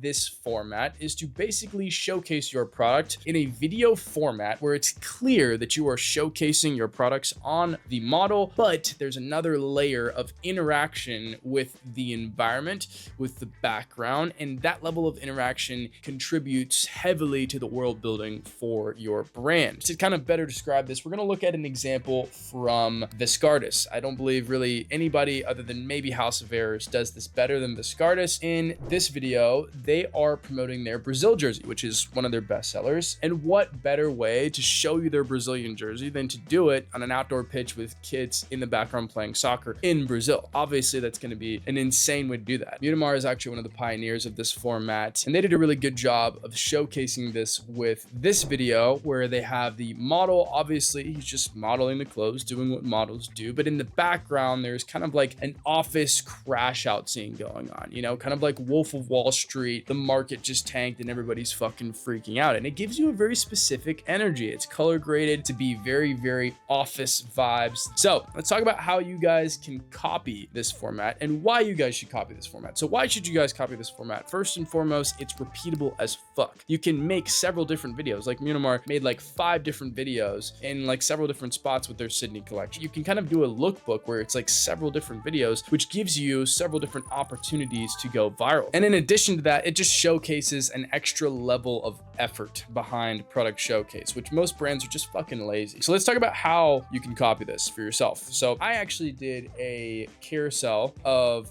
this format, and instead of the background super moving around, I decided to take an element where the camera was actually the frame and the element that's moving around in the frame. So what I did was I went to a junkyard. A junkyard is very representative of my brand's identity, which is very much engineered around imperfection and kind of embracing those imperfections. We set up the models in different spaces, and then the camera was kind of the element moving, right? We used the natural audio from the junkyard, right? Which is like saws going off in the background, grinders, welders, guys working all around. And then the models just kind of stood there and modeled like you would do in this format. We would go from one model to the next model to the next model. This format worked really well for us. The engagement on those posts were were pretty good, and our sell-through on that collection was actually really, really solid. So that's proof of concept. Now, how can you do this for yourself? How can you replicate this and copy this for yourself? Well, step number one is identifying, okay, what are we trying to promote right now? Obviously, you're trying to promote a garment. Now, this garment should be congruent with the outdoor pitch in Brazil with the kids playing in the pitch. You need to think, okay, we've got this product, we're shooting it in a setting that's similar to the product, that frames the product very well. So for example, we had these tattered jeans with like oil stains. We called it a junkyard wash. And then we had wife beaters, we had jorts, very junkyard-esque kind of pants. And then you need to make sure that both of those first two elements are aligned with your brand's identity. For us, this was a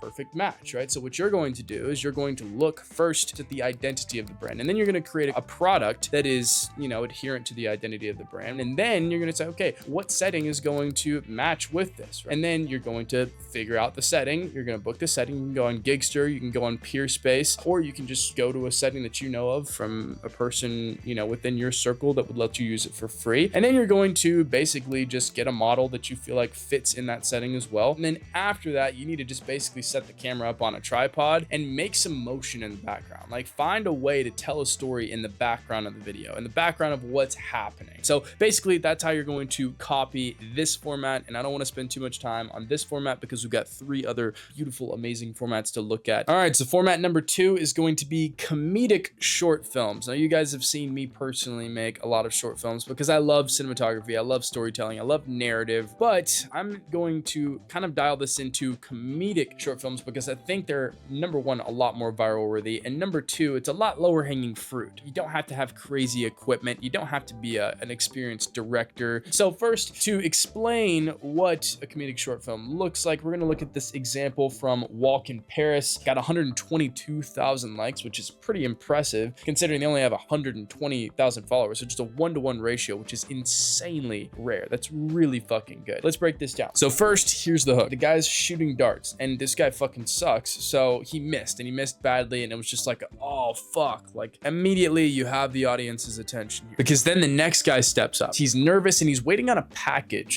that comes up to the bar. And then when the package arrives, he goes and gets it, and it's a hat from Walk in Paris. It's kind of the hat that they're trying to promote for the brand. Now, the brand Paris, they're all about being smooth. So the guy puts on the hat and then he goes up to throw the darts and he fucking nails it. The next sequence of events is him just nailing every shot from all over the bar, and everybody's like, oh my gosh, this guy's a fucking goat. He's going crazy. He's going crazy. And then the one guy catches on and he's like, I like your hat. I want to try that on. And then he gives it to him, obviously. And then the guy throws a dart without the hat and he misses very badly. And it obviously hits somebody's foot. And the guy's like, oh my gosh. And that's kind of like the funny part of the video. And then the guy wearing the hat nails his shot. And it's like, oh my gosh, the hat's magic. The hat makes you slick. Buy the hat. And that is essentially a breakdown of what happened. In the beginning, immediately curiosity gap created. The first guy sucks and the next guy comes up. Is that guy going to be better or worse than the first guy who shoots? Curiosity gap. Now you're going to watch the whole video. Brilliant hook.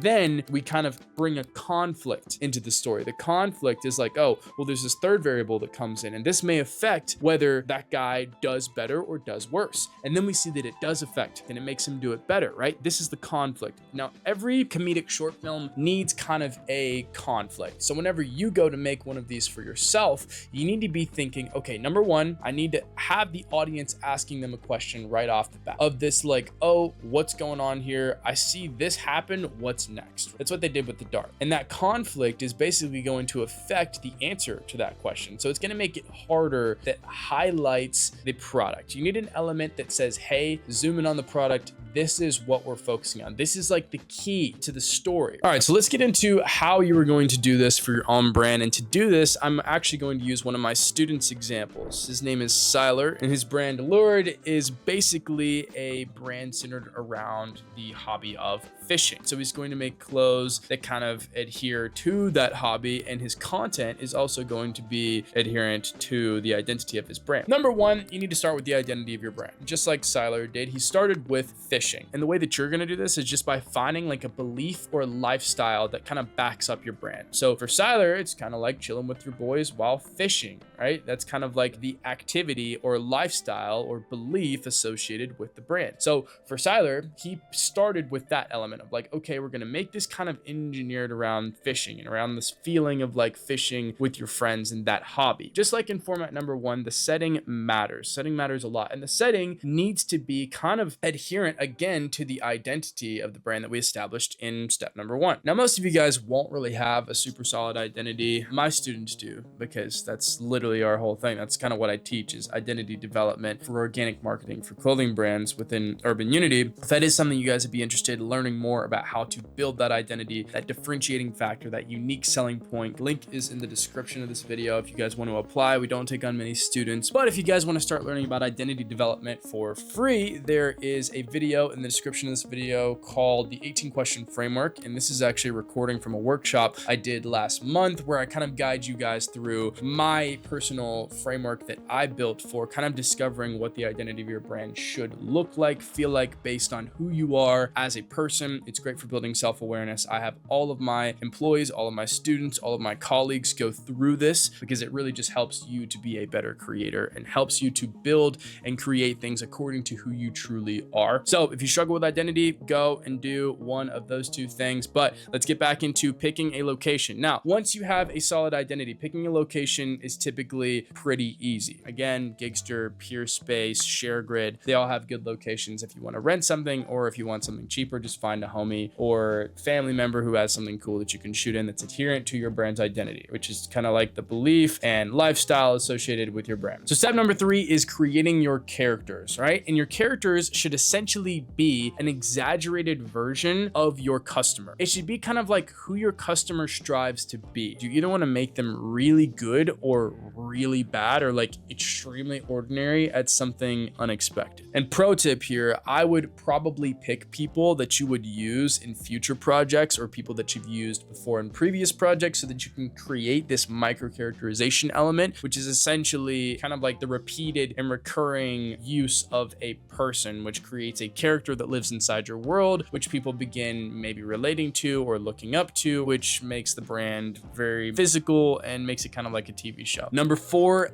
build your conflict. Now let's get into how to build conflict. Like we said earlier, without conflict, you have no story. Without plot, there is no story. Just like a movie without conflict or plot twists or anything just is fucking boring. It's not interesting. There's no interaction. There's no up and down. So you always want to have kind of a goal of the character. If my character's goal is to finish rebuilding this bike before sunrise, the conflict could be his employees fucking around, or like his tools breaking, or he can't find his keys or something. And in the same way, my student Siler, whenever he was creating his conflict was the fact that number 1, they were trespassing to get to the lake. Number 2, as soon as they jump over the fence, there's a dog chasing them. So now they got to run. And then number 3, they have to get into the water, but the pants are too long. And that's where we go to highlight the product. And that is that next step, right? And in my student Siler's video, he highlighted the fact that his pants were zip off so that they could be like high waters or shorts and you can kind of get into the water, which while telling a relatable story to Siler's audience, he also gave them a solution to a problem that most people fishing have probably had. And if you can highlight your product as the solution to a problem, just like Walk in Paris highlighted their product as a solution to be more classy, right? And obviously they did it in a more kind of funny ha-ha way. Siler did it in a very distinct, like this is real world application way. And that is by far the most powerful, which is why Siler's first drop did $10,000. With less than 3,000 followers, he did $10,000 with his first drop because he fucking killed this. I think his video got like 15,000 likes. He fucking crushed it. All right. So now that you guys know a little bit more about format number 2, the comedic storytelling short form videos, we're going to get into format number 3, and that's going to be skits. Now with skits, people have just kind of become allergic to traditional ad style, right? They're tired of the polished stuff. They're tired of looking at something and immediately it feeling like an ad, looking like an ad. They're just going to be fucking scrolling. So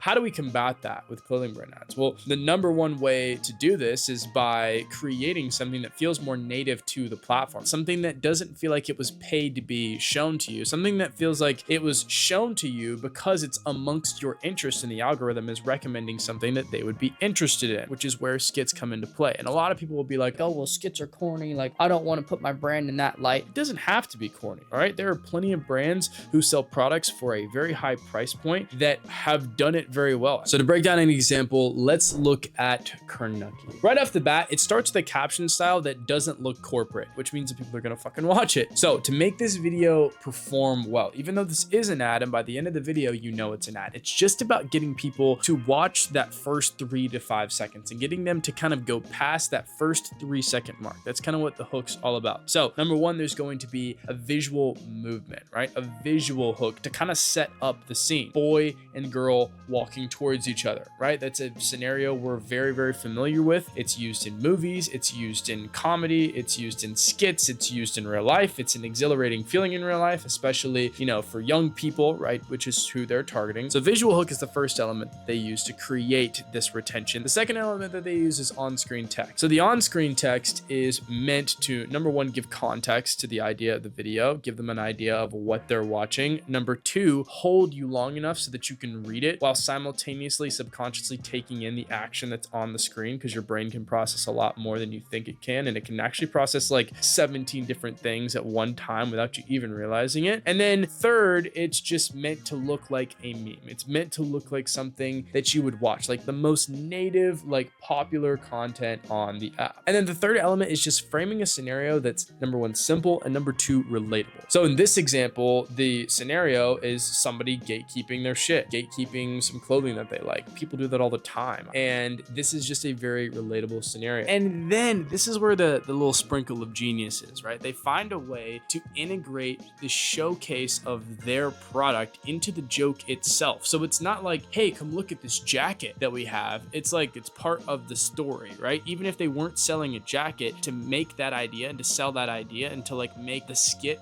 funny, you would still show the person looking at an item on the website. And that's why I would consider this to be a damn near perfect video. And not only did they do that, but they poured more fuel on the fire by highlighting the fact that there was a 30% off sale. All right, let's talk about format number 4. So we're gonna call format number 4 a collection time capsule. And like I said, I've done this a ton of times. So to better explain this, we're gonna be using an example from last year, the one that I did for my back to school collection, Campus Weapon. So the first step here is making the hook personal, highlighting that you were a person, which I did by highlighting the fact, saying, hi, I'm Marsh, right? And then highlighting a personal experience that is unique amongst other personal experiences, which for me was thinking about what kind of outfits I'd wear to go to school, even though I'm a grown-ass man, because I was homeschooled and I never got to go to school. Immediately, that's a personal experience that is unique amongst most other people's experience, which is going to school. Most people have been to school, so they've actually lived that. But I am one of the few people who haven't lived it. Now the audience is asking the question of, okay, well, if this guy's never been to school, he's not worried about being accepted by the other people. What would a guy who's not worried about being accepted by other people wear to school? What would a guy who's never been to school, doesn't know what other kids wear, what would he wear to school? And this is where the vision's introduced. I'm taking the context of what I would wear if I was going back to school, even though I was homeschooled. Now I'm gonna make a clothing collection comprised of that, inspired by my preference in what I would wear, okay? So now people are locked in on the answer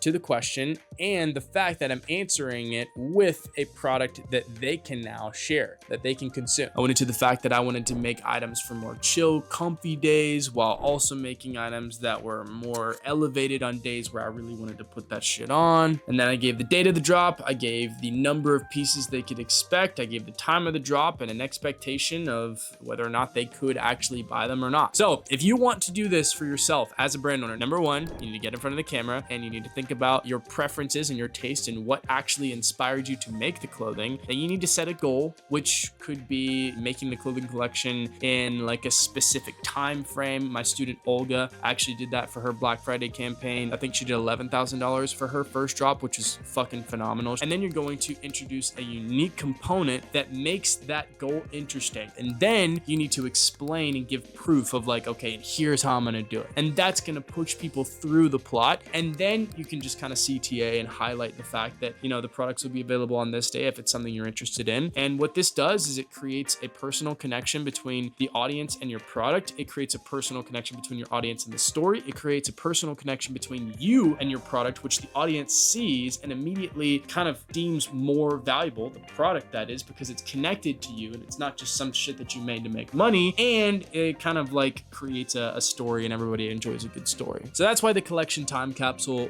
works and is so effective. I do this probably 4 times a year, pull out the big guns, tell a story, make a series. People love it. People become absolutely obsessed with the story and the collection behind it. It works so fucking well, and I would really encourage you to try this for yourself. And boom, just laid out your entire marketing calendar for the year of 2026. Those 4 strategies will carry you. They will produce results. Those are probably the top performing formats that I have seen. If you do these, I promise you, you will get results as you become better at making content. Again, if you guys want help with identity development, you can go and watch the free video and the link in the description, or you can apply to work directly with my team and I. Again, we don't work with many people. We turn down probably a few hundred every single month. So if you do want to work with us, please be thorough with your application. If you liked this, found some value in it, I would appreciate a like, maybe a comment, maybe subscribing. So I appreciate you guys listening. Thank you so much for interacting and engaging with the video, and I'll see you guys in the next one. All right, gentlemen, welcome back to another video. My clothing brand's gone from making $0 a month to making upwards of multiple 6 figures a month, and it's not because I'm some genius. All right, Lord knows I'm not the smartest person in the room. The reason it's grown is because I've failed more than most of you guys have even tried. And with all of those failures, I have gained so much invaluable knowledge that I am pretty much beyond confident that I can take any clothing brand and scale them to 6 figures at minimum, which is exactly what we're doing today. I asked you guys on Instagram last week to send me your clothing brands to review and you guys to live. I mean, we're talking hundreds of DMs from brands that need help. So I'm gonna rate your brands on 2 primary things, all right? Marketing and then overall positioning. But this isn't some bullshit roasting session, okay? Every single brand that I'm going to review is going to get an exact blueprint to fix their issues and scale their brand to 6 figures. No matter what experience you have as a clothing brand owner, I promise you that each of these brands that I review will have an issue that you're facing. So grab a notebook, grab a pen, and lock in with me. You're gonna see brands with fire designs but horrible marketing, brands with decent sized followings that can't sell anything because they don't understand the value in building community, and brands that are one pivot away from doing pretty serious numbers but have no idea what that pivot is. So let's get into it. Okay, so brand number 1, we're gonna look at Allure New York. First, we're going to look at their marketing, all right? And you can see their simple product shots are well done because they focus on the product, and you can clearly see the quality of the garments as well as how it looks on body. You know, a lot of brands make the mistake of getting too creative with their simple product shots, but what matters most is how your clothes look and how they fit. But you do need content that actually explains what your brand lore is. Because as of right now, nobody really knows anything behind who you are as a brand owner or what your brand is completely about. I will say this video you made is an attempt at this, but it was just poorly executed, mainly because you're speaking as if everybody already knows your brand, which is why it didn't perform and get any traction. Say when you're creating brand lore and you're doing narrative content, you need to kind of find this balance between speaking to the people who are already invested and to the people who have no idea who you are, because otherwise you're never going to pull new people in. For example, when I started implementing a lot of vintage influence in my designs, I dropped this video to really explain to the people who didn't already know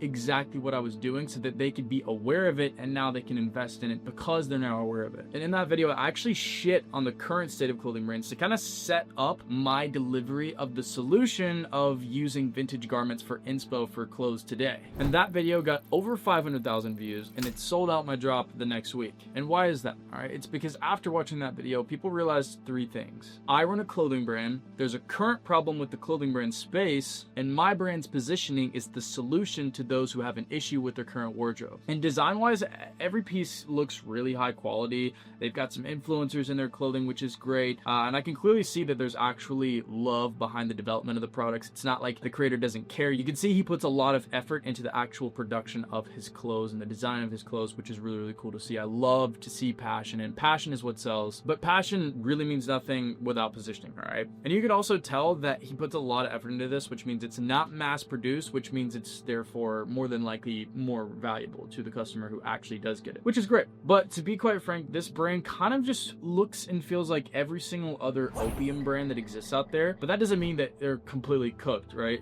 So when looking at the overall positioning of your clothing brand, you need to understand that more than likely you're sitting in a pretty competitive market. Not only are you competing against other brands in general, but you're also competing against hundreds, if not thousands of other brands in your specific niche market. And this is why your brand's DNA and who you are as a founder is really, really, really important to give you what we call a unique selling point. And that's going to help you compete against all the other people that are sitting in your niche with you trying to compete against you. For example, with my brand Tame Psychotic, the designs are super great, they're super high quality, well referenced, but they're not revolutionary because they don't have to be. And that's because our DNA is rooted in the idea of the chaotic pursuit of an imperfect superior self. See, every single piece of content that we make, every time I open my mouth on the internet, the messaging is very, very clear. And it's also very distinct, all right? There's not a lot of other brands offering the same message. So when somebody sees our brand, they not only see clothes that they like, but they also see a world that they'd like to participate and join and be a part of. They see the lifestyle that they want to live or that already represents who they are. Say your brand, Allure New York, that's what it's missing. It's missing that DNA. It's missing that messaging. And to be honest, without this, like, you're not going to last very long. You can only make so many great pieces. Rick Owens is always going to outdo you in terms of the avant-garde, you know, garment design and stuff like that. So my biggest piece of advice to you for Allure New York would be to develop the brand's DNA based on who you are as a founder. And if you want your brand to be unique amongst a world of other brands, you need to make it like a human being, like a very distinct, special human being. No two humans are exactly the same, all right? And your brand needs to reflect that as well. Tame Psychotic is just a reflection of my journey growing up, doing reckless shit, learning from making mistakes and doing dumb things that maybe I shouldn't have done, but like I learned from. It's about the chaos and tenacious energy that just kind of lives in me and is what pushes me to be better and to continue to progress every single day. So my question to you is, who is the type of person that would wear Allure New York? And then once you figure that out, every single piece of marketing needs to be engineered to speak directly to that person. So I give their marketing 3 out of 5 because they have room to dominate their niche if content is done right. And I really do believe in this brand. I think the passion is what this brand has that a lot of other brands don't. And I think that brands with passion can always be corrected and positioned a little bit differently to succeed. So yeah, good shit, Allure. Okay, so brand number 2, we're going to look at Child Worldwide. So first, we're going to go over marketing. And personally, as a fellow Christian, I love diving into Christian brands because there's so much room for improvement in that niche. And there's so few high performers in that niche that there really is room to dominate. There's a lot of Christian brands, but there's not a lot of Christian brands that actually make content and market themselves correctly. So there's just so much room for growth. Now, it looks like you've got 2 video formats that are working pretty well. You've got motivational edits and public messages, but you're just not posting enough. See, 4 posts a month is just not gonna cut it. You need to bump that number to like 15 to 20. 15 to 20 at least. And what I think would probably help you with that would be the injection of a 3rd series. And that's gonna give your brand a 3rd content pillar to work with. So you're not just posting according to these 2 content pillars. You've now got something else to work with. And I think something really, really cool would just be sharing Bible verses. And the way that I'd set that up would be something pretty simple. Literally just something as simple as you sitting in the car and like going over a verse that was in a passage that you read this week that really, really struck home for you. Just kind of diving in a little bit deeper about what that means to you, how it's affected you positively, negatively, what it means to you, how it's changed your life, right? Because right now, I do understand what you're doing content-wise, but I think without the existence of some founder-led content, you're essentially just building another Christianity theme page, and that shit is washed. Like, thousands of those exist, and I think you having a face there is really, really going to set you apart from being a theme page into now being a brand with a founder, a leader, somebody to deliver the message, right? And I think another thing that you can leverage is micro-influencer collaborations. Especially within the Christian niche, it's really, really easy to conduct these simply just because Christian content creators, for the most part, they just want to spread the good news, you know? And if you provide them a cool way to spread the good news for free, you know, a lot of these guys won't even charge you. And I also just really believe micro-influencers are probably the best way right now for smaller brands to kind of hack their way up into the niche. And overall, I think most of their designs are pretty high quality, but I will say they're pretty similar to most other Christian brands design-wise. And I actually think you guys should continue to push the envelope with pieces like this, this because it's a bit of a statement piece. It just kind of fits the mold of streetwear rather than just like a basic Jesus t-shirt, you know? So I'd give them like a 2 out of 5 for marketing, but high potential, very high potential. I wouldn't be going over them in this video if I didn't think they had high potential. Now, let's talk about market positioning. Now, I think this is probably the perfect time to be a brand that actually stands for something with the amount of saturation in the market. And I think they pretty much hit that nail right on the head with their Christian positioning. Google Trends definitely has it on the uprise, which makes sense with the emphasis of the implementation of religion in the past year. The world's put a lot of emphasis on that recently, which I think is awesome, by the way. And when your brand has a strong message that it kind of builds on, it makes your stuff infinitely more valuable because people aren't just buying the clothes to put a shirt on their back. They're buying in to be a part of a community because they feel served by this community and not Zara and not H&M and not Uniqlo, which I think is just imperative, needed, absolutely like required for a clothing brand to be successful in 2025. And in my opinion, the deeper that you lean into the positioning of your brand, the more alluring it becomes to that target customer. So I'd suggest just a hard lean into what you're already leaning into, and also the implementation of founder-led content to kind of set you apart from all these Christian theme pages that you see that really are difficult to differentiate from theme pages and brands because there is no like leader and there's no like main like communication of like, oh, this is what this is, you know? So honestly, I'd give them probably a 5 out of 5 for market positioning just because, like I said, they're rooted on something. They stand for something. It's very, very clear. I think it could be more clear and it could be aided with the addition of founder-led content, but I'm really, really liking this. Alrighty, next we're gonna go over Pluto Made. Let's jump into marketing. And first, I really love skits like these. I think it's a really, really fun and interactive way to show your products while also pattern interrupting most people's feeds of seeing just like the product on display. I think it's just like a cool little refreshing type of content. But I think one problem that you'll run into long term is people becoming only interested in the product for the product. And the reason that's a problem is because quite literally anybody can steal your design and also make the same videos that you're making. So it really, really makes it hard for your audience to like differentiate you over, you know, the copycats and the dupes because, you know, maybe their price points are cheaper, right? And if their price points are cheaper, they're not going to stay with you because there's nothing keeping them attached, really. There's no identity, right? And I think what's going to really take your brand to the next level is that lore and narrative that I talked about. And if you want to rehash that, go back to the first brand that I reviewed because same rules apply. And second, I'd probably ask yourself 3 questions. The first is, who are you as a founder? The second is, what community do you want to serve? And the third is, what do those people like? What are they interested in? And the answer to those 3 questions will pretty much dictate what you need to consistently provide in terms of messaging. And this doesn't need to always be done with crazy productions like short film productions and stuff like that. It could literally just be like the same skits that you do with just like a little bit of deeper meaning and messaging like sewed into those concepts. I think a good reference for you would be something like Dershutz. They kind of do a similar thing to that. Their skits specifically tackle like fashion problems, stuff like how to successfully gatekeep your clothes or like when your girlfriend wants to borrow your hoodie, stuff like that. And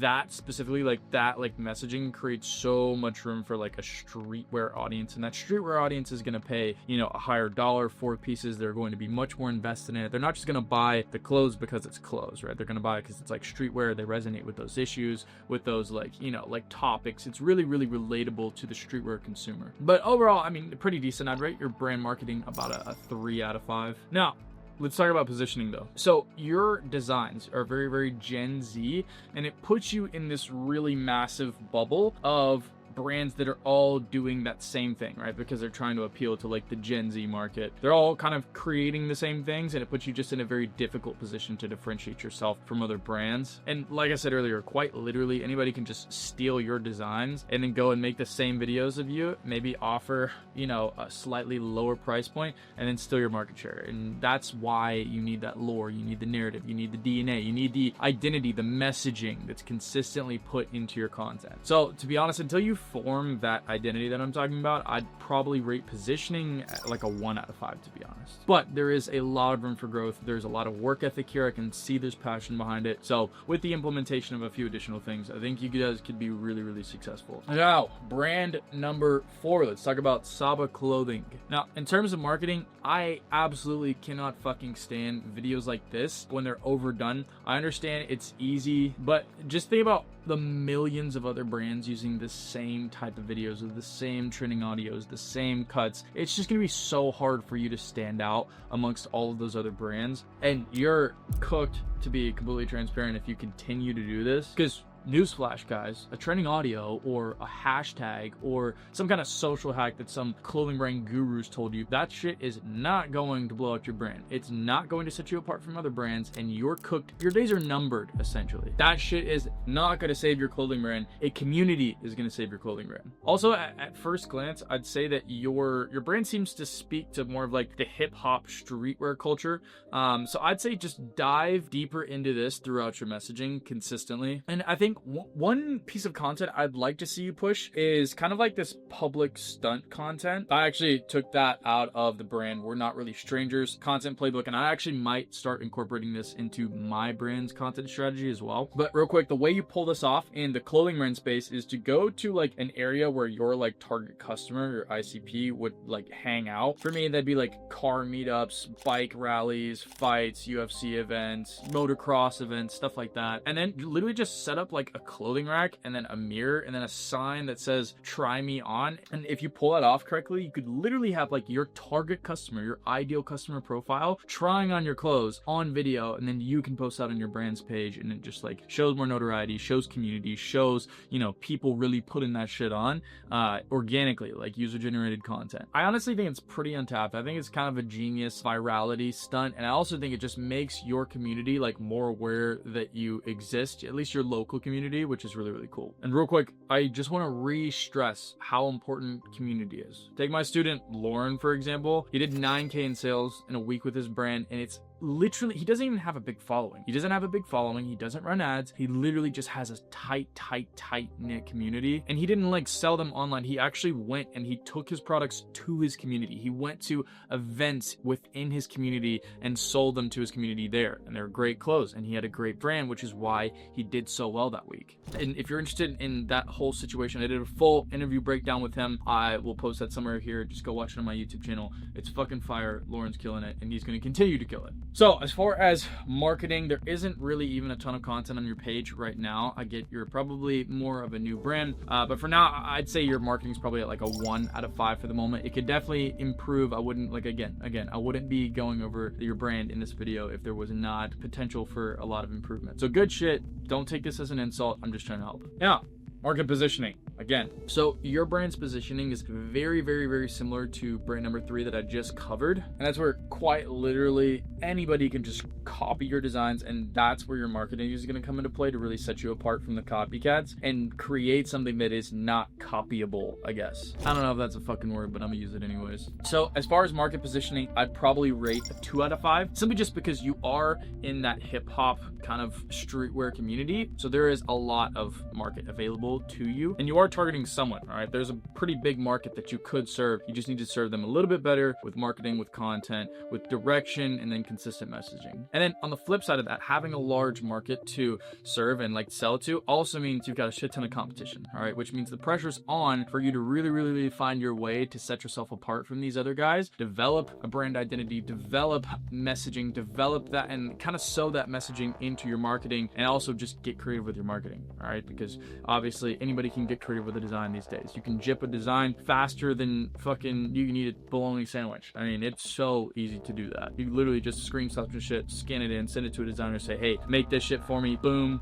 You know, $30 later, somebody's got your design. They're sending it off to their manufacturer. $90 later, they have a sample in hand, and then one social media post later, your shit's getting copied. And then if they offer it better than you did, if they show better than you did, they market better than you did, you're cooked. So yeah, just bear that in mind. All right, guys, that is it for today's brand reviews, which you guys just saw me breaking down these brands, you know, diagnosing the problems and then offering a prescription solution. That's just the tip of the iceberg of what me and my team do. Because here's the thing, all right, every single brand is different. They serve different communities. They make different clothes. They have different problems. They have different solutions to fix those problems. And they each need a different blueprint to lay out the action items for them to reach those goals, those 6-figure goals, 5-figure goals, whatever it is. And that's exactly what we do, working with us, Urban Unity, with me and my team of expert assistant coaches. love these guys. We have actually built probably the craziest education opportunity for clothing brand owners, and it's not even really close. I've invested so much into the fulfillment behind this, the community behind this. I've hired like 4 experts. They're not even like big on social media. They're just huge in the space in terms of like experience.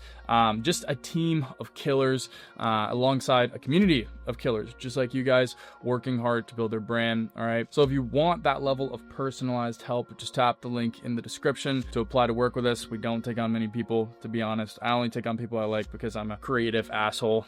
But if I like your stuff and we like your stuff and the team likes your stuff, we'd love to work with you. We'll review your application, see if you're a good fit to work with us. As always, I'm in your corner. I always have been. I truly love what I've built, and I really, really enjoy helping other people, you know, chase after their dreams too. So until the next video, see you in the next one. Good luck, guys. Keep it up. Y'all got this. Hi, my name is Marshall Cruz, and I built a 7-figure brand and a social media presence of over 1 million followers for myself and my business using a strategy that has nothing to do with hashtags, trending sounds, or posting 5 times a day. In fact, I'm extremely inconsistent when it comes to posting every single day. And that probably leaves you thinking, well, how are these results possible? How did you get here? Well, in this video, I have 2 goals, all right? Number 1, I want to teach you my step-by-step social strategy that not only brings in viewers, but also brings in customers for your brand or whatever business you build around your social media presence. And the second thing I want to do is kind of like unbrainwash you from all the terrible advice you've gotten from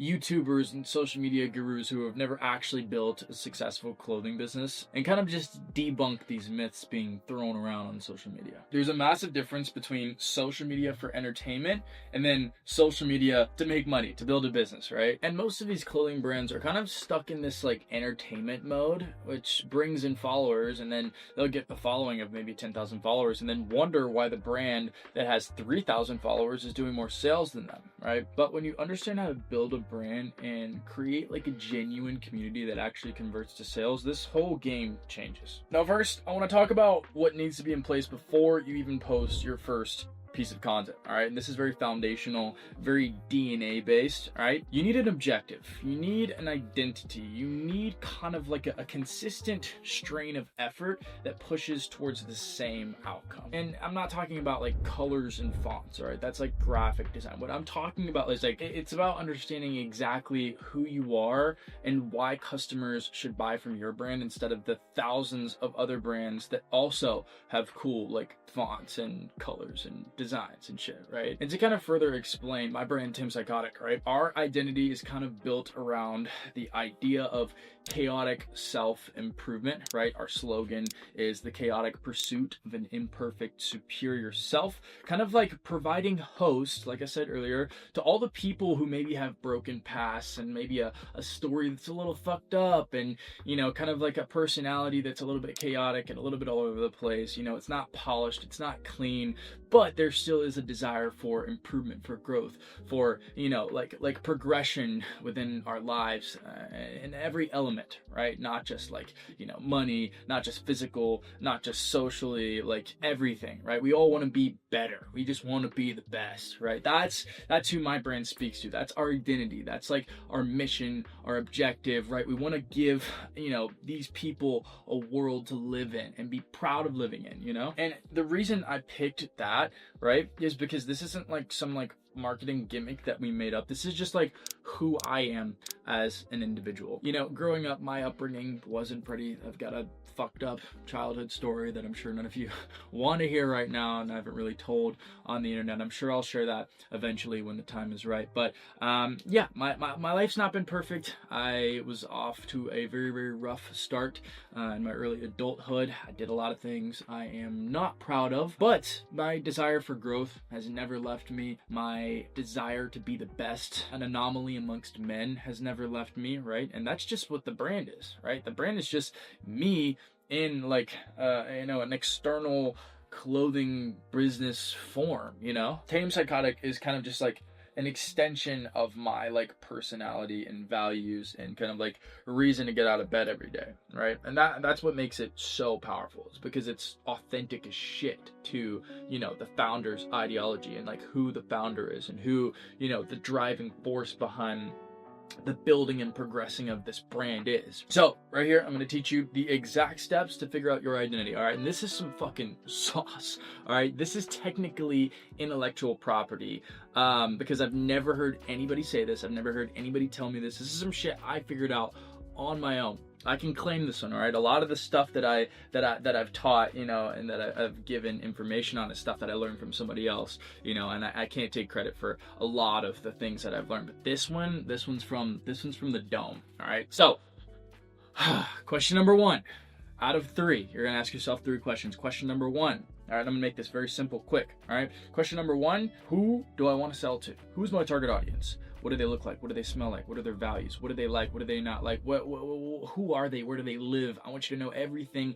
about that person. This is called your ideal customer profile, your ICP, right? The second question you're going to ask is, what products can I sell to those people? All right. What are they wearing? What are they buying? What are they spending their money on? What are they pointing at in the store and being like, yo, that's fire, right? Figure out that.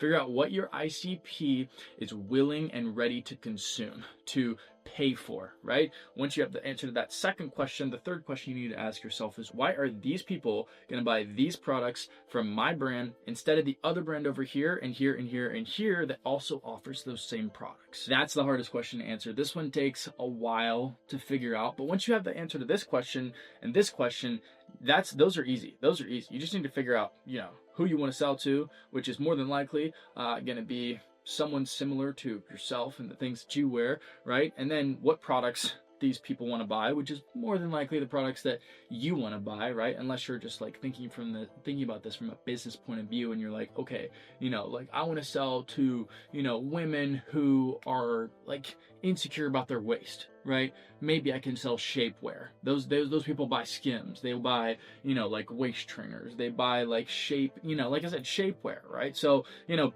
obviously that's just a random example, right? But more than likely, you're going to know those pretty quickly. You're going to figure those out pretty quickly, right? And then you just need to answer that third question, which that's going to provide you with a unique selling point, right? And I want to get into a little bit of how, you know, to figure out that answer, right? And I think a great trick to figuring out how to answer these questions is by figuring out who you want to serve and how you're going to serve that person, right? You need to point out all the people you feel maybe are underserved, right? Like maybe there's not a brand that serves their interest or their ideals or, you know, their needs very well. Look for that person and then figure out like, okay, if I'm going to serve these people, how can I best serve them, right? If I was in these people's shoes, like what would I want? What can you provide to these people that they don't already have readily available from another brand? All right, that question is going to take you really, really far in this whole development of identity. And I don't want you to think of this in like, oh, like I want to serve people who want to buy clothes.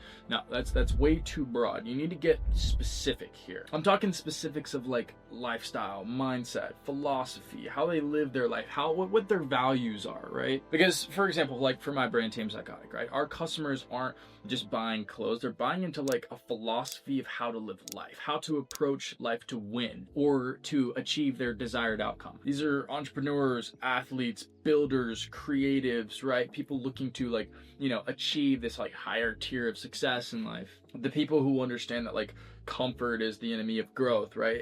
And the key here is hitting those people. And once you have this foundation like really locked in, you know exactly who you are, who you're speaking to, how you're going to speak to them, right? And now it's just making sure that every piece of content included in your social strategy like hits that person, right? And hits them hard. Every piece of content should like reinforce this identity. And think of it in like extremes. Like every post should make them think like, oh, this is for me, or oh, this definitely isn't for me, right? And that's how you build a brand that people are like really obsessed with, instead of just another brand that like has clothes available to buy, right? Which is nothing special. There's you've got Zara, H&M, you know, Lululemon, fucking Amazon for that shit. Now that we understand identity, the foundations, kind of the precursor for your social strategy, let's talk about a specific social strategy that actually works and converts, okay? So most clothing brands will post content in 3 different categories. 1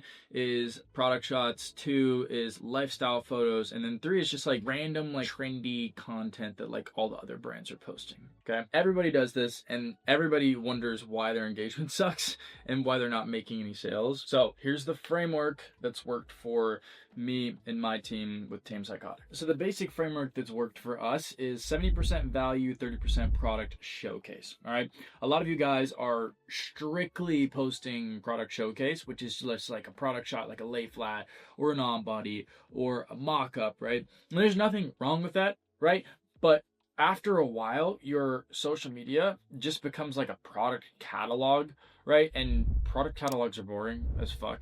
Right? Nobody wants to see another product catalog, especially because like you guys aren't making like, you know, super innovating, groundbreaking designs that change the trajectory of streetwear. You know what I'm saying? We're just making hoodies, t-shirts, you know, clothes, jeans, George shorts, fucking, you know what I'm saying? Like normal stuff, hats, you know what I mean? Nothing super special, which makes product catalogs pretty boring at the end of the day. So I propose that around 70% of the content that's posted on your social medias should be consistent of just like value that adds to your brand identity, right? That contributes, you know, narrative and character and just kind of juice to your brand and kind of what it means and what it's recognized for and the community that it serves. For us, that could be, you know, a short film that really speaks to our target customer. It could be, you know, a list of reference points that our customers would really like and really like, you know, resonate with as well, just like we do as a brand and as creatives. It could even be like, you know, like ideology or like mindset shit, you know what I'm saying? Stuff that like when people like go to our brand, they're like, okay, this is how they live. Like these are the things that they consume. This is their lifestyle. This is how they think. This is how they move. This is how they feel. This is how they communicate, right? This is the music that they listen to. This is the time period that they most resonate with, right? These things are all super, super, super important. So now let's cover the 4 major content pillars that we use to kind of carry out this strategy, okay? So pillar number 1 is kind of like building in public, which is kind of just documenting the journey of building the brand from the founder's point of view, from my point of view, right? I make videos all the time, you know, day X of building my clothing brand, or like this happened with my brand, here's what we're, you know, doing to fix it, or like we've got this going on this month, you know, here's what we're doing to get hyped for it, or like we just did this crazy thing and like here's how it went down. You know what I'm saying? Like showing the building process from the builder's point of view. That's huge for us, and that's attributed to a lot of new acquisition, a lot of new viewers, a lot of new customers, new followers, new people who are like engaged in the story, right? And if my story aligns with the brand story, it becomes a very powerful narrative mechanism that attaches, like I said, that lifestyle, that philosophy, ideology, way of life to the brand. I mean, my like day X of building my clothing brand series that I started last year and have been doing up until, you know, earlier this year has directly driven probably hundreds of thousands in sales, definitely contributed to like at least half our sales. And it's really just because people feel like they're like a part of the journey. They feel like they're a part of the cool thing that's being built, you know, and they want to support it. You know, they like what's being built. They want to see it grow. They like the creator, they like the builder, they like the project, they like the objective, you know, and they want to support it, right? So that's definitely going to be a great number 1 pillar. All right, pillar number 2, this is going to be educational content that kind of shows like the process, like how it's done, how it's achieved, right? Recently I did like I think it was a 6-part series breaking down basically just like from start to finish, like the development process, the marketing process, the posting process, the social strategy, the mechanical process of things. And that really brought like a lot of people into like, you know, interested in like, again, the inner workings and like the building of this business and this company and this community. And on average, these videos didn't perform as well in terms of views, but they brought in a lot of money. Actually, they brought in like $40,000 before we even opened our website on Dropped It. When we did our like early access launch, we did 40K before,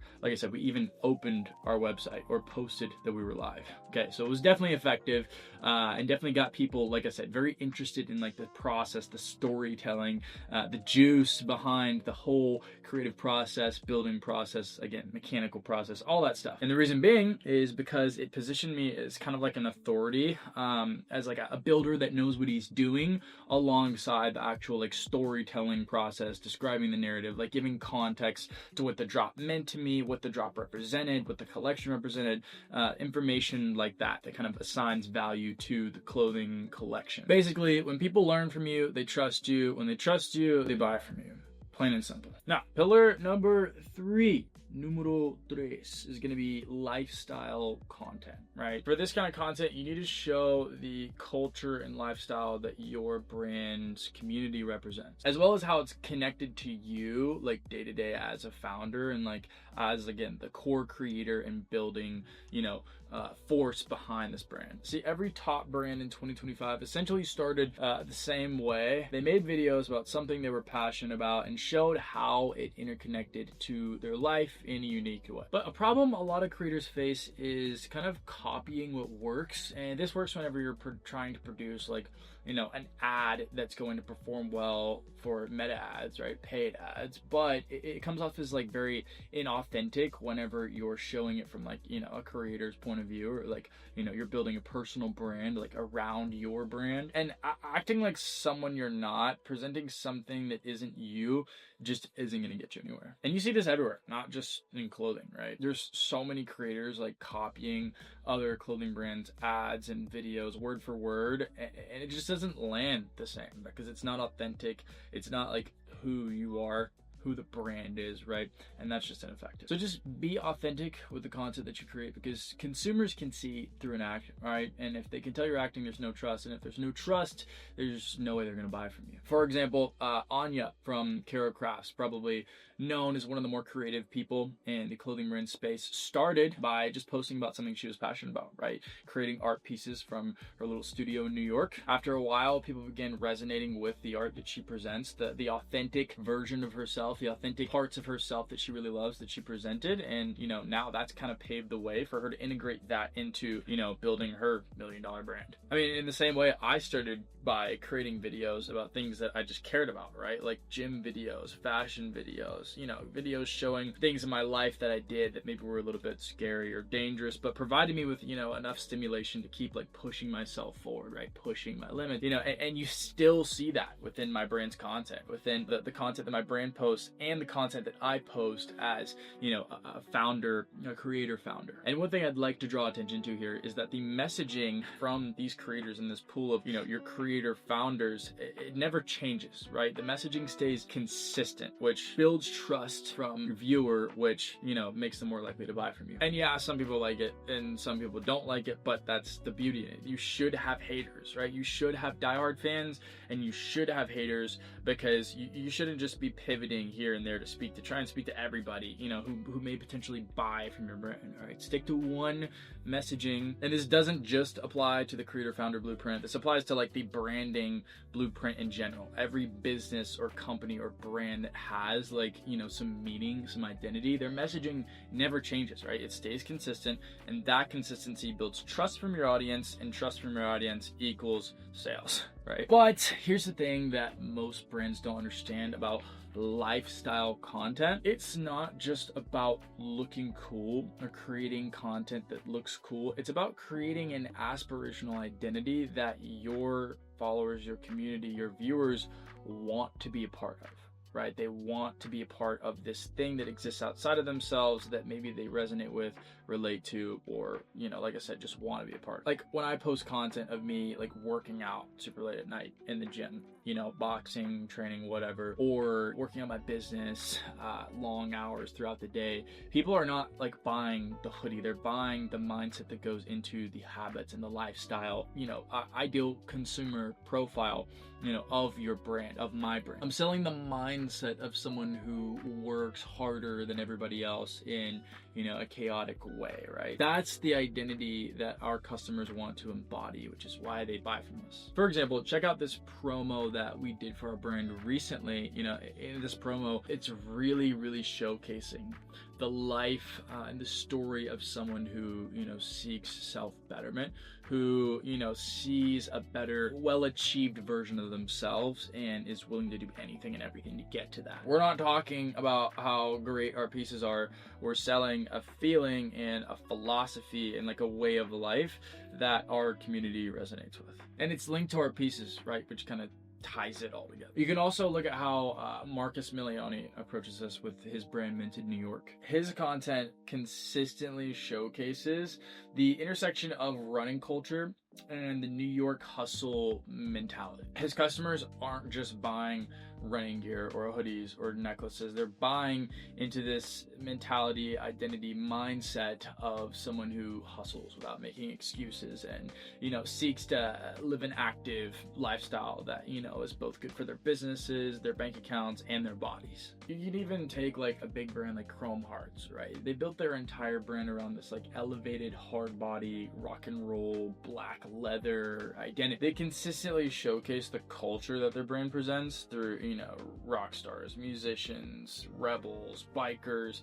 artists that wear their pieces, and it just kind of like naturally pieces together this like culture and feeling and environment that their customers really resonate with. The lifestyle sells the product, not the other way around, and that's the magic in it. The key here is authenticity though, all right? The lifestyle content needs to genuinely like represent who you are and who the brand is and who the creator is and the driving force behind the building of the brand, which is what I keep going back to. And it's just very simple like association marketing, right? When somebody sees you living the lifestyle they want to live while wearing your brand, right, they're just like emotionally drawn to it, right? They're not just buying clothes, they're buying access, opening the door to that identity. Now, pillar number 4 is going to be community content. And this is basically just going to be content that provides proof that your community exists, like for real, that it's there. You got to like feature your customers, right? Respond to comments, do pop-ups, do events, show,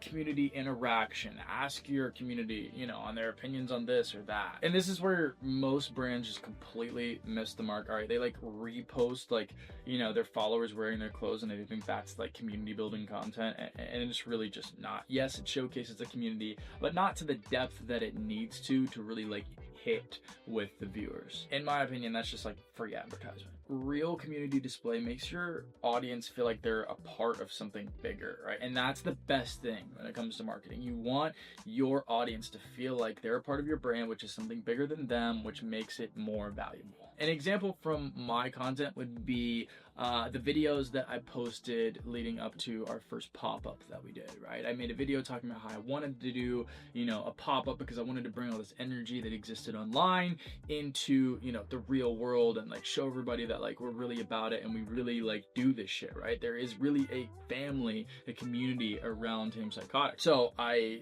prefaced it with a video saying I was going to do it, why I wanted to do it, then I executed it, and then I capped it off like showcasing exactly what we did, right? We did like a whole recap video. We showed kind of how everything went. We showed all the people that came. I made like motivational content about it, about how it was like always a dream of mine, something I wanted to do, and it finally happened, right? Like we really showed that our community is real. Another instance, we did a big short film project about 2 or 3 months ago, and we did a community casting for this, right, which allows our community to apply to be in the short film with us, and we showcased that as well and documented that as well, which again just showed that our community is real and it exists outside of just the internet and the numbers that people look at on a screen. And I didn't create this content to go viral. I created it to just showcase that like our community does exist and that it's fucking dope and that it's something that people should want to be a part of because it's fucking dope. And that's it right there. All right, the strongest brands are not just posting products, they're building movements, and movements require the audience to feel like they're not just passive consumers, they're active participants in making it happen. That's very, very important. And when your community content makes your customers see it and feel like, damn, like I want to be part of this story, like I want to be a character in this story, that's when you know you're doing it right. So focus on these 3 elements, all right? Story, values, exclusivity.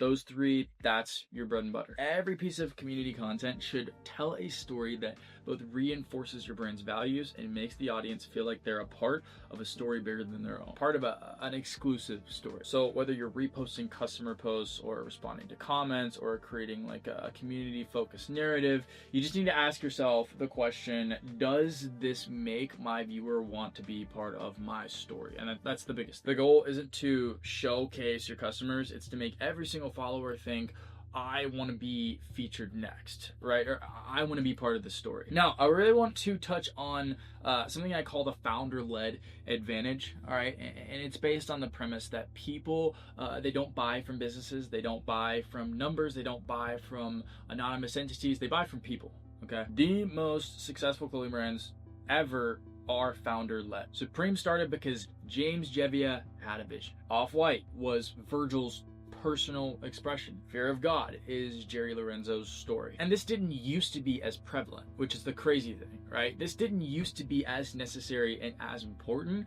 right? Because there weren't as many brands around. So like brands didn't need like so much focus on like, you know, being founder led, right? But in today's age, all right, this is imperative, and the most successful brands that will go, you know, come out of 2025 and permeate through 2030s will be founder led. I'm telling you right now, they will be founder led, and it's because they need to be. It's because people need trust. There's been so many scammy clothing brands and so many meaningless clothing brands pop up because people think it's a money glitch, right? That people need something more to trust. They need a face to thank. They need a face to blame. All right. Let that one sit in for a second. They need a face to thank and they need a face to blame. When you put yourself at the center of your brand, three things happen. Authenticity becomes your competitive advantage. Anyone can copy your designs, but they can't copy your story, your perspective, or your personality. All right. Number two, content creation becomes so much easier. Instead of trying to figure out what the brand would say, you just figure out what would you say? What's your perspective? What's your opinion? What's your personality? What's your values? What would your values say? And number three, your customer connection deepens. People aren't just buying your clothes, they're buying into your vision, into your journey. All right, these three things, that is huge. For Tame Psychotic, being founder-led means I am, you know, kind of like the visionary, the mastermind, whatever you want to call it, behind, you know, these stories, behind these collections. And when somebody buys from us, they're not buying from some faceless corporation funded by this guy and this guy and this guy on Wall Street, right? They're buying from Marshall Cruz, and they trust Marshall Cruz because Marshall Cruz is authentic, right? And they like Marshall Cruz and they resonate with how he lives his life and his philosophy, his ideology, right? And his brand more than likely presents something congruent, and that creates a level of loyalty that traditional marketing can never achieve. Now, moving on, let me go ahead and destroy some bullshit advice you've probably received. You need to post 5 to 7 second videos because that's what the algorithm wants. Shoot me in the fucking head. You need to post with trending sounds to get reach. Post 3 times a day or you're not gonna grow. Oh my god, shoot me in the head. All of this garbage, alright, and here's why. If you are creating content for an algorithm instead of your business goals, then you're doing more harm than good. You're fucking up, okay? My most successful videos are over a minute long, have no trending audio, and I don't post them every day, but I consistently post content that connects to my target audience and drives them towards becoming my customer eventually. Because, shocker, the algorithm doesn't buy your products, people buy your products. So focus on creating content that serves your ideal customer, not the algorithm. All right, the algorithm is not the master here. The people you're serving, that's who we want to please. And another quick gem, all right, consistency is more important than frequency. It is way better to post once a week with purpose and intent than to post 6 times a week with no purpose, intent, or direction. Okay, just for the sole purpose of posting 6 times a week. If you are consistent and you're intentional, the videos you're posting, the right followers will flood in. It just takes time and effort. And that brings me to the next problem, and that's going to be converting followers to customers. And this is where most brands screw up, all right? They build followings, but they can't sell clothes. And that means their social media acts as a glorified gallery rather than a machine that sells clothes. So if that's you, follow this system instead. Okay, let's lock in. All right, first, every piece of content that you post should have a purpose and objective beyond just getting views. Okay, and that starts with an email or SMS capture strategy. All right, use your social media to drive traffic to a landing page where you can capture an email or an SMS number. Right, for us, that's our password protection page that stays on our website unless we're having a drop. Okay, and all of our traffic is directed to our website where they're prompted to opt in to our email or SMS subscription system. And I'm gonna go ahead and tell you now, email or SMS subscribers convert 10 to 20 times as much as just a social media follower, because you now have an independent relationship with the person. That's number one. Number two, you've now established a prior point of compliance with your audience. If you can get them to do this little small thing, more than likely in the future, you can get them to do something a little bit bigger, aka buy from you. And number three, you've now streamlined your communication with that person. It is no longer up to the algorithm whether they see your attempt at communication with them. It's up to a software, all right? And softwares don't fuck up, not email softwares, okay? So you have a direct line of communication, which is huge, way bigger than you think. The second piece is implementing a product drop model, all right? Here's how it works. Instead of having our products on our website 24/7, like a lot of these bigger brands do, we use strategic scarcity to create limited drops. This creates urgency, it builds anticipation, and it turns these drops into like events that people like get excited about and like want to share and be a part of, right? And our drops sell out every single time because we've built a community that anticipates, they anticipate this event that happens, you know, once, twice a month, where they get the opportunity to all come together with all of the other members of our community and be a part of something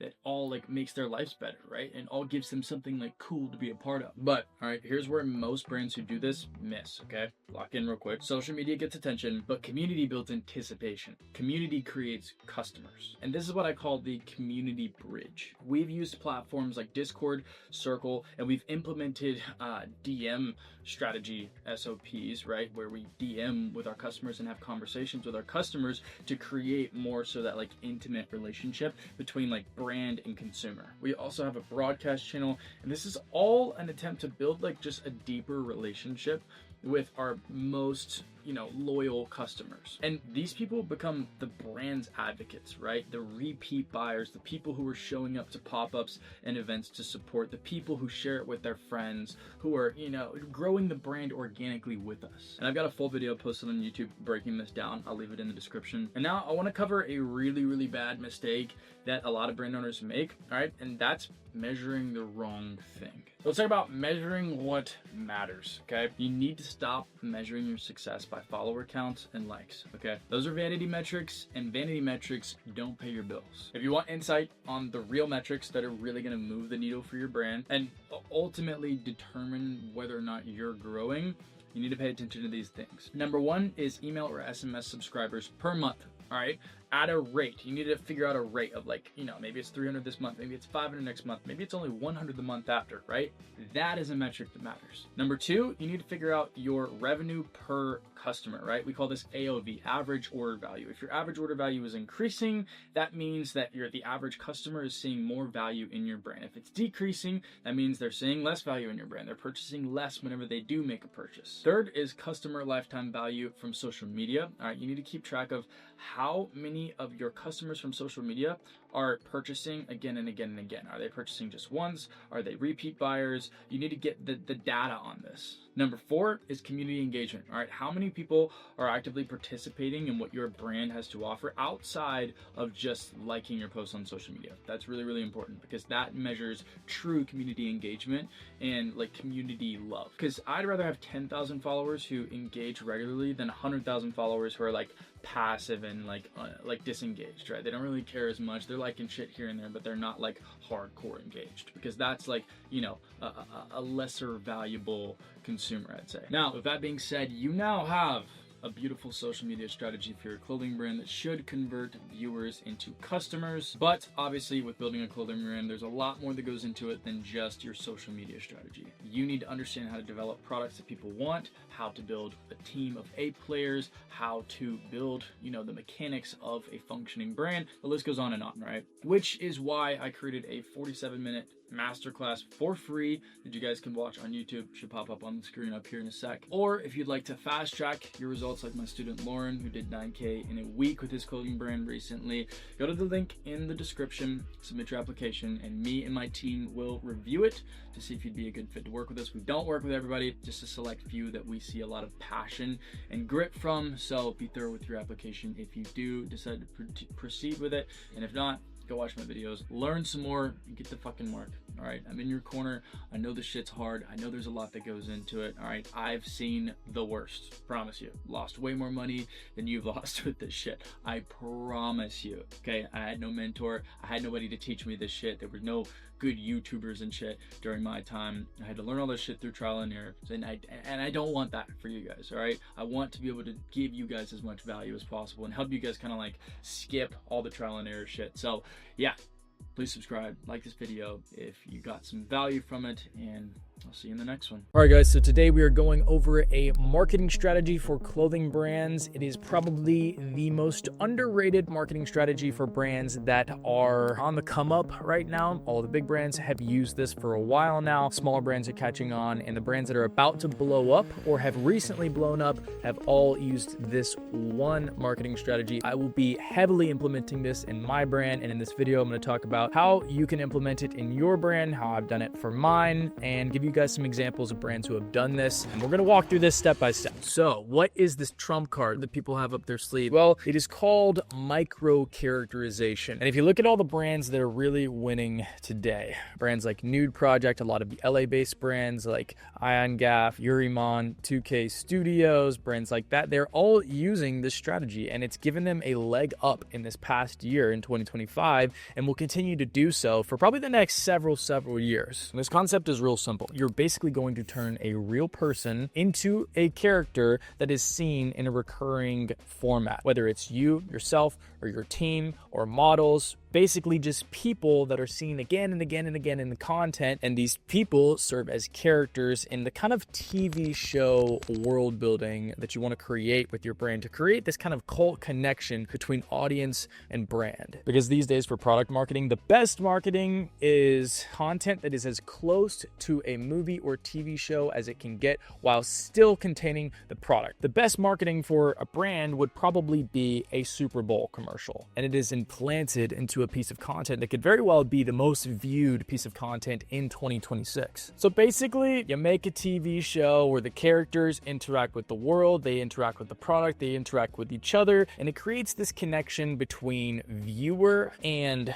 character within story that gives them kind of an emotional bond and kind of like allows them to find characters they relate with more or less. Similar to like the show The Office, right? If any of you guys have seen like kind of like a sitcom type show or a show like that where there are multiple characters and they're shown in their own element and their own characteristics and personalities are displayed, if you've watched any of that stuff, you know that over time you begin to like different characters more than others, and that could be due to relatability, it could be due to respect, it could be due to them just having more swag, right? Some dumb shit at the end of the day, but regardless, you are connecting with certain characters, and most people will begin to support those characters even outside of their role in the show. For example, the show Breaking Bad. Bryan Cranston stars in that show, and a lot of people who love Breaking Bad are just Bryan Cranston fans after that, and they'll go and they'll watch any movie and appreciate it because of that, even down to like TikTok memes. They'll like a Bryan Cranston meme and think it's funny just because they like Bryan Cranston, because they like his character in the show Breaking Bad. And the purpose within this marketing is not necessarily to model the clothes, but to more so tell a story that contains characters that people like, that they resonate with, and kind of build a world around the products for people to live in and people to consume. So before I get into what micro characterization is, you need to understand why the old way of doing things is just obsolete and doesn't work anymore. So basically, most brands are used to kind of like housing everything that their brand presents under one central entity, and that central entity is going to be the brand itself, right? Now, in the world of content, product showcase, marketing online with social media, there's only so many things that you can do to market your product and stand out from other people. So basically everything just gets redundant. We've all seen it before, and unless you're like a super high fashion brand that people follow simply for the art and the way the garment is made. Get one thing straight. Number one, you are not the big, huge fashion labels. None of us are. None of us have been around for 20, 30, 40, 50 years. All right. None of us have multi-million-dollar budgets. We are working with much less notoriety and eyeballs. So basically, we have only so much to work with, right? In terms of marketing tools.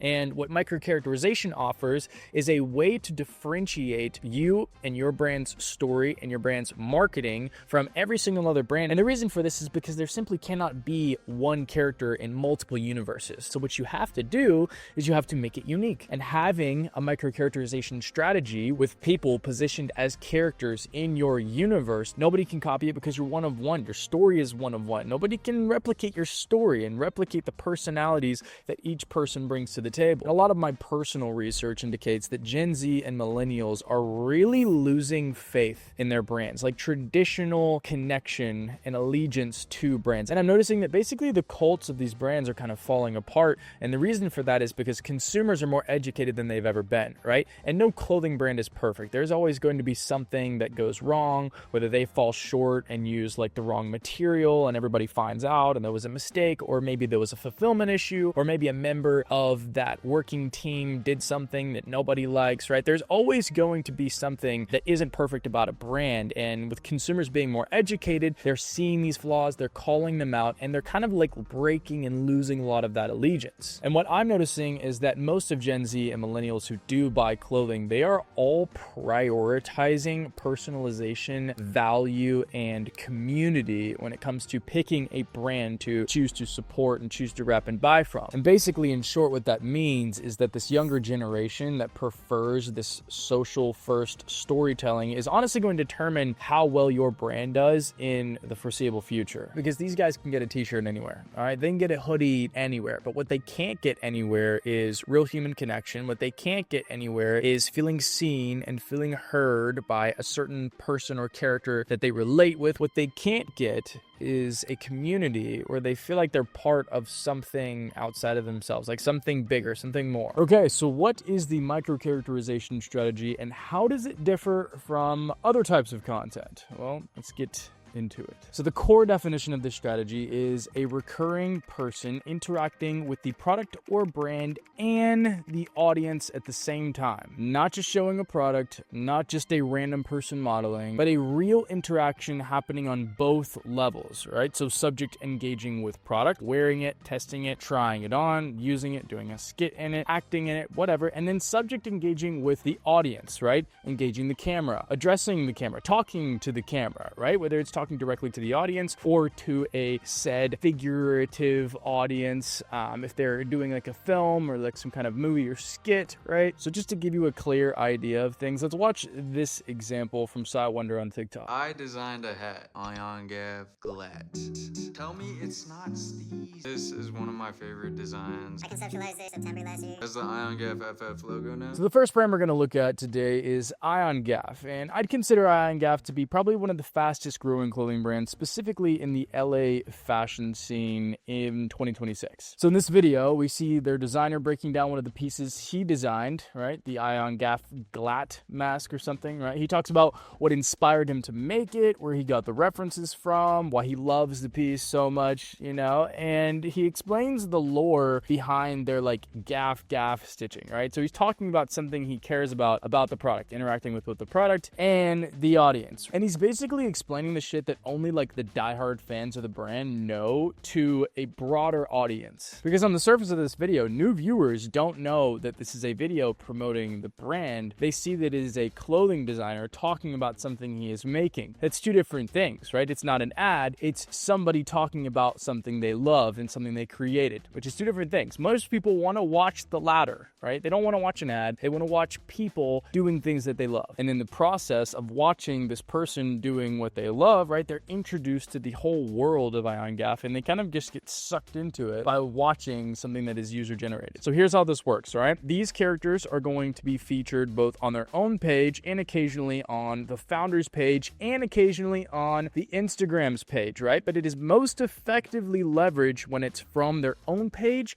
and it's from other people's pages that also have their own page that's independent from the brand. Almost like you're getting to see something that the brand followers don't get to to see. For newer brand owners that maybe have a following on their brand's page, but not on the individual's page, I'd encourage you to start a page for yourself and have your other characters start pages for themselves and kind of push to those pages from the brand's page. That is my current situation. And in a minute, I'm going to go down exactly how I am going to go about implementing micro characterization with my brand this year, like to the T, so that you guys can see it and then just copy it for yourself. Now, in the early stages of your brand, it's just going to be you, because it's hard to get other people involved, right? Probably won't have homies that are also putting work into the brand that you can really document. And that's exactly how it was for me. For the first 2 years of running my brand, it was pretty much just me and me documenting and me only, because I was really the only one running the brand, at least in front of the camera. Another example of somebody who's done this really well would be Marcus Milioni from Minted New York, or Caro from Caro Crafts, right? They're pretty much the sole face behind their brand, right? So basically, you guys have heard me talk about founder-led brand marketing, right? Well, micro-characterization is essentially just the next fucking level. It's taking founder-led marketing and then doubling down on it, like founders-led marketing. And the way that you kind of want to execute this is going to be by creating something called a content flywheel. And it's essentially where you create content systems that kind of interact with each other. So for example, brand founder makes a video talking about this new collection that he just shot, right? And then brand cinematographer makes a video talking about how late he was up at night editing the new video. And his followers are kind of connected to the brand because they see, oh shit, well, like I'm seeing the same BTS here. I'm seeing the same story here. I'm seeing the same faces here. This must be connected somehow. Let me get invested in what that other guy's doing. Let me go check out his page. And then once they go to his page, it's like, okay, they're both centralized by this one thing. They're both connected by this one thing, and that is the brand. And then they go to the brand, right? And if you can do this on multiple different accounts, right? So for me, maybe my designer, maybe my cinematographer, maybe my operations manager, right? We're all making videos talking about basically doing the same job, but different parts of that job. Essentially, we're all gonna drive traffic to the brand, and we're gonna build like this big fat fucking ecosystems with 4 points of acquisition, which is just like getting people's attention, pulling people into the world. And before they know it, they're kind of like watching this friend group or this business group interact, and it's entertaining, or it could be informative, it could be educational, it could be inspirational. And all of those things kind of pull people into the universe and suck them in and make them a part kind of what you're doing, right? Because they kind of want to be a part of that like group dynamic. They kind of want to be a part of like the friend group they see. So while we're on the topic of this content flywheel, I want to show you guys one of the brands that I believe is executing this probably better than anyone else. All right, we're going to take a look at K2 Studios, which is ran by Caleb Keller. All right, Caleb Keller was a content creator that I actually watched way back in the day before I even started posting on social media. And he would just post his outfits. He would post shit that he was wearing. He would post maybe a sample that he made, right? But the brand K2 Studios wasn't really like a thing. Yeah. And then I watched over time him build the brand, right? And most of the time when he was building the brand, it was kind of from his face. It started with him. Here's what I'm dropping for my brand. Kind of like what I've done for a long time now, right? But this year, this 2025 was different. This 2025, I started seeing videos from other people on TikTok talking about working with K2 Studios, right? And it started with this one guy, Elmo. Elmo is their graphic designer. He does a lot of like their tags, and he does a lot of projects for graphics on t-shirts and stuff like that, and flyers, graphics, whatever, right? And every single time that he does something for the brand, he makes a video about it. And he addresses being part of K2 Studios, right? He includes it in the hashtag of every single video so that when people look up K2 Studios, they see him. And basically, he makes a video and he kind of has like a little gag with each video, kind of like a gimmick, right? That alludes to the brand with every single video, right? His gag is, or his like gimmick thing is, my boss is a douche. And obviously, him saying his boss is a douche, right? He's like alluding to like a brand owner boss. He's doing work for a clothing brand. Okay, what brand is it? Let me watch the video. Oh, it's K2 Studios. Because a lot of it is him doing logos and shit. You know what I'm saying? So basically, all the employees will post videos like that. The designer does the same thing. And from his point of view, he doesn't show the graphic design. He more so shows the product development and the garment design, right? So doing samples, all these one-offs, doing handmades, DIY, showing all the cool shit, cool product, photography shots, stuff like that. And then before Black Friday of 2025, all of a sudden, I started seeing tons and tons of videos left and right, from this employee and that employee, and then Caleb, and then the brands page, and then all these different pages. And I'm like, how the fuck am I seeing all this shit? And then I followed one or two of them because I wanted to tap in and kind of get a little more of a visual on this. And then every single video I noticed it said reposted by, and then the other people would be the other people who run the brand. And that was when I was like, I got it. So I went to one of the profiles, I went to the reposts, and all the reposts are just K2 videos from other creators, not from themselves. From the brand's page, from Caleb's page, from the designer's page, from the graphic designer's page, and then from all these UGC creators' pages who were paid to make a video about them. Some of them weren't paid. I'm sure some of them did it for free, just for free product in exchange for the video, right? But regardless, there's tons of videos and they're circulating. And we're seeing it from this perspective and this perspective, and how the fuck are so many people involved in this brand? Let me get a closer look. That's what's going through everybody's head, right? So everybody gets a closer look. And if the product is good enough and the storytelling is good enough, the identity representation is good enough, the product showcase is good enough, the website, all of that, right? The framing to the product, then they're going to buy the product because it's a hype thing. And then proof is in the engagement of their posts. If you look at the engagement during Black Friday versus the engagement before Black Friday, you'll see a sharp increase, right? You go from like 2,000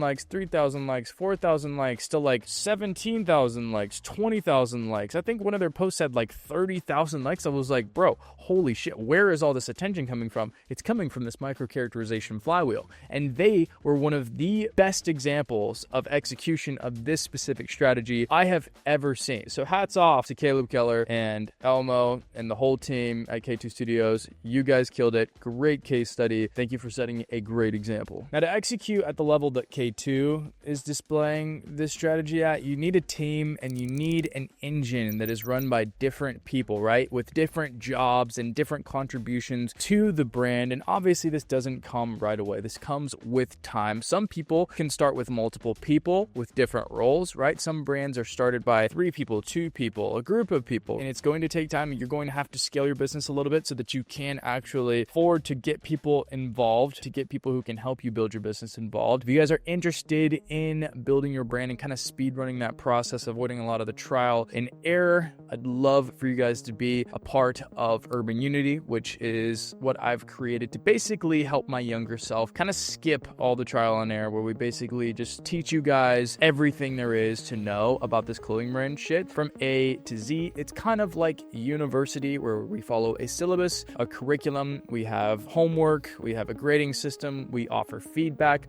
from high-level coaches. We have 5 group calls a week, 2 from myself, 1 from one of my mentors, and then 2 from 2 of my inspirations, OG, who got me into the business. It's honestly a really, really great community. Lots of immediate feedback. Would love to have you guys in there. If you are interested in that, the application is in the description of this video. Without further ado, let's get back to the video. Now, let's talk about how I personally am going to use this strategy to take my brand from $1 million to 10 million in the next few years. All right. So I currently have a 5-man core team. I've got 2 people who run kind of the front end, and then I've got 2 people who kind of run the back end, right? And then I am more so the driver. My brand kind of works like a 4-wheel drive car, where each wheel is putting in work. I'm steering the car. I'm applying gas when necessary, the brake when necessary. And my goal this year is to make a character out of every single one of those 4 other people, in addition to myself. So here's my strategy. We're going to start with 1, and I'm going to tell you guys exactly how I am going to implement this strategy with Caleb.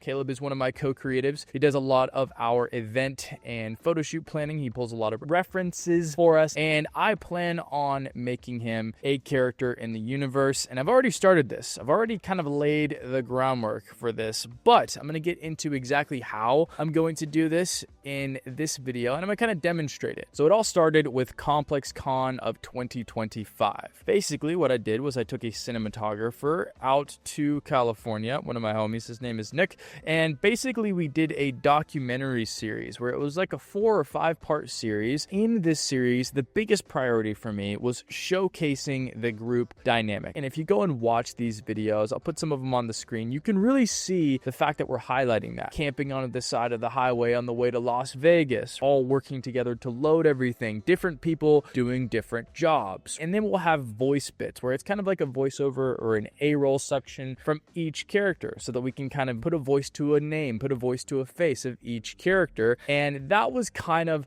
the start of everything. And what I noticed was that I enjoyed Caleb on camera the most. I feel like the audience enjoyed having Caleb on the most, and I feel like Caleb had the greater, more interesting contribution to the brand. So what I did was I started incorporating Caleb into the content on the brand's page that I would typically post. And this is going to be more the user-generated content, right? User interacting with product, interacting with audience, right? So something like a sample unboxing. So me and his first video was a sample unboxing, and he was a model for us for probably 5 or 6 months. So people saw his face over and over and over, and then they saw him in the documentary, and then they saw him in the sample unboxing, and then we did 1 or 2 more pieces of content with Caleb specifically, and now boom, all of a sudden people know who Caleb is, and people wondering, oh, who's Caleb, right? So now the next step is putting together a content strategy for Caleb so that he can begin creating this funnel to the brand from his own page. Okay, so the first step of this was basically going in ChatGPT and giving it a full rundown of everything that I know about Caleb, right?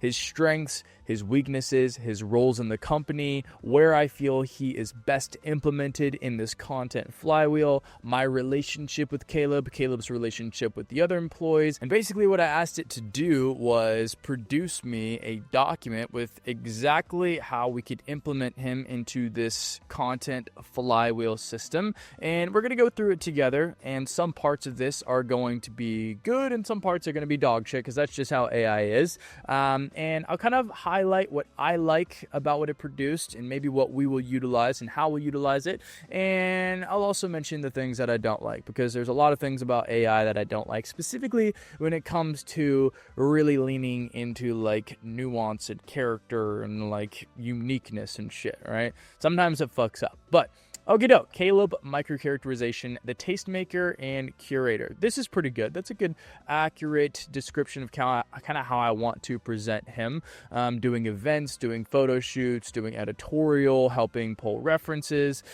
He's the person who finds references, sources the inspo, hunts vintage pieces, all things that he does. His over-consumer power translates to pop culture, film, vintage finds, obscure references. I would say that definitely is true. I did include in the breakdown that he was a very, very good consumer, which is why his taste is as refined as it is. Definitely could use work, and me and my other co-creative definitely help support that, but it is very good.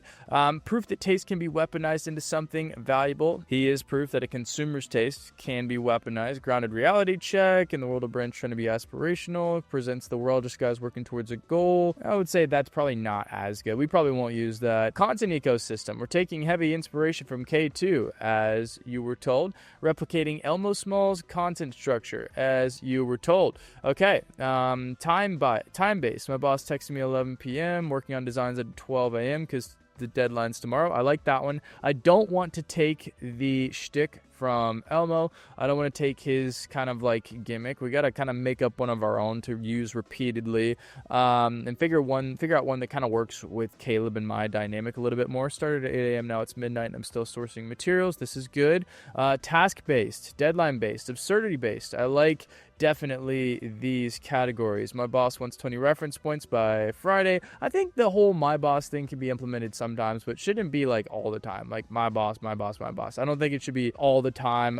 Boss called during the gym session. He's not really a gym guy. We could change that. I don't know. These are decent hooks though. A decent kind of direction for the hook. So I'm kind of liking that. How to use the gag in content.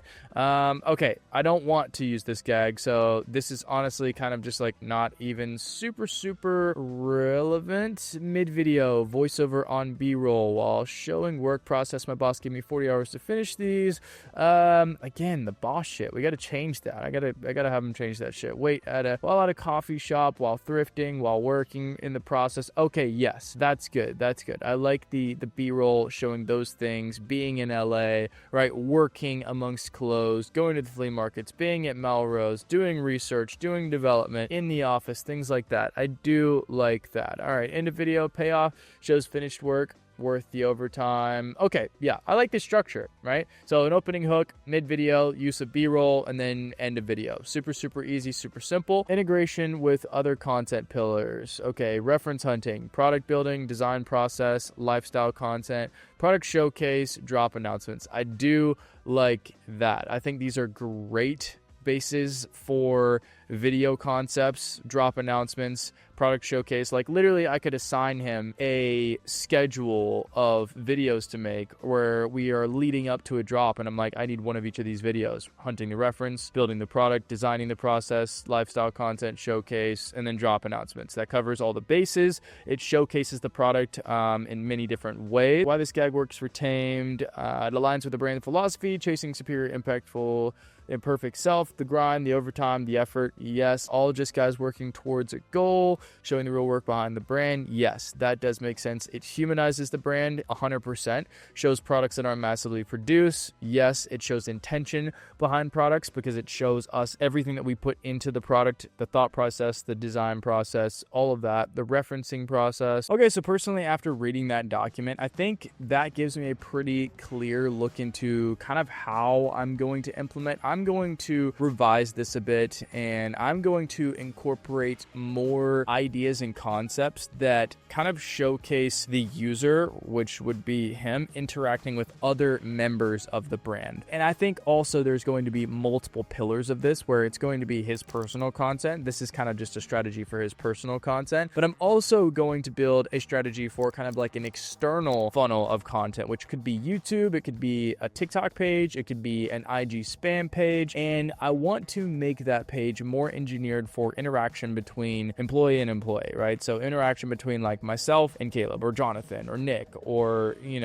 Connor or any of the guys, right? And I think that is going to be something I also want to sew into the personal branding element of each character themselves. Bunch of other great examples would be the owner of Broken Planet, the owner of Minted New York, the owner of Yurimon, the owner of Ion Gaff, the owner of UVU. Those 5 are pretty good examples to kind of get a first good peek at, to kind of understand what founder-led marketing looks like as far as an example. Then I'd encourage you guys to watch this video, which is basically just a masterclass on marketing, kind of like a free course for marketing. As always, I appreciate you guys showing up. I'm in your corner. I know this brand shit is difficult. I know it is not easy. My younger self would have loved to have a YouTuber like myself to watch, which is why I took it upon myself to begin making these videos. I appreciate you guys' support. If you guys have any requests for other videos that you want to make, just throw them in the comments and I will get to cooking. I'll see you in the next one. Now, in regards to the fashion industry, the most powerful thing that you can build is not a line that gets its own fashion show in Milan, right? The most powerful thing that you can build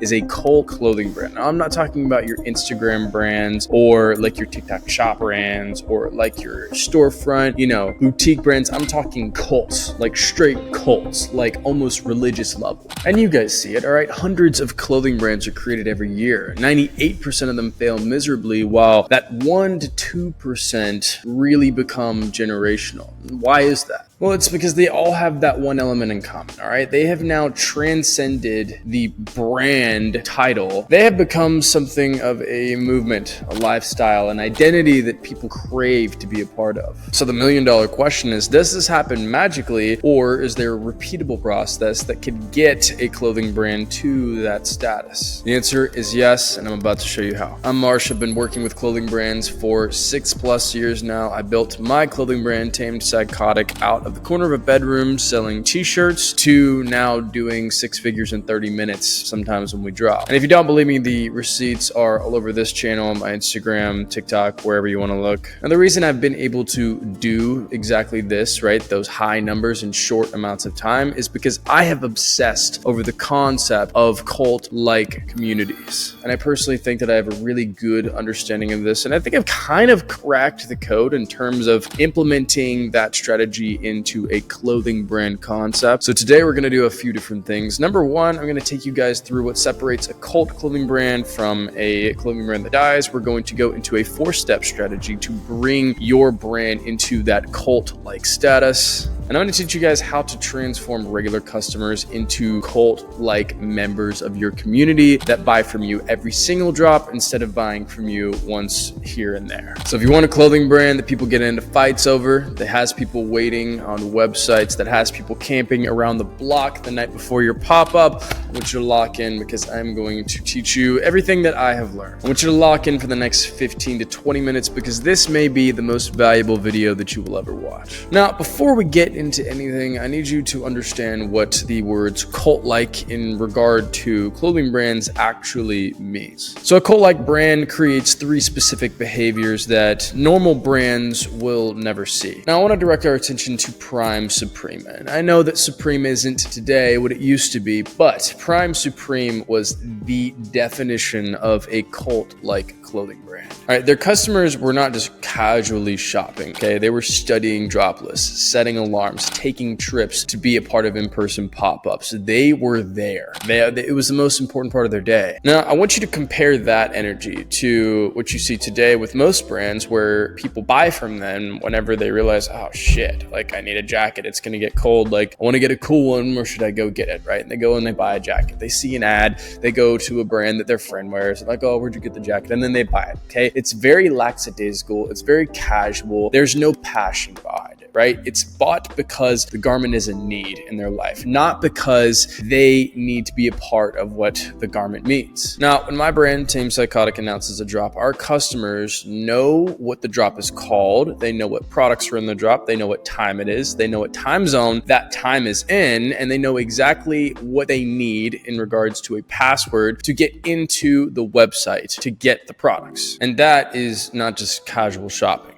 That's psychological fan behavior, all right? In the same way that I'm going and studying and doing research on when my favorite rock bands are going to be performing in a city near me, and I'm like scheduling when that is, like making time in my schedule, calling my friends, asking if they want to go with me, right? You can create the same effect for a business and a clothing brand specifically that has, you know, all the necessary components behind it to curate that fan cult energy. Now, I want to talk about this idea of casual consumption versus advocacy. These guys, they're just wearing the clothes, all right? But these guys, the guys advocating, they are evangelizing for your brand essentially. Regular customers, they're gonna wear your clothes, they're gonna take their mirror selfie, and maybe they'll post it once if they remember. They probably won't tag the brand or even mention it, to be honest. But cult customers, on the other hand, they're different, all right? They post, they're tagging the brand. These guys are taking a picture whenever they see the package on their front step. They're taking a picture whenever they open it up and lay it out and have a spread. They're taking a photo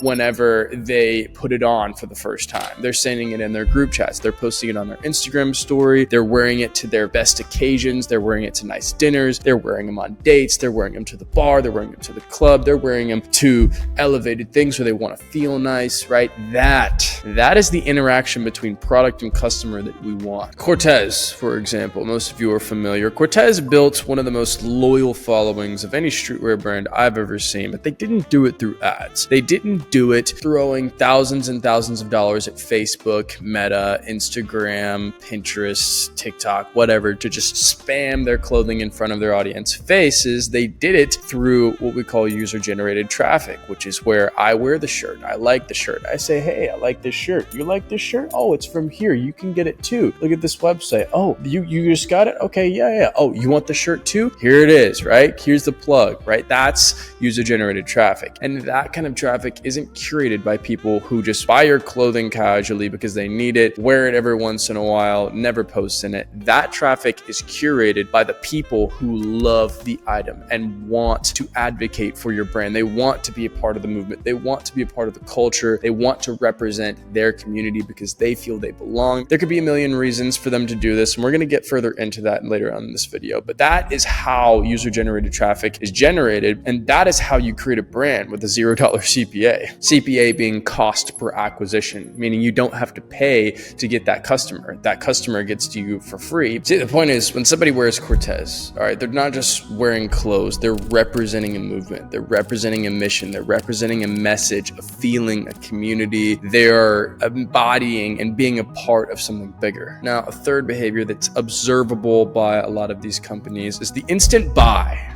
Right? There is no consideration. There is no shopping around for the same kind of item. There is no asking for discount. There is no looking online for coupons. All right. There's no waiting for a sale. They just buy it. Chrome Hearts. They drop an $800 hoodie. You think people are going and shopping around for, oh, let me see if I can get that hoodie for cheaper on this website or on this website, or maybe Amazon has it. No, they don't care. They don't look at the price twice. They look at the price. They say, oh, that's expensive. And then they buy it. All right. Why? Because they trust the vision of the brand. They trust the judgment of the brand. They trust the craftsmanship of the brand. They don't care about the price because they see the perceived value at the same level. And that perceived value is curated by the cult-like behavior of the customers of the brand, right? In the same instance with Tame Psychotic, one of our first truly successful items was the Maverick Denim, right? We did several versions of these, right? But there was one instance where the V1 Maverick Denim did 200 pairs in 4 minutes in early access, right? So before we even opened our website. And the reason for that, we sold them for $130, which honestly is not bad for jeans, all right? But for my community, all right, it was pretty good. And the reason they bought the jeans was not because they just needed that pair of jeans. It was because they knew that anything that we created would align with our vision, and they trusted our vision. They trusted our previous output. They trusted us after we had made lots of good items and after we had established a perfect identity aligned with them really, really, really well. Now, those are the three primary behaviors that are observable from these cult-like clothing brands. So now that you kind of have a better understanding of what a cult clothing brand is, let's talk about the fatal mistakes that most brands make that keep them from reaching that threshold, that level of cult-like interaction with their audience. Because that could easily be any one of your brands right now, all right? But there's a lot of mistakes that are really commonly made that trip people up, and I want to go over those right now so that you can be aware of them and avoid them in efforts to actually get to where you want to be. Now, mistake number one is having no overarching narrative. Your content is random, all right? It's a product shot here, a product shot here. You scroll on Instagram, you say, oh, well, this video did good for this brand, so I'm going to do it for mine. And this video did good for this brand, so I'm going to do it for mine, without consideration of whether or not that creative or that product or that picture or that photo or that video actually aligns with your brand's overarching narrative. See, you're going through the motions, right? But there's no through line. There's no common thread with every effort that you put into your marketing and your product development. See, Nike built their empire around the just do it, right? It's in every commercial, it's on every woven tag, it's on every hang tag, it's across the front of shirts, it's on the shorts, it's on the pants, it's everywhere, right? It's a consistent through line that's sewn into their products and their marketing. And the question that we all need to answer is, what is your through line, right? Like, what is your consistent thread? You need to figure that out. Now, mistake number two is having a weak or vague mission that nobody cares about, or not having a mission at all. And when I ask you, what is your mission? A majority of you would say to create the best clothing brand ever, or to make unique clothes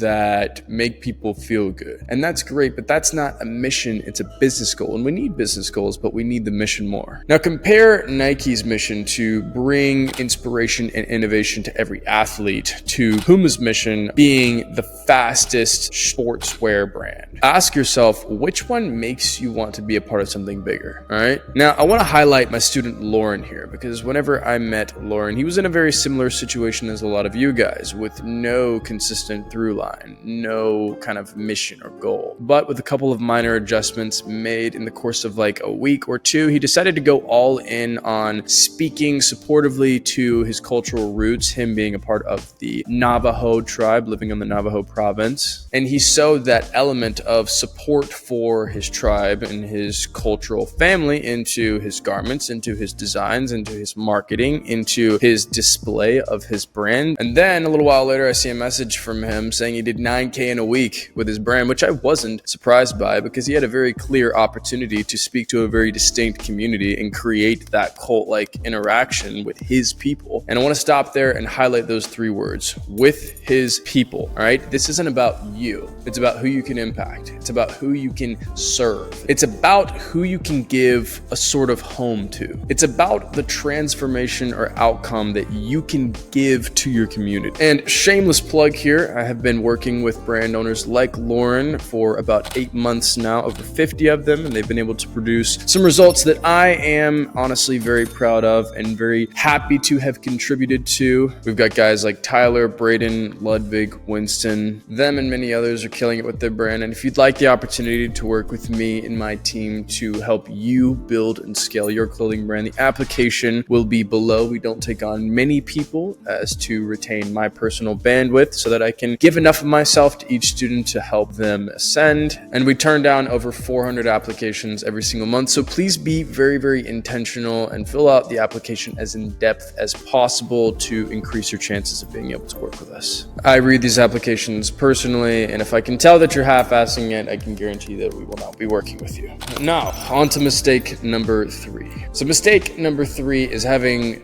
no clear enemy. And I know that may sound a little crazy, right? But cults couldn't exist without enemies. Think about every cult ever. There's always an enemy. Apple, for example, they built the Apple versus Android, the Mac versus PC, all right? There's always an enemy. Let's go back to Prime Supreme, all right? They built exclusivity versus mass consumption. Chrome Hearts built craftsmanship versus mass production. The point is, if you're not fighting against something, and if you don't stand for anything, then why should anybody care about you or your brand? And real quick, here's a tip on finding who your brand enemy actually is if you don't already understand it. I want you to list out everything that your brand is for, and then I want you to find the opposites of those things, right? And that is going to give you everything that your brand is against. For example, my brand is about being a badass, right? What's the opposite of being a badass? Being lazy, being a bum, being careless, being nonchalant, right? None of those things are badass. Therefore, that is the enemy. Now, let's talk about the 4-component cult blueprint. Now, without understanding anything that I just said to you, this blueprint will make absolutely no sense. So I hope that you took notes and paid attention before you're stepping into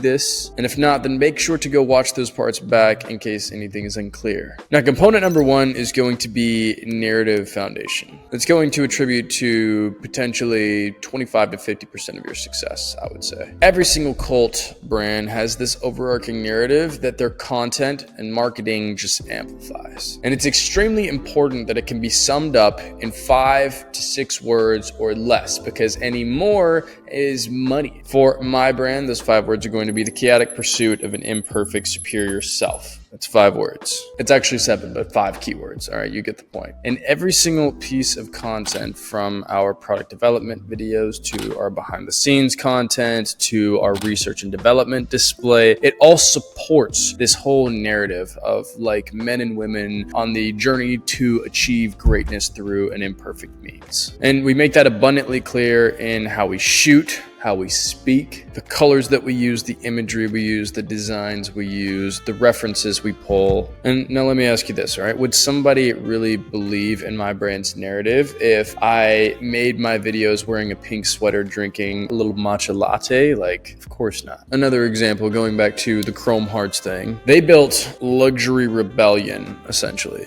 Every piece tells a story that could be both sophisticated and dangerous, premium and anti-establishment. So what I want you to do is I want you to pause this video real quick, and I want you to try and define your brand in 5, 6 words or less. And if you can't do that, then your narrative is not clear enough. Now, component number 2, you need a mission that unites people, essentially. Everyone who's built a community or a cult, in this instance, understands that in order to get people behind you supporting something, you need an element that makes all of the people behind you like-minded, all right? You need an overarching thing, idea, mission, goal that everybody shares and everybody has in common. Because again, this mission needs to be about them, not you. And real quick, this is a non-clothing example, but the principles still apply. Now, I'd encourage you to pay attention to the community building of not just the clothing brands that you see, but also the other businesses, because you can take those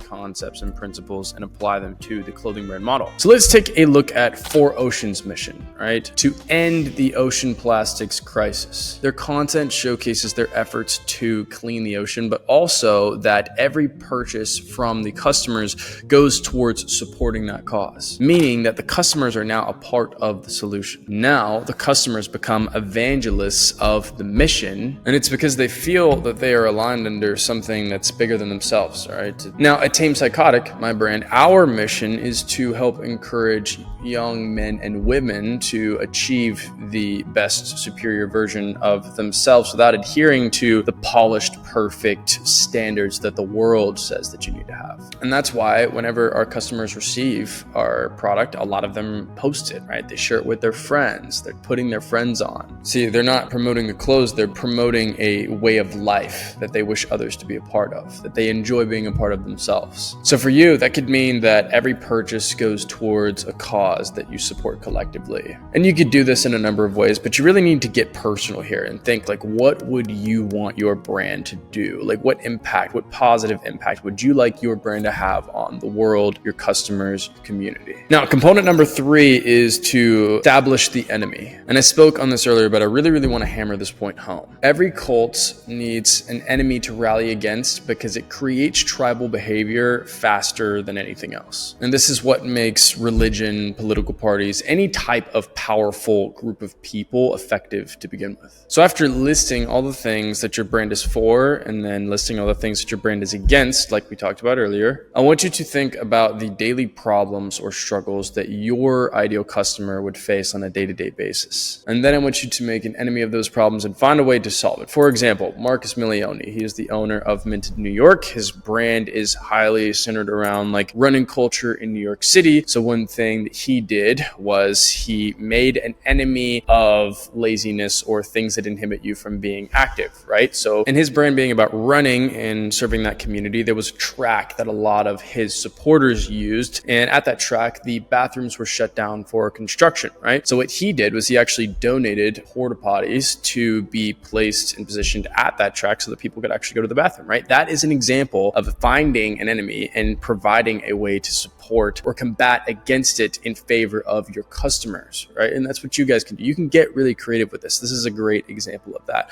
one that I really enjoyed and wanted to share. Now, component number 4 is going to be character-driven content. The best form of entertainment and storytelling of our time is going to be TV shows, movies, films, things with a main character and supporting characters and bystanders, right? And then they have viewers and fans, right? The main character is usually the founder, for example, me for Tame Psychotic. The supporting characters are going to be your team members, the people helping you, whether that's your models, your photographers, your business partners, whatever. And then you can implement like guest stars, which is collaborators, influencers, and each character serves its own purpose. A brand that does this very well is Deschutes. Their brand's lore is like entirely built off of skits. But each video is narrated from the same voice, and each character in these skits is recurring, all right? You see them again and again and again. And what makes this approach special is that each character is a member of their team that's involved in the building of the brand. So when someone consumes their content, they're able to kind of attach themselves to every single component of the brand. And think about it, all right? If they hired bad actors, like most companies do for commercials and stuff, and people saw bad actors, maybe they would find, you know, some novelty and entertainment in the skit itself, but they wouldn't become attached to the characters. They wouldn't become attached to the lore, you know? But because the people who are building the brand are involved in the content, it shows how much they actually care to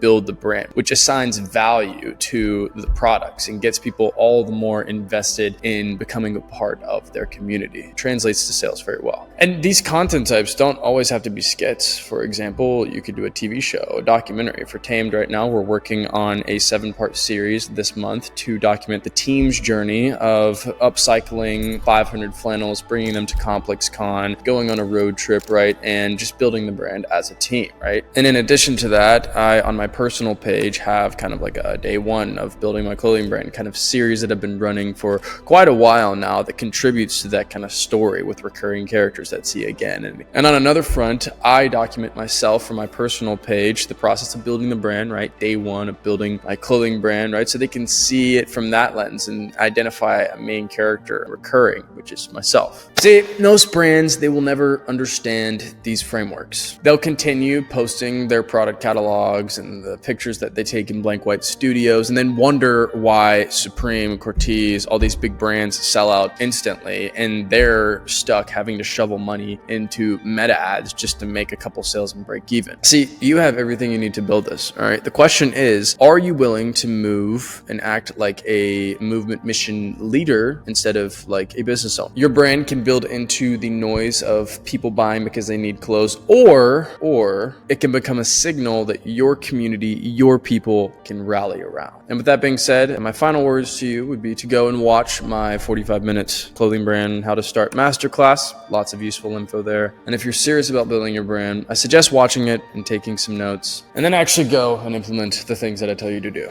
All right, I'm in your corner. I'm here to see you win. I know this shit's tough. It's hard to learn. It's hard to navigate, but that's why I make these videos. So if you like these videos, please like, comment, subscribe, do whatever you can to support the videos. And if you have any ideas or questions for future videos, then feel free to put them in the comments. I'll look at them, go over them with my team and see what we can do for you. For now, bye, and I will see you in the next one. Why do you think your brand popped off, I guess? Because it's sick.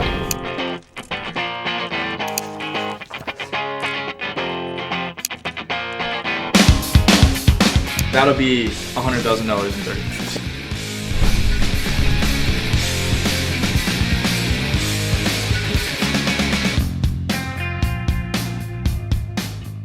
All right, guys, there are over 1 million clothing brands created every single year. 98% of them fail miserably.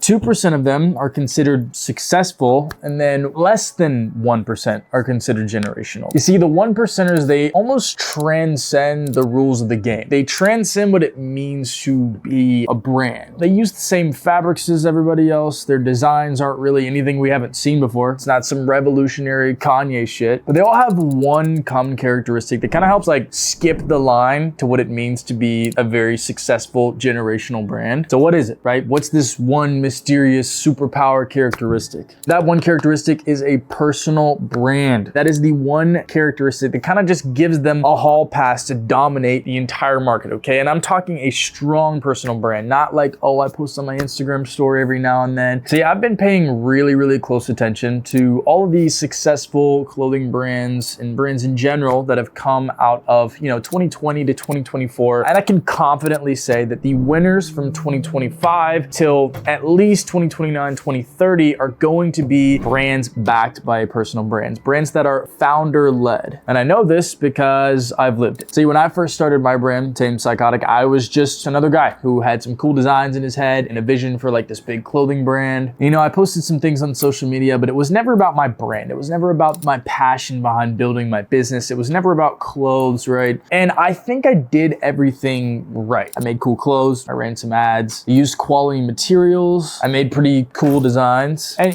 things were going okay. We were making a little bit of money, but things didn't really explode until I started incorporating my personal brand into the development of the brand, right? I started documenting the journey of building the business, right? The process of building it and sharing the steps and, the journey with the audience that I had. We went from like 15, 20K months to, 100, 200K months in just a matter of a year. Actually less than a year, probably 8 months. See, because people aren't just buying clothes anymore, right? They're buying into the story, my vision, the community around the brand. It's much more than just a shirt on their back, right? And this leaves you with one question. How the fuck do you do it? Well, in this video, I'm going to kind of pull back the curtains for you guys and share how building a personal brand behind your physical brand has kind of changed the game for me, as well as a lot of other top brand owners in the clothing brand space, and will not just produce a successful clothing brand, but will give your brand the ability to stand the test of time and really become generational. It all starts with laying the foundation. So before you start posting, you need to kind of determine who your content is for. This is called your ICP, right? Your ideal customer profile. And here's how most people tell you to find it. Number one, list out who your ideal viewer is, right? How old are they? What do they look like? What do they sound like? Are they a boy? Are they a girl? What are their interests, right? And most people do this wrong because they have no clue where to get their information from. Well, here's the answer right here. Every brand owner's ICP is just going to be an extension of themselves. I'll use myself as an example, right? The ideal customer profile for my brand, Tame Psychotic, is going to be a young man like myself, probably living in America, who appreciates the chaotic pursuit of a superior self, right? A more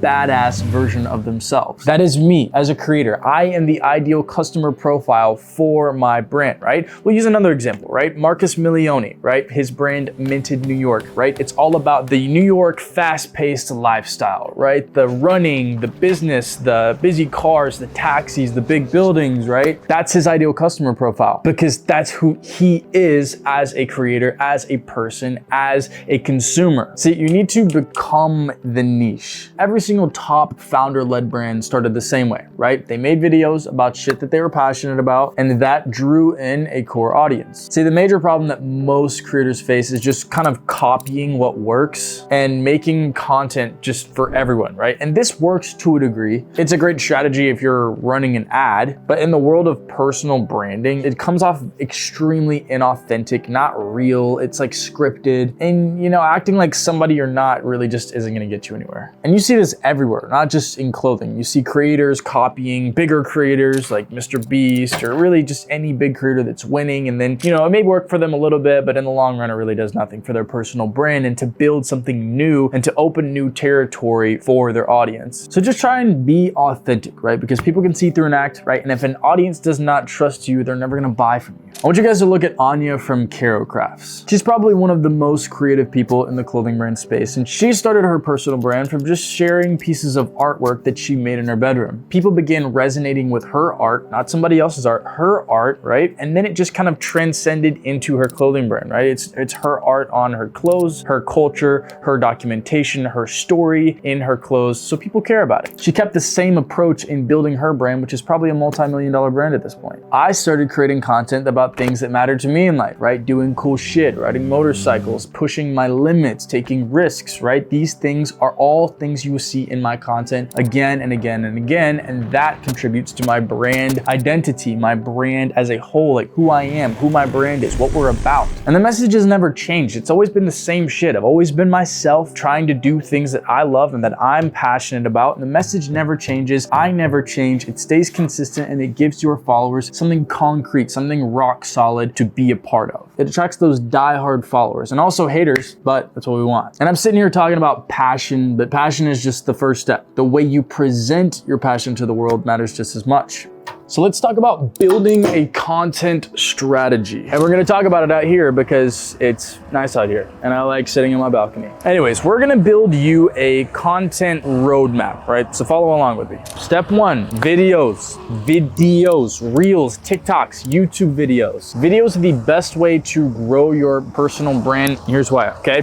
First, reels on Instagram are pushed out to at least twice as many people as like carousel posts, photo dumps, shit like that, right? That's new followers. That's people who haven't seen your content, right? Number two, a video gives your viewer so much more information about who you are, especially if you're talking in this video, because you are now a person. You're no longer a picture of a person. You're a person that is talking to them. And maybe it's not in real life or like on FaceTime, but it's almost as good. It's me talking to you, not just showing you a picture of myself, right? That doesn't give you much information about who I am. Me talking to you, telling you about myself, about what I'm passionate about what I like to do, about what I'm doing next week, about what I'm gonna go do at this dinner that I'm gonna go to here in a few minutes, right? That's me telling you who I am, why you should like me, why you should support me, right? These are important things to remember whenever you're making content, because that's what's going to win people over and make people like you as a person, as a creator. And also, it's way easier to document document the process of building something, whether it's a business or a community or a page or whatever it is, in video format, right? Because I can talk about what I'm doing, my mission, my struggles, my pain points, what I'm excited about, my wins, my losses. I can share all that because I'm talking to a person, right? So there's lots of different types of content you can make. You can make little edits with little,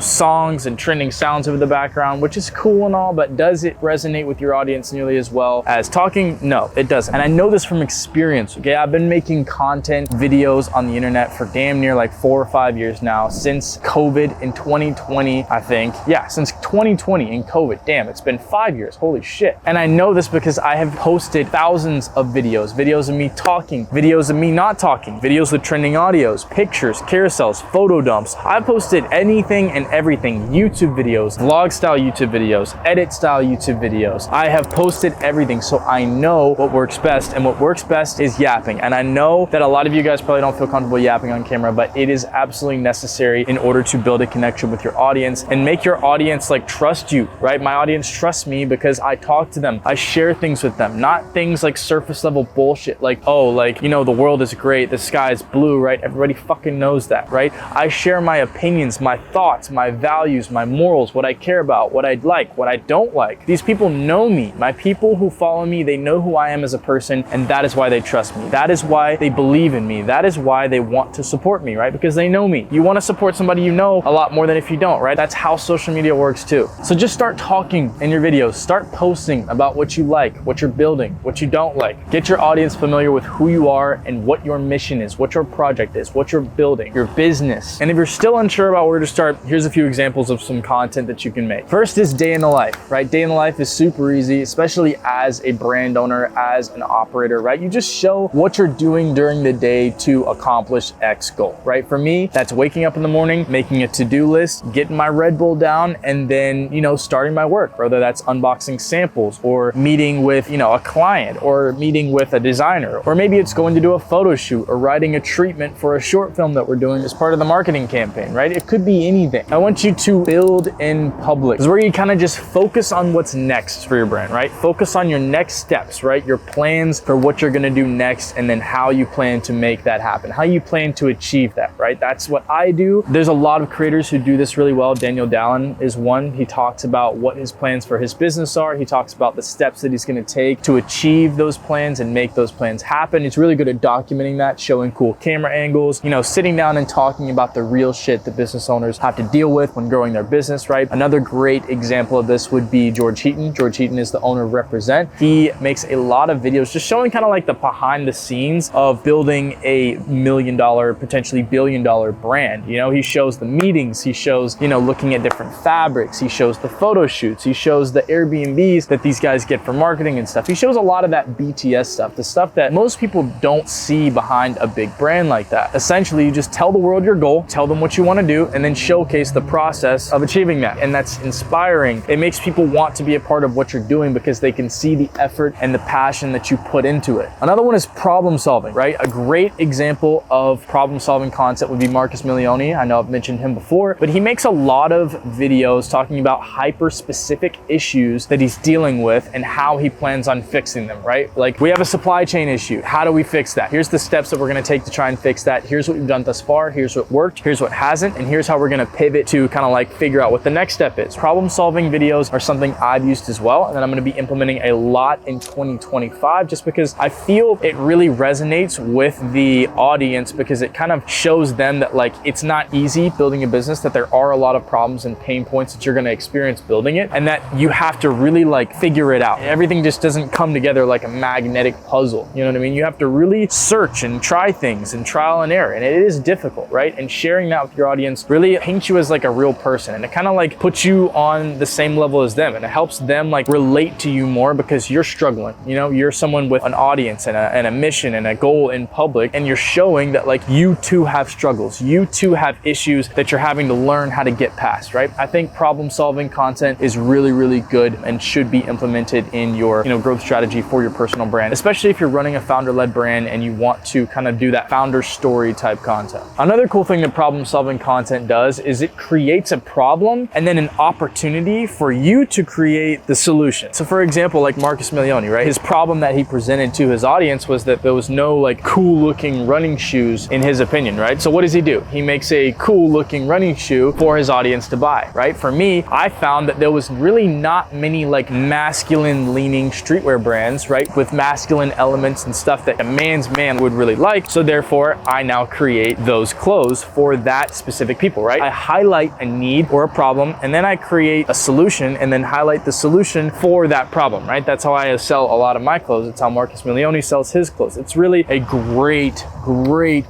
content strategy to use when doing founder story content. Another really good one is storytelling content, right? I love telling stories with my content. I love listening to stories. I love watching movies and shows and just seeing a story unravel before me. Stories are the oldest form of entertainment. Whenever they had cavemen and they didn't have TVs, they didn't have video games, they didn't have puzzles and shit, they had stories, right? They'd sit down and tell each other stories. That is the oldest and most pure form of entertainment, in my opinion. And I really love just telling stories from my life, right? In the beginning of 2024, I started making these get ready with me videos, right? And every single video, I wouldn't say anything about the clothes. I would talk very little about the clothes. Instead, I would tell stories from my life, right? Experiences that I had with girls or with my friends or with, you know, like just people in general or things in general in my life that I thought would be interesting and good stories to tell to my audience. And people like that. People resonate with that. And it also, again, familiarizes your audience with you and who you are, what your life looks like, what you care about, what you like, what you don't like, right? This is important. And not only do I tell stories with my personal brand, I also tell stories with my actual clothing brand, right? I make short films, kind of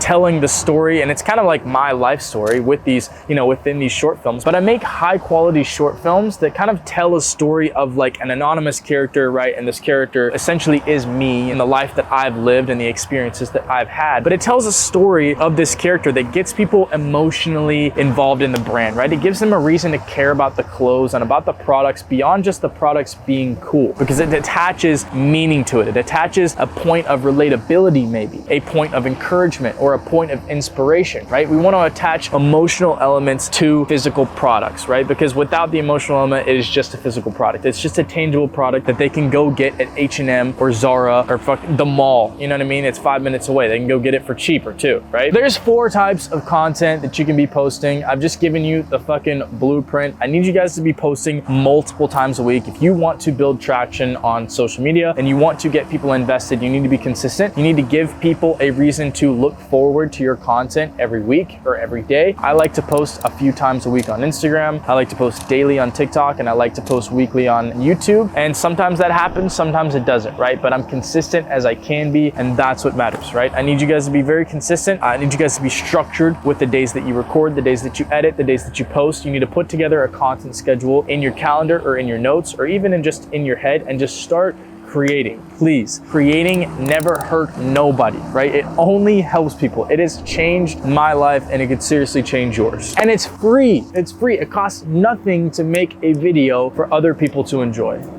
And you know, I'm not gonna end this video telling you to like and subscribe, just like every other YouTube video does. Instead, I wanna leave you with this one final thought. Your personal brand isn't just a marketing tool. It is the foundation of your entire business. What I've given you today isn't just a cookie cutter blueprint for any business, okay? Because that doesn't exist. See, the real power comes whenever you let your personal brand just be what it is, a reflection, a projection of you. That is how I built the life that I live. That is how I make the money that I've made. That is how I've built the community of what, like 1 million people at this point that I've built. Not by following some rigid blueprint, but just by letting the brand kind of evolve naturally alongside myself. And right now I'm working with a very small group of brand owners who get this, who understand that building a 1% clothing brand isn't just about copying what works, copying other people. And if that's something that resonates with you and you want a little bit of help implementing everything that we covered today, as well as all of the other components that go into building a 1% brand, then tap the link in the description of this video. I'll be taking on a handful, just a few of new students and working with you guys to build the personal brand of your dreams. The personal brand that's going to take your brand to the next level and make you a 1%er. No bullshit, just real advice and real strategies backed by someone who's actually done it. And with that being said, get to work, get in front of a camera, and I'll see you in the next one. If I put this candle in an all-white gallery space, it looks like a piece of art.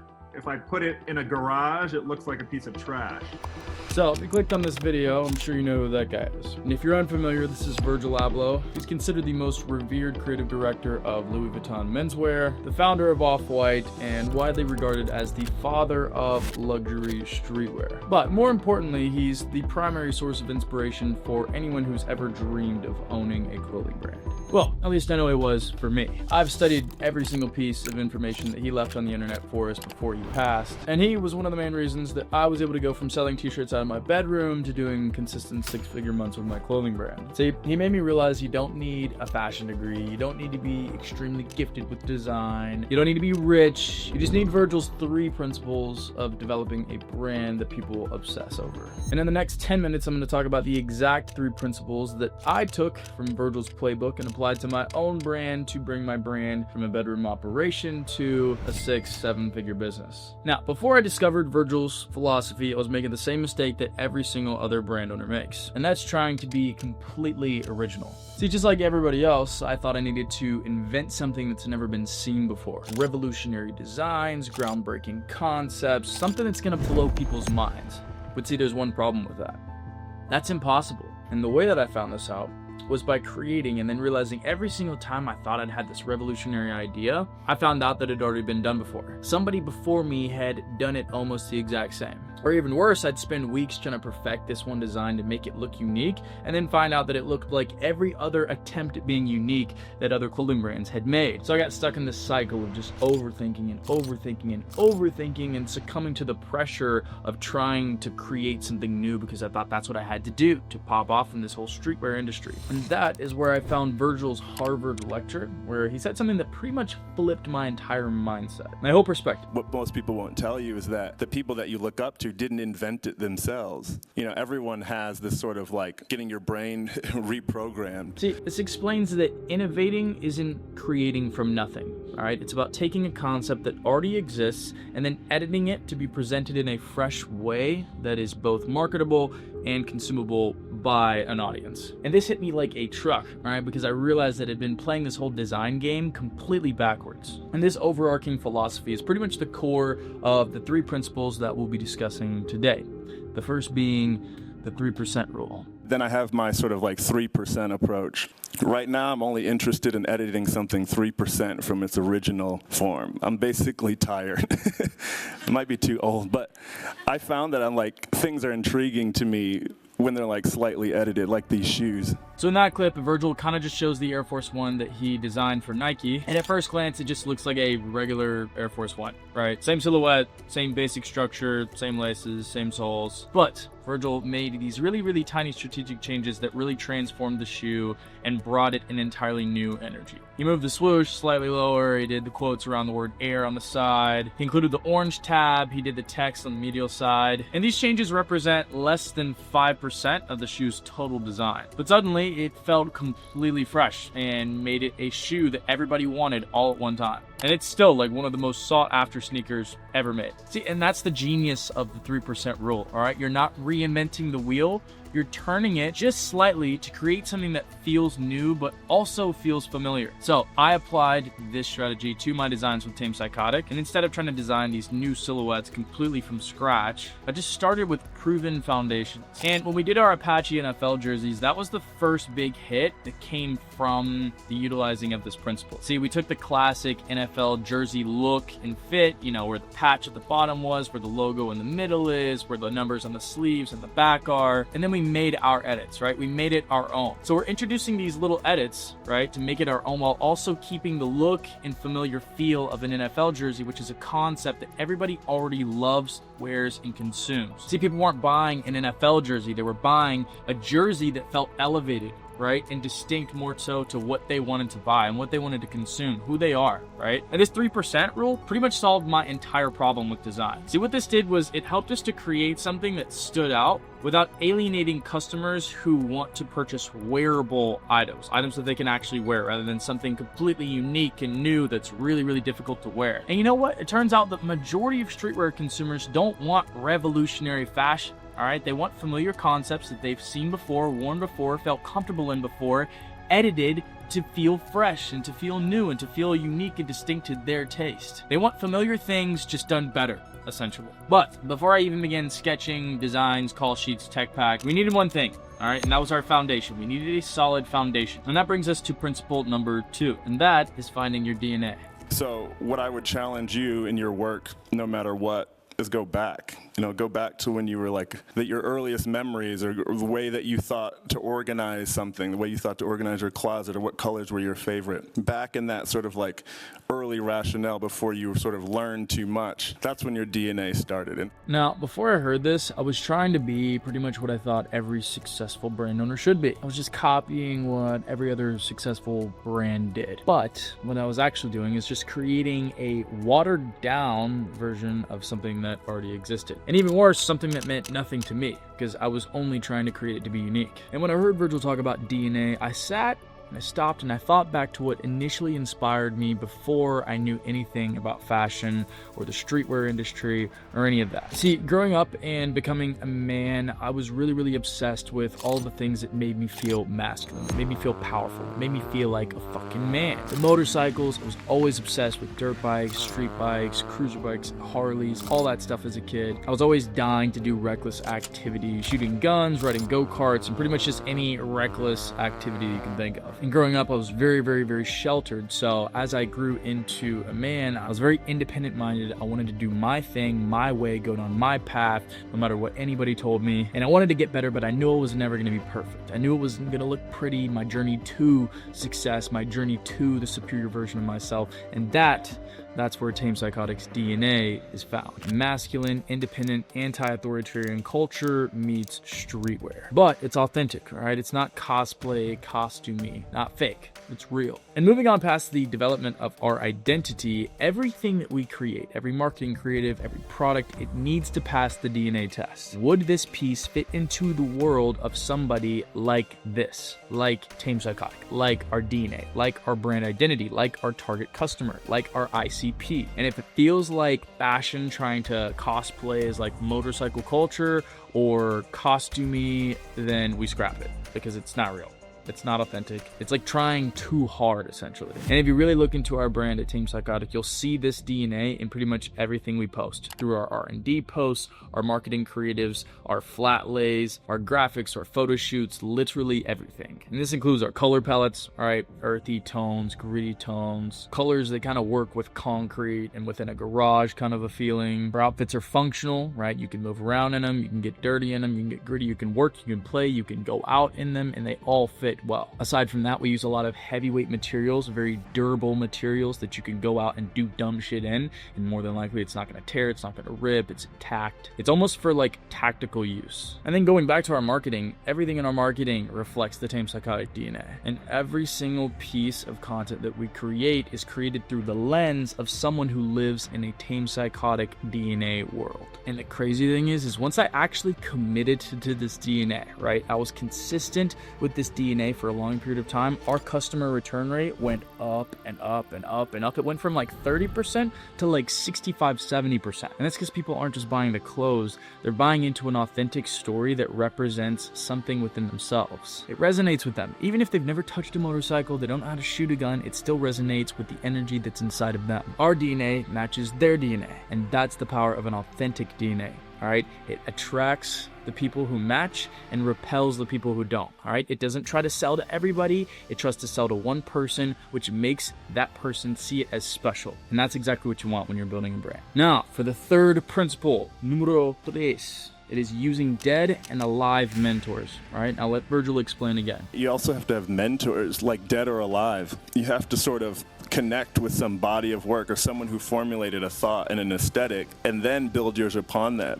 Now, instead of trying to create from nothing, you study the masters, and then you build on their foundation. And for Tame Psychotic, I identified 3 main mentorship concepts, right? 3 main references that I felt resonated with the Tame Psychotic energy, the Tame Psychotic DNA. The first was Chrome Hearts, all right? We all love Chrome Hearts, but what I loved was their approach to mixing luxury with rebellious culture. See, these guys proved that you could create premium products that reference the motorcycle rock and roll world without being cheesy. It's awesome. It's beautiful. And we've really adopted that concept into the development of our designs, our clothing, our marketing for our brand. Number 2, the second would be early Supreme, right? And not the hype Supreme that you see today. I'm talking the original skateboard shack that understood the importance of community and authenticity before this became a whole reselling battle. And number 3, we've got good old rock and roll tour merch from like the 80s, 90s, early 2000s. They really understood how to create a really good graphic that kind of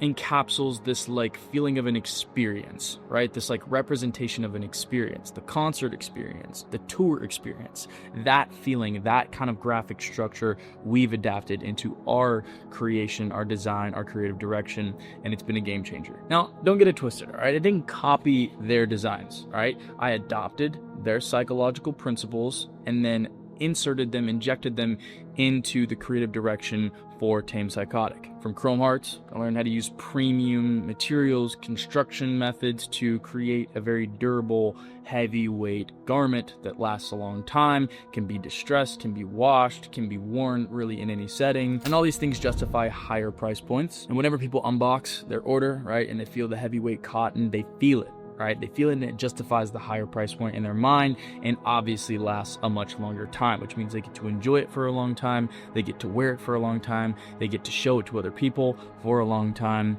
It's just a win-win. Now, from Supreme, I learned the power of building genuine community. We focus on serving a very specific, I feel, underserved community with our garments, with our designs. We attach stories to each and every product. We create products for the customer, for our community, rather than focusing on what's easy to make and easy to sell. I actually made a video on this. It's on YouTube, and I highly suggest you watch it after this one. It's a banger. But regardless, this approach gave me kind of a shortcut to professional, high-level creative direction, and that's taken my brand to the next level. Because instead of taking years to trial and error and learn all these mistakes, I could learn from people who have already lived them, already developed an idea or a concept that works. They've already solved the problems that I was facing. And because of this, our products just felt immediately more professional, more real, more authentic, more aligned with what they wanted to see, what they wanted to wear. And our customers could really sense the difference, even if they couldn't really explain or articulate why. Alrighty, and with that, those are the 3 principles from Virgil Abloh that helped me to build my clothing brand. I really had a lot of fun with this video doing the researching and development, and I hope that my delivery reflects that. If you're a new brand owner or you've tried many times and failed with your clothing brand, please take these 3 concepts,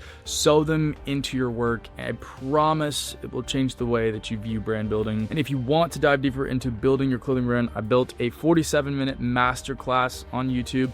It's up here if you guys want to learn more. It covers literally everything you need to build a 7-figure brand. So check that out, and I'll see you guys in the next one. Life is so short that you can't waste even a day subscribing to what someone thinks you can do versus knowing what you can do.